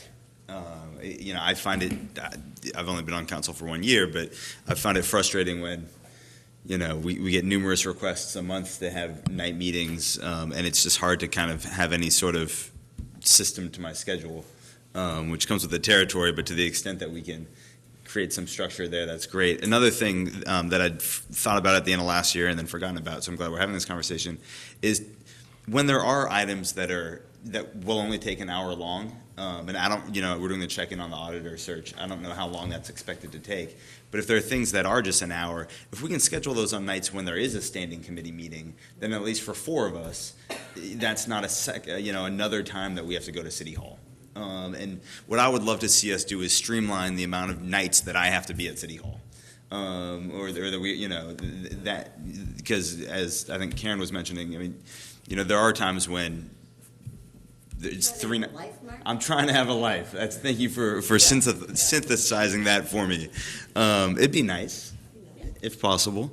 So just being cognizant of the number of times that we're at City Hall, if we can avoid that. Timers, time limits, it's a tricky, I think the goal is very important. We need to all be cognizant of the amount of time that we're speaking. And I know that there were times last year on certain items where I, felt passionate about them and spoke for long periods of time. But, we all need to do our best to make sure that's not a regular occurrence. And so whether it's the idea of the light on the speaker podium that gives us a sense, I think is a good idea. But it's all on us also individually to be cognizant of that and just, try to not stray too far from the comments that are for the issue at hand. A lot of other issues, a lot of good points made by colleagues. I won't repeat them, but that's I'm glad that we're having this check-in to remind ourselves of being as efficient as possible, and hopefully we can make some movement on that front. I was going to say, Jim and I could also talk about this offline, and maybe he can get back with some of our first stabs at what we think might be able to work. So go ahead, Councilmember Klein. Excuse me. Sort of random comments. Let me start with what I think is the most productive suggestion made by the mayor, and that is I think we should regularly schedule one Wednesday a month for such things as study sessions and interviews with commission applicants and anything else that falls along that line, the occasional closed session on a particular issue, litigation, whatever. I'm sure we'll be able to make good use of the time. That to me ties in with start times and length of meetings. I don't think starting meetings earlier is an answer. I don't have any problem with closing the meeting at 11 or 11:30 or whatever. But if you start that same meeting at 3 o'clock in the afternoon, I don't think you've accomplished anything. Human efficiency declines when you have 7-8-hour meetings, and unfortunately we had a couple of those at the end of 2013, and I thought that was unfortunate, and I hope we don't repeat that. I think that we want to keep meetings to, 5-6 hours at most, so that we don't fall into that trap. So when I look at the inventory of issues that we face for 2014, I think we just have a terrific workload, and that we have to really face up to it and find ways to squeeze that all and not have to be meeting to ridiculous hours, whether the start is early or the end is late.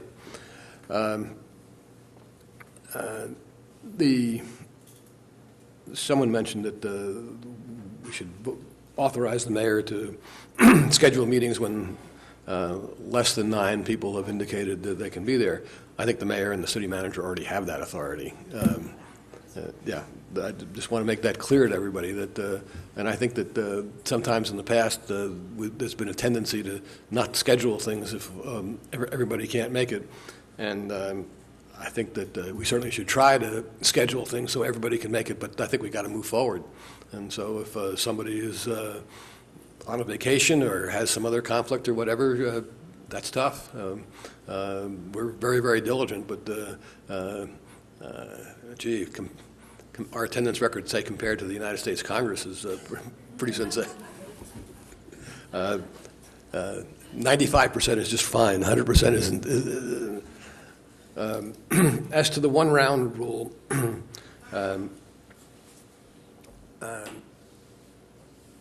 I think we have to be careful on that. There are some issues that really do require additional discussion, and I'm quite willing to leave it to the mayor's discretion. But while I'm certainly in favor of us shortening the time periods and getting a lot of our work done, I think we got to keep in mind that we are interested in the quality of our product as well.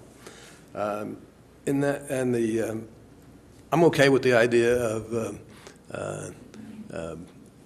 a voluntary 5-minute rule or 5-minute indicator. I call it an indicator rather than a rule. I think that's a better phrase.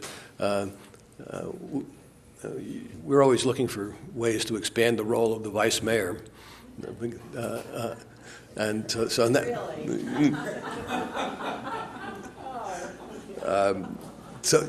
now as the keeper of the clock, I think that she, in this case, will have to exercise some discretion as well. For example, in determining when a council member's 5 minutes starts, we frequently have the situation where somebody makes a motion and people say, well, I can support this motion if you change such and such. When does that 5 minutes start? Somebody's already pointed out, Councilmember X asks a question to staff, and the council member is very succinct and uses only 30 seconds, but the staff person rolls on and uses up all the rest of the so-called 5 minutes. So the vice mayor, I think, has to exercise some discretion and judgment as to how much the council member has really used of the supposed 5 minutes.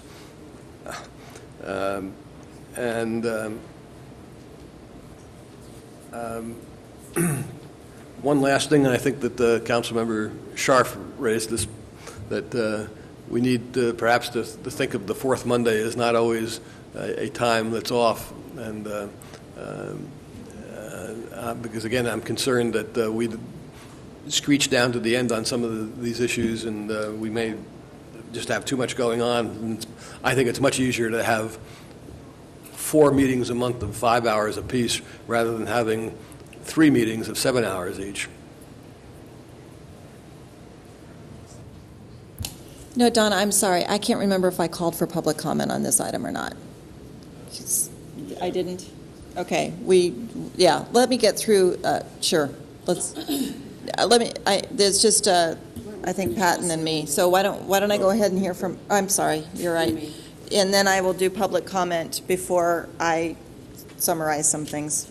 So go ahead, Councilmember Scharf, and then Bert. All right. Couple things. When you talk about, I know, speaking of my mate.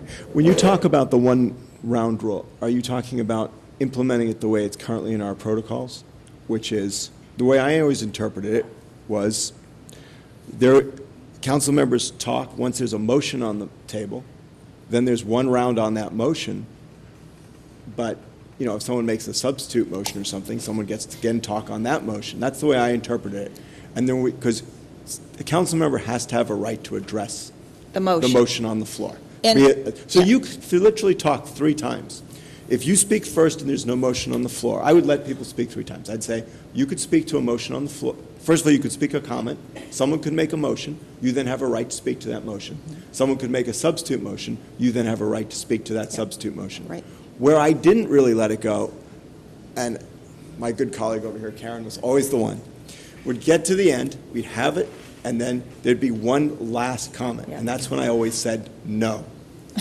Because then you start a full other round. Right. And I assume that you want to keep it the same way, you just want to let colleagues know that you're going to do that, or are you looking to change that system? That was my first question. Actually, I think we all have in our heads when it's worked really well and when it hasn't worked well.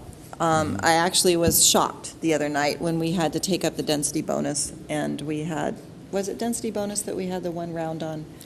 And it worked, and we didn't get a motion until Councilmember Klein, but none of the lights turned on.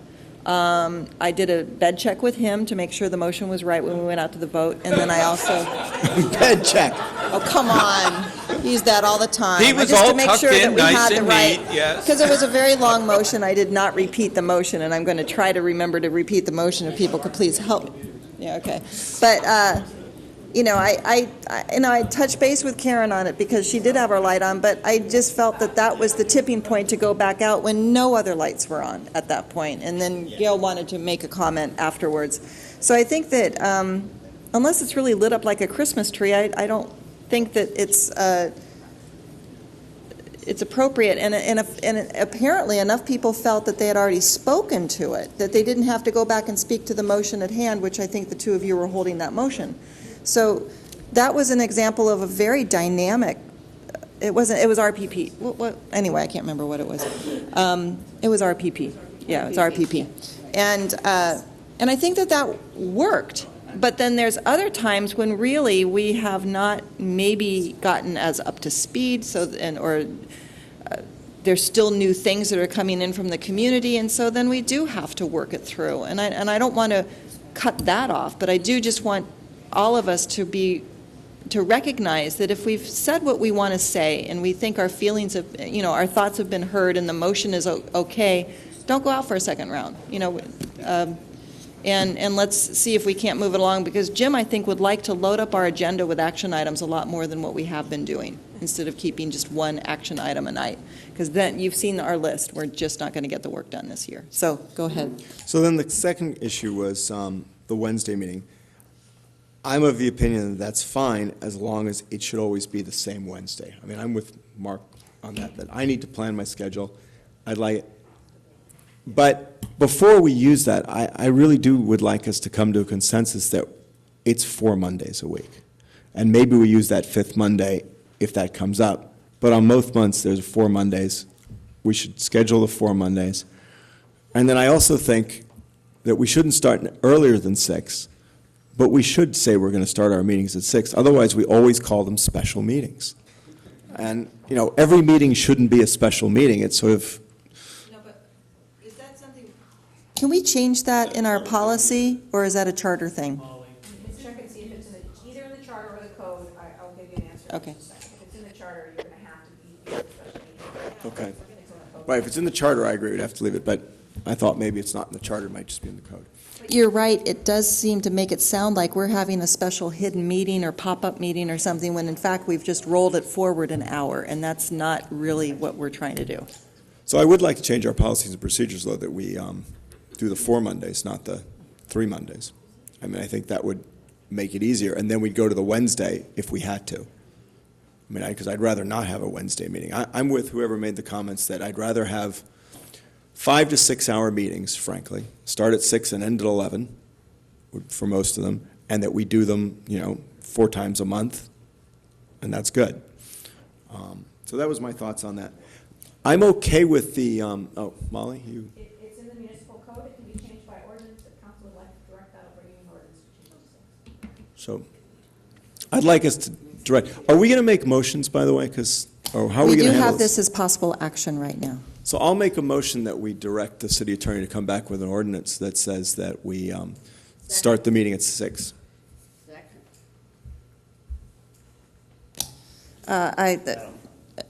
Motion's on the floor to direct the city attorney to create a municipal code change to have our regular meeting start at 6 as part of code.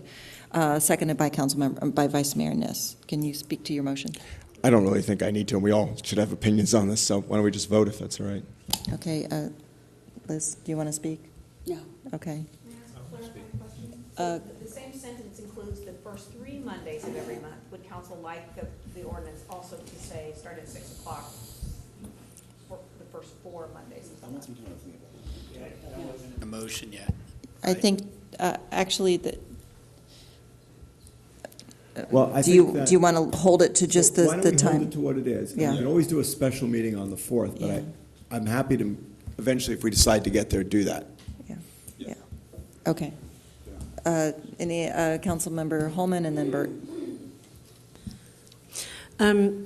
I'd like to keep the code the way it is now. The reason being, we can always start at 6 if need be. And yeah, it's called a special meeting, but I don't want us to get it in the code and saying like all of our meetings should start at 6 o'clock because, we have this council composition. We have one council member in this group that works not particularly locally, and it's very difficult to get to earlier meetings. We don't know what future council member composition is going to be, and this isn't a professional body. I mean, we are professionals, and we work very, very hard, certainly above our pay grade, but I hate to set this, as an expectation that anybody who runs for council is expected to be able to be at council meetings every Monday at 6 o'clock. That's very, very difficult for the working population, and I don't support that. Okay, this is just a draft motion, so we're not voting to do this. Councilmember Burt. Well, I think that we shouldn't be leaping into this. We have every year as part of our protocols that we are to review the council protocols. So this is both in protocols and municipal code. We should go through that process, and I think we should have a vetting of this where the public has a full and ample opportunity to wade in. It's important to note that I would venture to guess 75% of our council meetings either have a closed session beforehand or a study session. So are we saying we'll start the regular meeting at 6 and then we start moving the closed sessions to 5 or 4? I mean, we haven't thought this through, and we're ready to leap into it.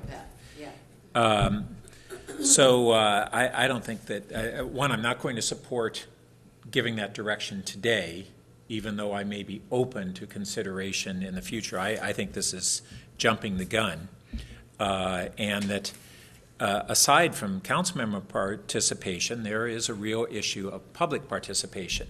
So we would be starting the routine council meetings essentially during dinner hour. And maybe that is something that we will think in the net is okay. And after we hear from the public that we hear that they don't have a problem with that, but we may very well. And so I think this is premature, and I don't get this. We haven't talked through just this reality that most of our meetings don't start at 7. They start at 5 or 6 these days, as closed sessions, occasionally a study session. Just so you know, I have asked the clerk not to start anything before 6, which is why I'm in a dilemma on the 10th right now. So I also when have you say not start anything before 6, do you mean closed sessions? Yes, that's right. Well, then how would you reconcile, if the regular meeting starts at 6, when would we do a study session? That's what we reconcile it as it goes right now. Since I've only run a couple of meetings, we haven't. Anyway, I just want you to know that I asked a question, but and then you answered with anyway before you finished answering the question. So I'm asking, how would you reconcile a regular meeting start at 6 with how we would not start study sessions beforehand? Well, that's Study sessions are part of the regular meeting. Why don't we hold our motion? No, they're special. Wait one sec. Wait one second. When we talk about noticing a special meeting, I always assumed that study sessions were part of the regular meeting. So if we start the study session at 6, which is when I say we should start a meeting at 6, I'm thinking that includes the study sessions and everything. We just no longer have to call them special meetings. Am I incorrect on that? You can do it either way. A study session can be a special meeting at a different time, or it can be part No, of the but you're regular confusing. closed session can also. Right, but you're confusing it then. If we just say, what you're saying is we then call 2 meetings. You'd have a special meeting and a non-special meeting. But that's, of course you could do that. But when we say, let's start our regular meetings at 6, you can start the regular meeting as a study session, right? And as a closed session. So that's, and then it's no longer a special meeting. Not as I read our procedures. Okay, why don't we? So I you know had what, the floor here, I thought. Well, actually, Actually, I'm no, going I to take had the the floor. floor. I'm going to take the floor back because actually, if they were having this much conversation, then I would either ask that this be directed to Policy and Services before we give direction to the city attorney, or something to that effect. You can make the motion. I can make the motion. Then I will make the motion that we refer this ordinance back to the Policy and Services to work directly with the city attorney on cleanup of when meetings start. I'll second that. I don't really have anything to say on this. Does anybody else want to speak to it? Okay, all those. No, except that I think you want to, in the future, read the protocols on taking the floor back. All right. I don't think that was done properly, but All right. I'll cede it. Thank you. I will go ahead and work with the city attorney on that particular protocol so that I do that correctly. I think that we also need to have influence from the clerk on this as well. So anyway, I'm just trying to explain right now how I'm thinking about trying to schedule meetings and how I would like to have the conversation with council on it going forward to get this work done. So I don't really like voting on something without hearing from the public, so I would like to go out to the public before we take this vote, sending it over to Policy and Services, because typically we don't take up motions until after we've heard from the public, and I have not done that in good order. So we do have two public speakers. Cheryl Lillenstein is the first one, and you will have 3 minutes, and Stephanie Munoz is the second one.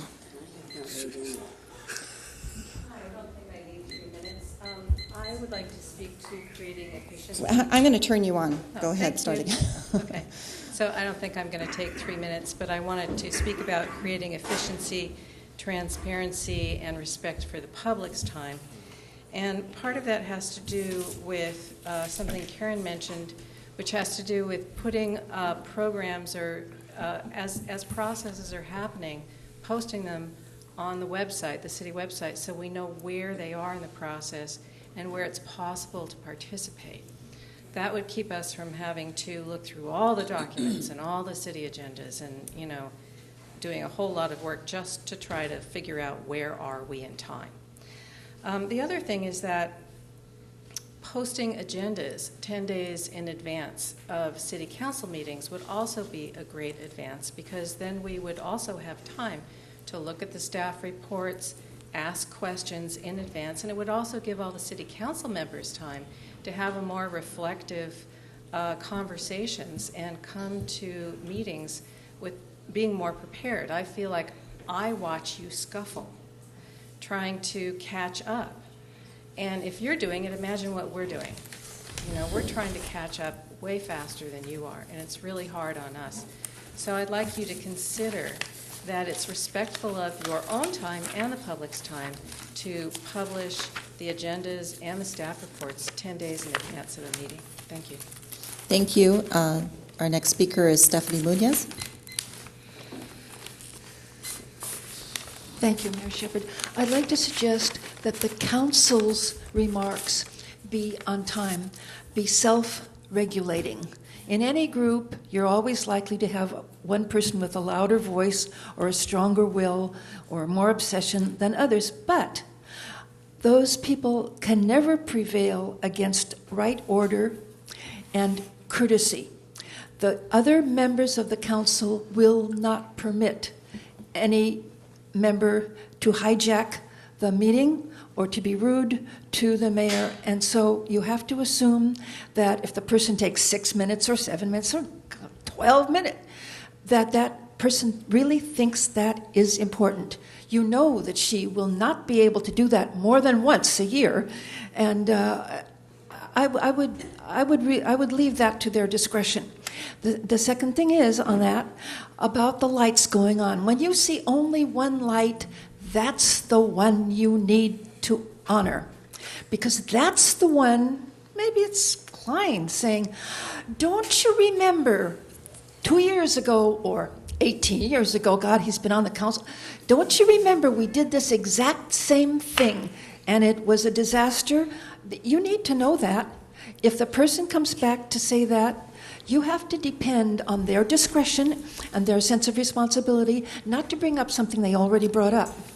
The other thing I would like to suggest is that I think things would go well. I make this with all due deference to your expertise, but I think things might go well if each member of the council had a little paragraph, just a little bit, of the ideas that he's bringing on this topic. Naturally, the people who are on the commissions have more informed information, and the information from the commissions themselves should come in.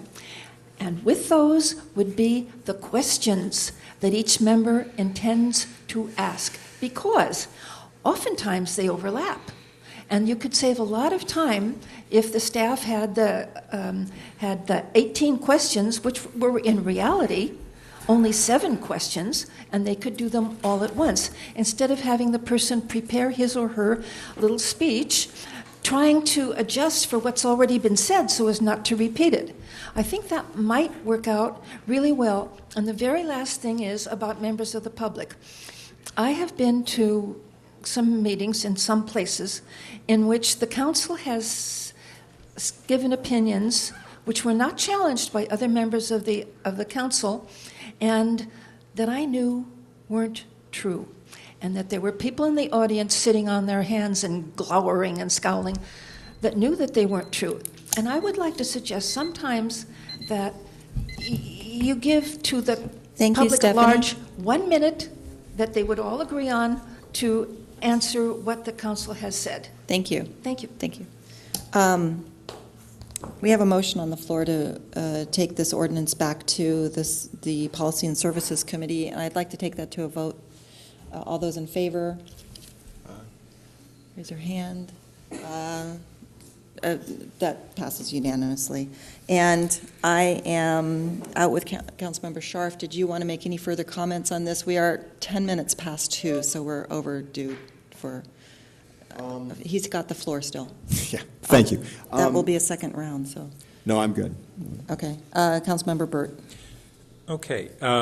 So one, I think this idea of trying to schedule our special meetings on a standard day is a good one. The notion of doing it on the Tuesdays would allow it to be before the regularly scheduled standing committees, right? Yes. Yeah. I have a couple thoughts, but I'll wait. Okay. I just did want to comment on this issue, just for guidance, on study sessions. As our protocols or procedures are written, those are elective on the time starting. That's the way it's currently written. And that's why it's been done that way in the past. So they're not, it's only the regular meeting that has a set time. Study sessions will be held as needed. That's under time for study sessions. These procedures can be changed, but it's important that we start with what are our rules right now, and then we decide whether we like them or don't like them. But one of the things to remember before we start, I think we should re-examine the policies and procedures, but a lot of times we don't think through or understand the original rationale for them, and there is some good rationale embedded in them sometimes that we overlook. So that's why I just want to be a little cautious before we change. I'm not opposed to reconsideration, but I don't want to be rash about it either.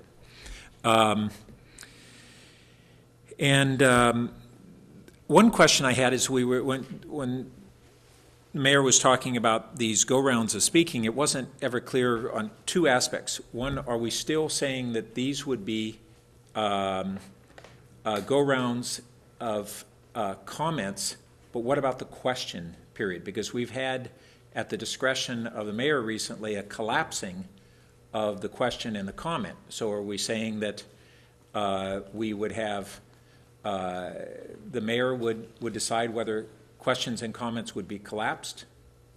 Well, actually, I believe it was 3 mayors ago that did collapse that. And I know Greg and I last year, Greg tried it a couple times doing it both rounds, and we ended up with comments during questions. It was hard not to bleed into that. And so it does mean that you kind of have 2 rounds. It depends as to whether or not they're really questions and people can be efficient and effective at getting a question out, which is one of the reasons why the suggestion is possibly say, I'm going to ask this question, when I make my comment. So right now I have gone with what we've been doing for the last 3 years, after thinking about it for some time, of going to questions, comments, and motions all So at once. my personal opinion is that we ought to set a council policy on this, that we had a history and there was a reason why they were segregated, and that was because the council questions would help inform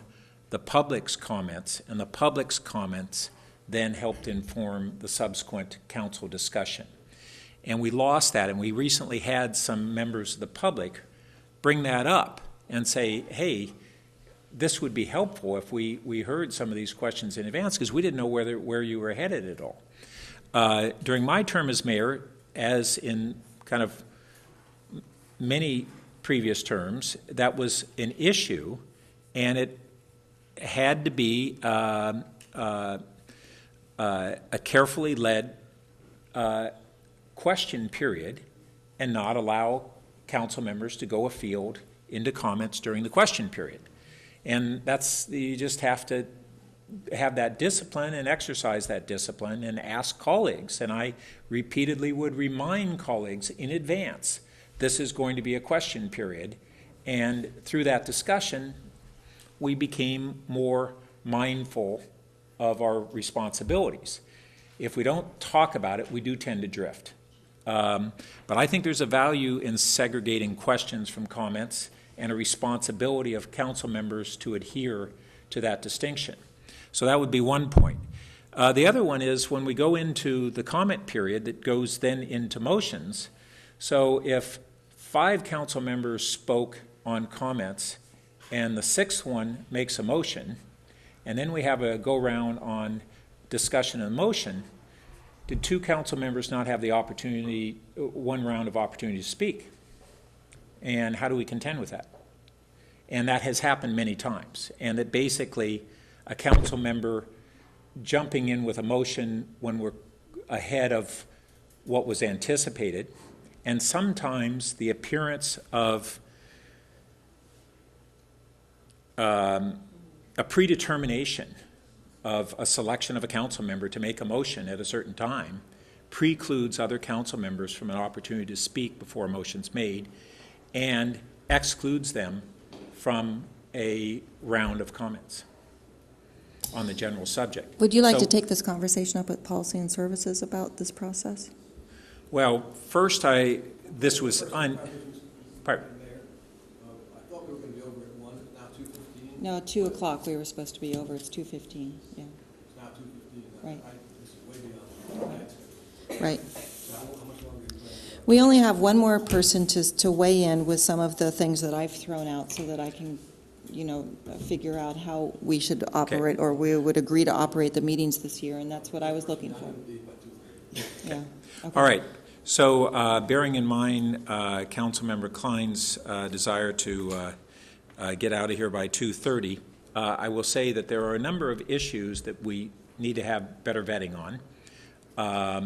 And I think we need a process where the council as a whole is able to give the input to Policy and Services. I believe, if I recall correctly, the clerk is supposed to, at the beginning of the year, solicit this, and I haven't seen that yet. I did. I tested out the packet, not this week, last week. I sent it out instead of. Oh, on the protocols. I'm sorry, I missed it then. Okay, so I think a bunch of these things need a bit more thought. That's fine. And let me just see if there's anything else that has to be in here. No, that's fine. Okay, Vice Mayor Ness. Councilmember Klein's deadline in mind, quickly through this. I frankly don't care how early we start a meeting as long as we're done by 11. I think after 11, we are useless, and I think staff is being just held way too late in the day, and it's difficult on them. The 5-minute rule of talking, let me offer the following. I will keep track of when everyone is talking, and I'll give you your time when we get done. And if you're interested in having it, fine. If not, and I will remind Nancy when we've hit 5 minutes of real time, not staff responding and so forth, but real time. Again, let's talk about questions and questions that might come from us to staff. And I'll once again talk about my frustration with the 980 rule and why we can't in some way get around that rule so that people are sometimes there on every other Friday. Because if you have already looked at something in your packet and have a question, there's no one there on Friday to answer your question. And that's very frustrating. So why the entire city needs to be off every other Monday, I don't know. So, and then coming down to our one extra meeting a month, fine with me, as long as it's predictable. I can't imagine not having minutes. Somebody over there said minutes, because if you don't have minutes, you might as well have not had a meeting, as far as I'm concerned. It's just going to float.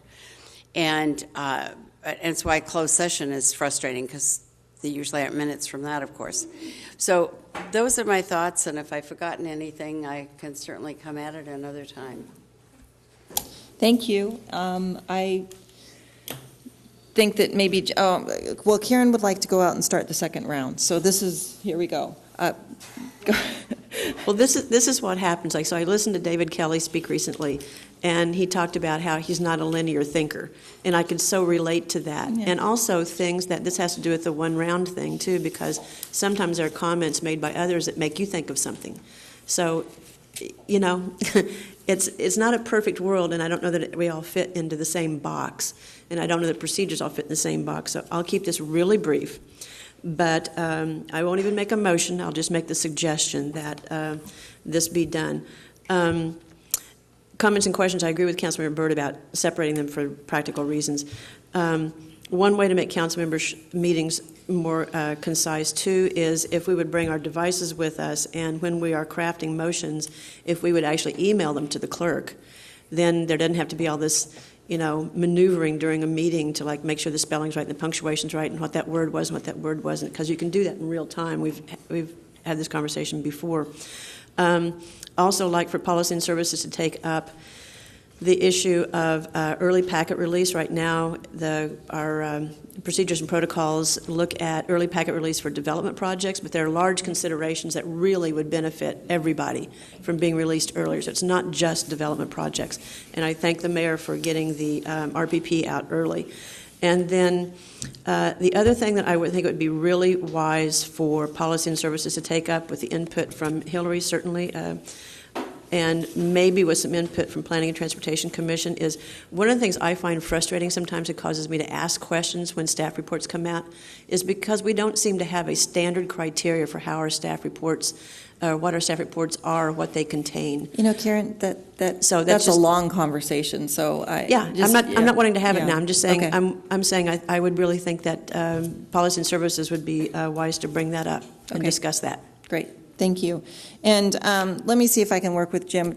I think you've noticed that Hillary has been asking to do a little wrap-up of after public comment, because she actually has been working very closely with the public. And so between the release of her staff report and actually we take it up live at council, some of her thinking has actually changed. And so, and we are trying to be more fluid. And this is the most difficult thing, to sit on city council and watch the bureaucracy play a role in how we get to exercise emerging issues. So let me take these under advisement. It sounds like already we get to do a Wednesday and we kind of get to isolate that. You and I can work on that. And Jim, let's just work on some of these other techniques. I know Jim also wants to play a little larger role in helping to move the meetings along, because we do have a lot to get through. I've always felt, as a council member, that it's really important for the community to know why I'm voting the way I'm voting. Much more important than trying to play a committee member role during a council meeting to go into the weeds and really sort through some of the nits. Those are things that I think can come back or be advised to staff and that type of thing. So I do have to ask myself whether I'm ready to vote. And if you're not ready to vote, then you're not ready to vote. And very often I'm usually pretty ready to vote. Sometimes I am not, and because I don't think something has matured enough, and is not ready for prime time. And so we're just trying to get to the point where when it does come to council, it's ready, and we're ready to vote, because this work plan is voluminous. And it's not going to go away just by not taking it up. So anyway, those are my final comments. And I just, Jim, do you want to say anything before we adjourn the meeting? Late. Well, just a couple things. I just want to put, these are minor issues, I think, relatively, just things to maybe when we're PNS to think about. So I think I like the idea of the questions to me early and have us not answer them, but prepared to answer them at the meeting. I think we ought to give that a shot. First of all, it actually isn't that transparent. Because they kind of trickle in. Some people see them way before. It just, and I'm not sure that it's giving us any efficiency, and maybe it would be better to have it very clear how many questions are being outed and who is asking them at a meeting. Because the goal is to make it more efficient, not, anything else. Secondly, just on pulling items, again, the only reason we put stuff on consent is to try to manage the meeting so that the time is available for the other issues.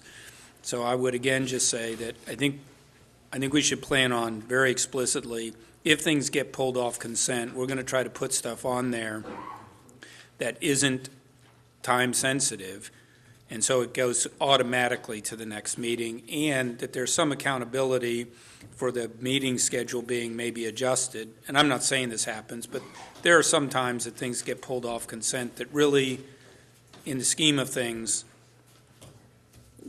don't result in the most productive use of the council's limited time, and it does push off some other things. And I just think that should be more obvious also. And then I think the comment was already made about Wednesday versus Tuesday or something on this stuff. We were talking about in the afternoon, right? Because the PTC does, the Planning and Transportation Commission meets on Wednesdays. If we're talking about the council chamber, and sometimes it's 6, Hillary, right? So we just want to factor that thing in when the P&S looks at this. Other than that, I think actually you guys got through everything pretty well in the meeting except this last subject, which is always what happens each year. So we ought to just think about that for the future. Yeah, and I wanted to thank staff for setting up in here, and it's now finally warm enough, pretty much. We might, but this isn't our infrastructure, iBrick. Here we are.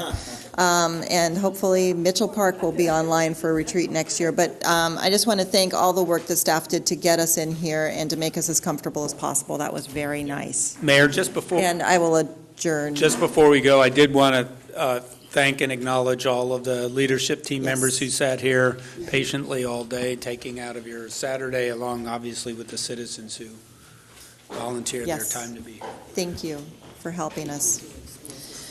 Thank you.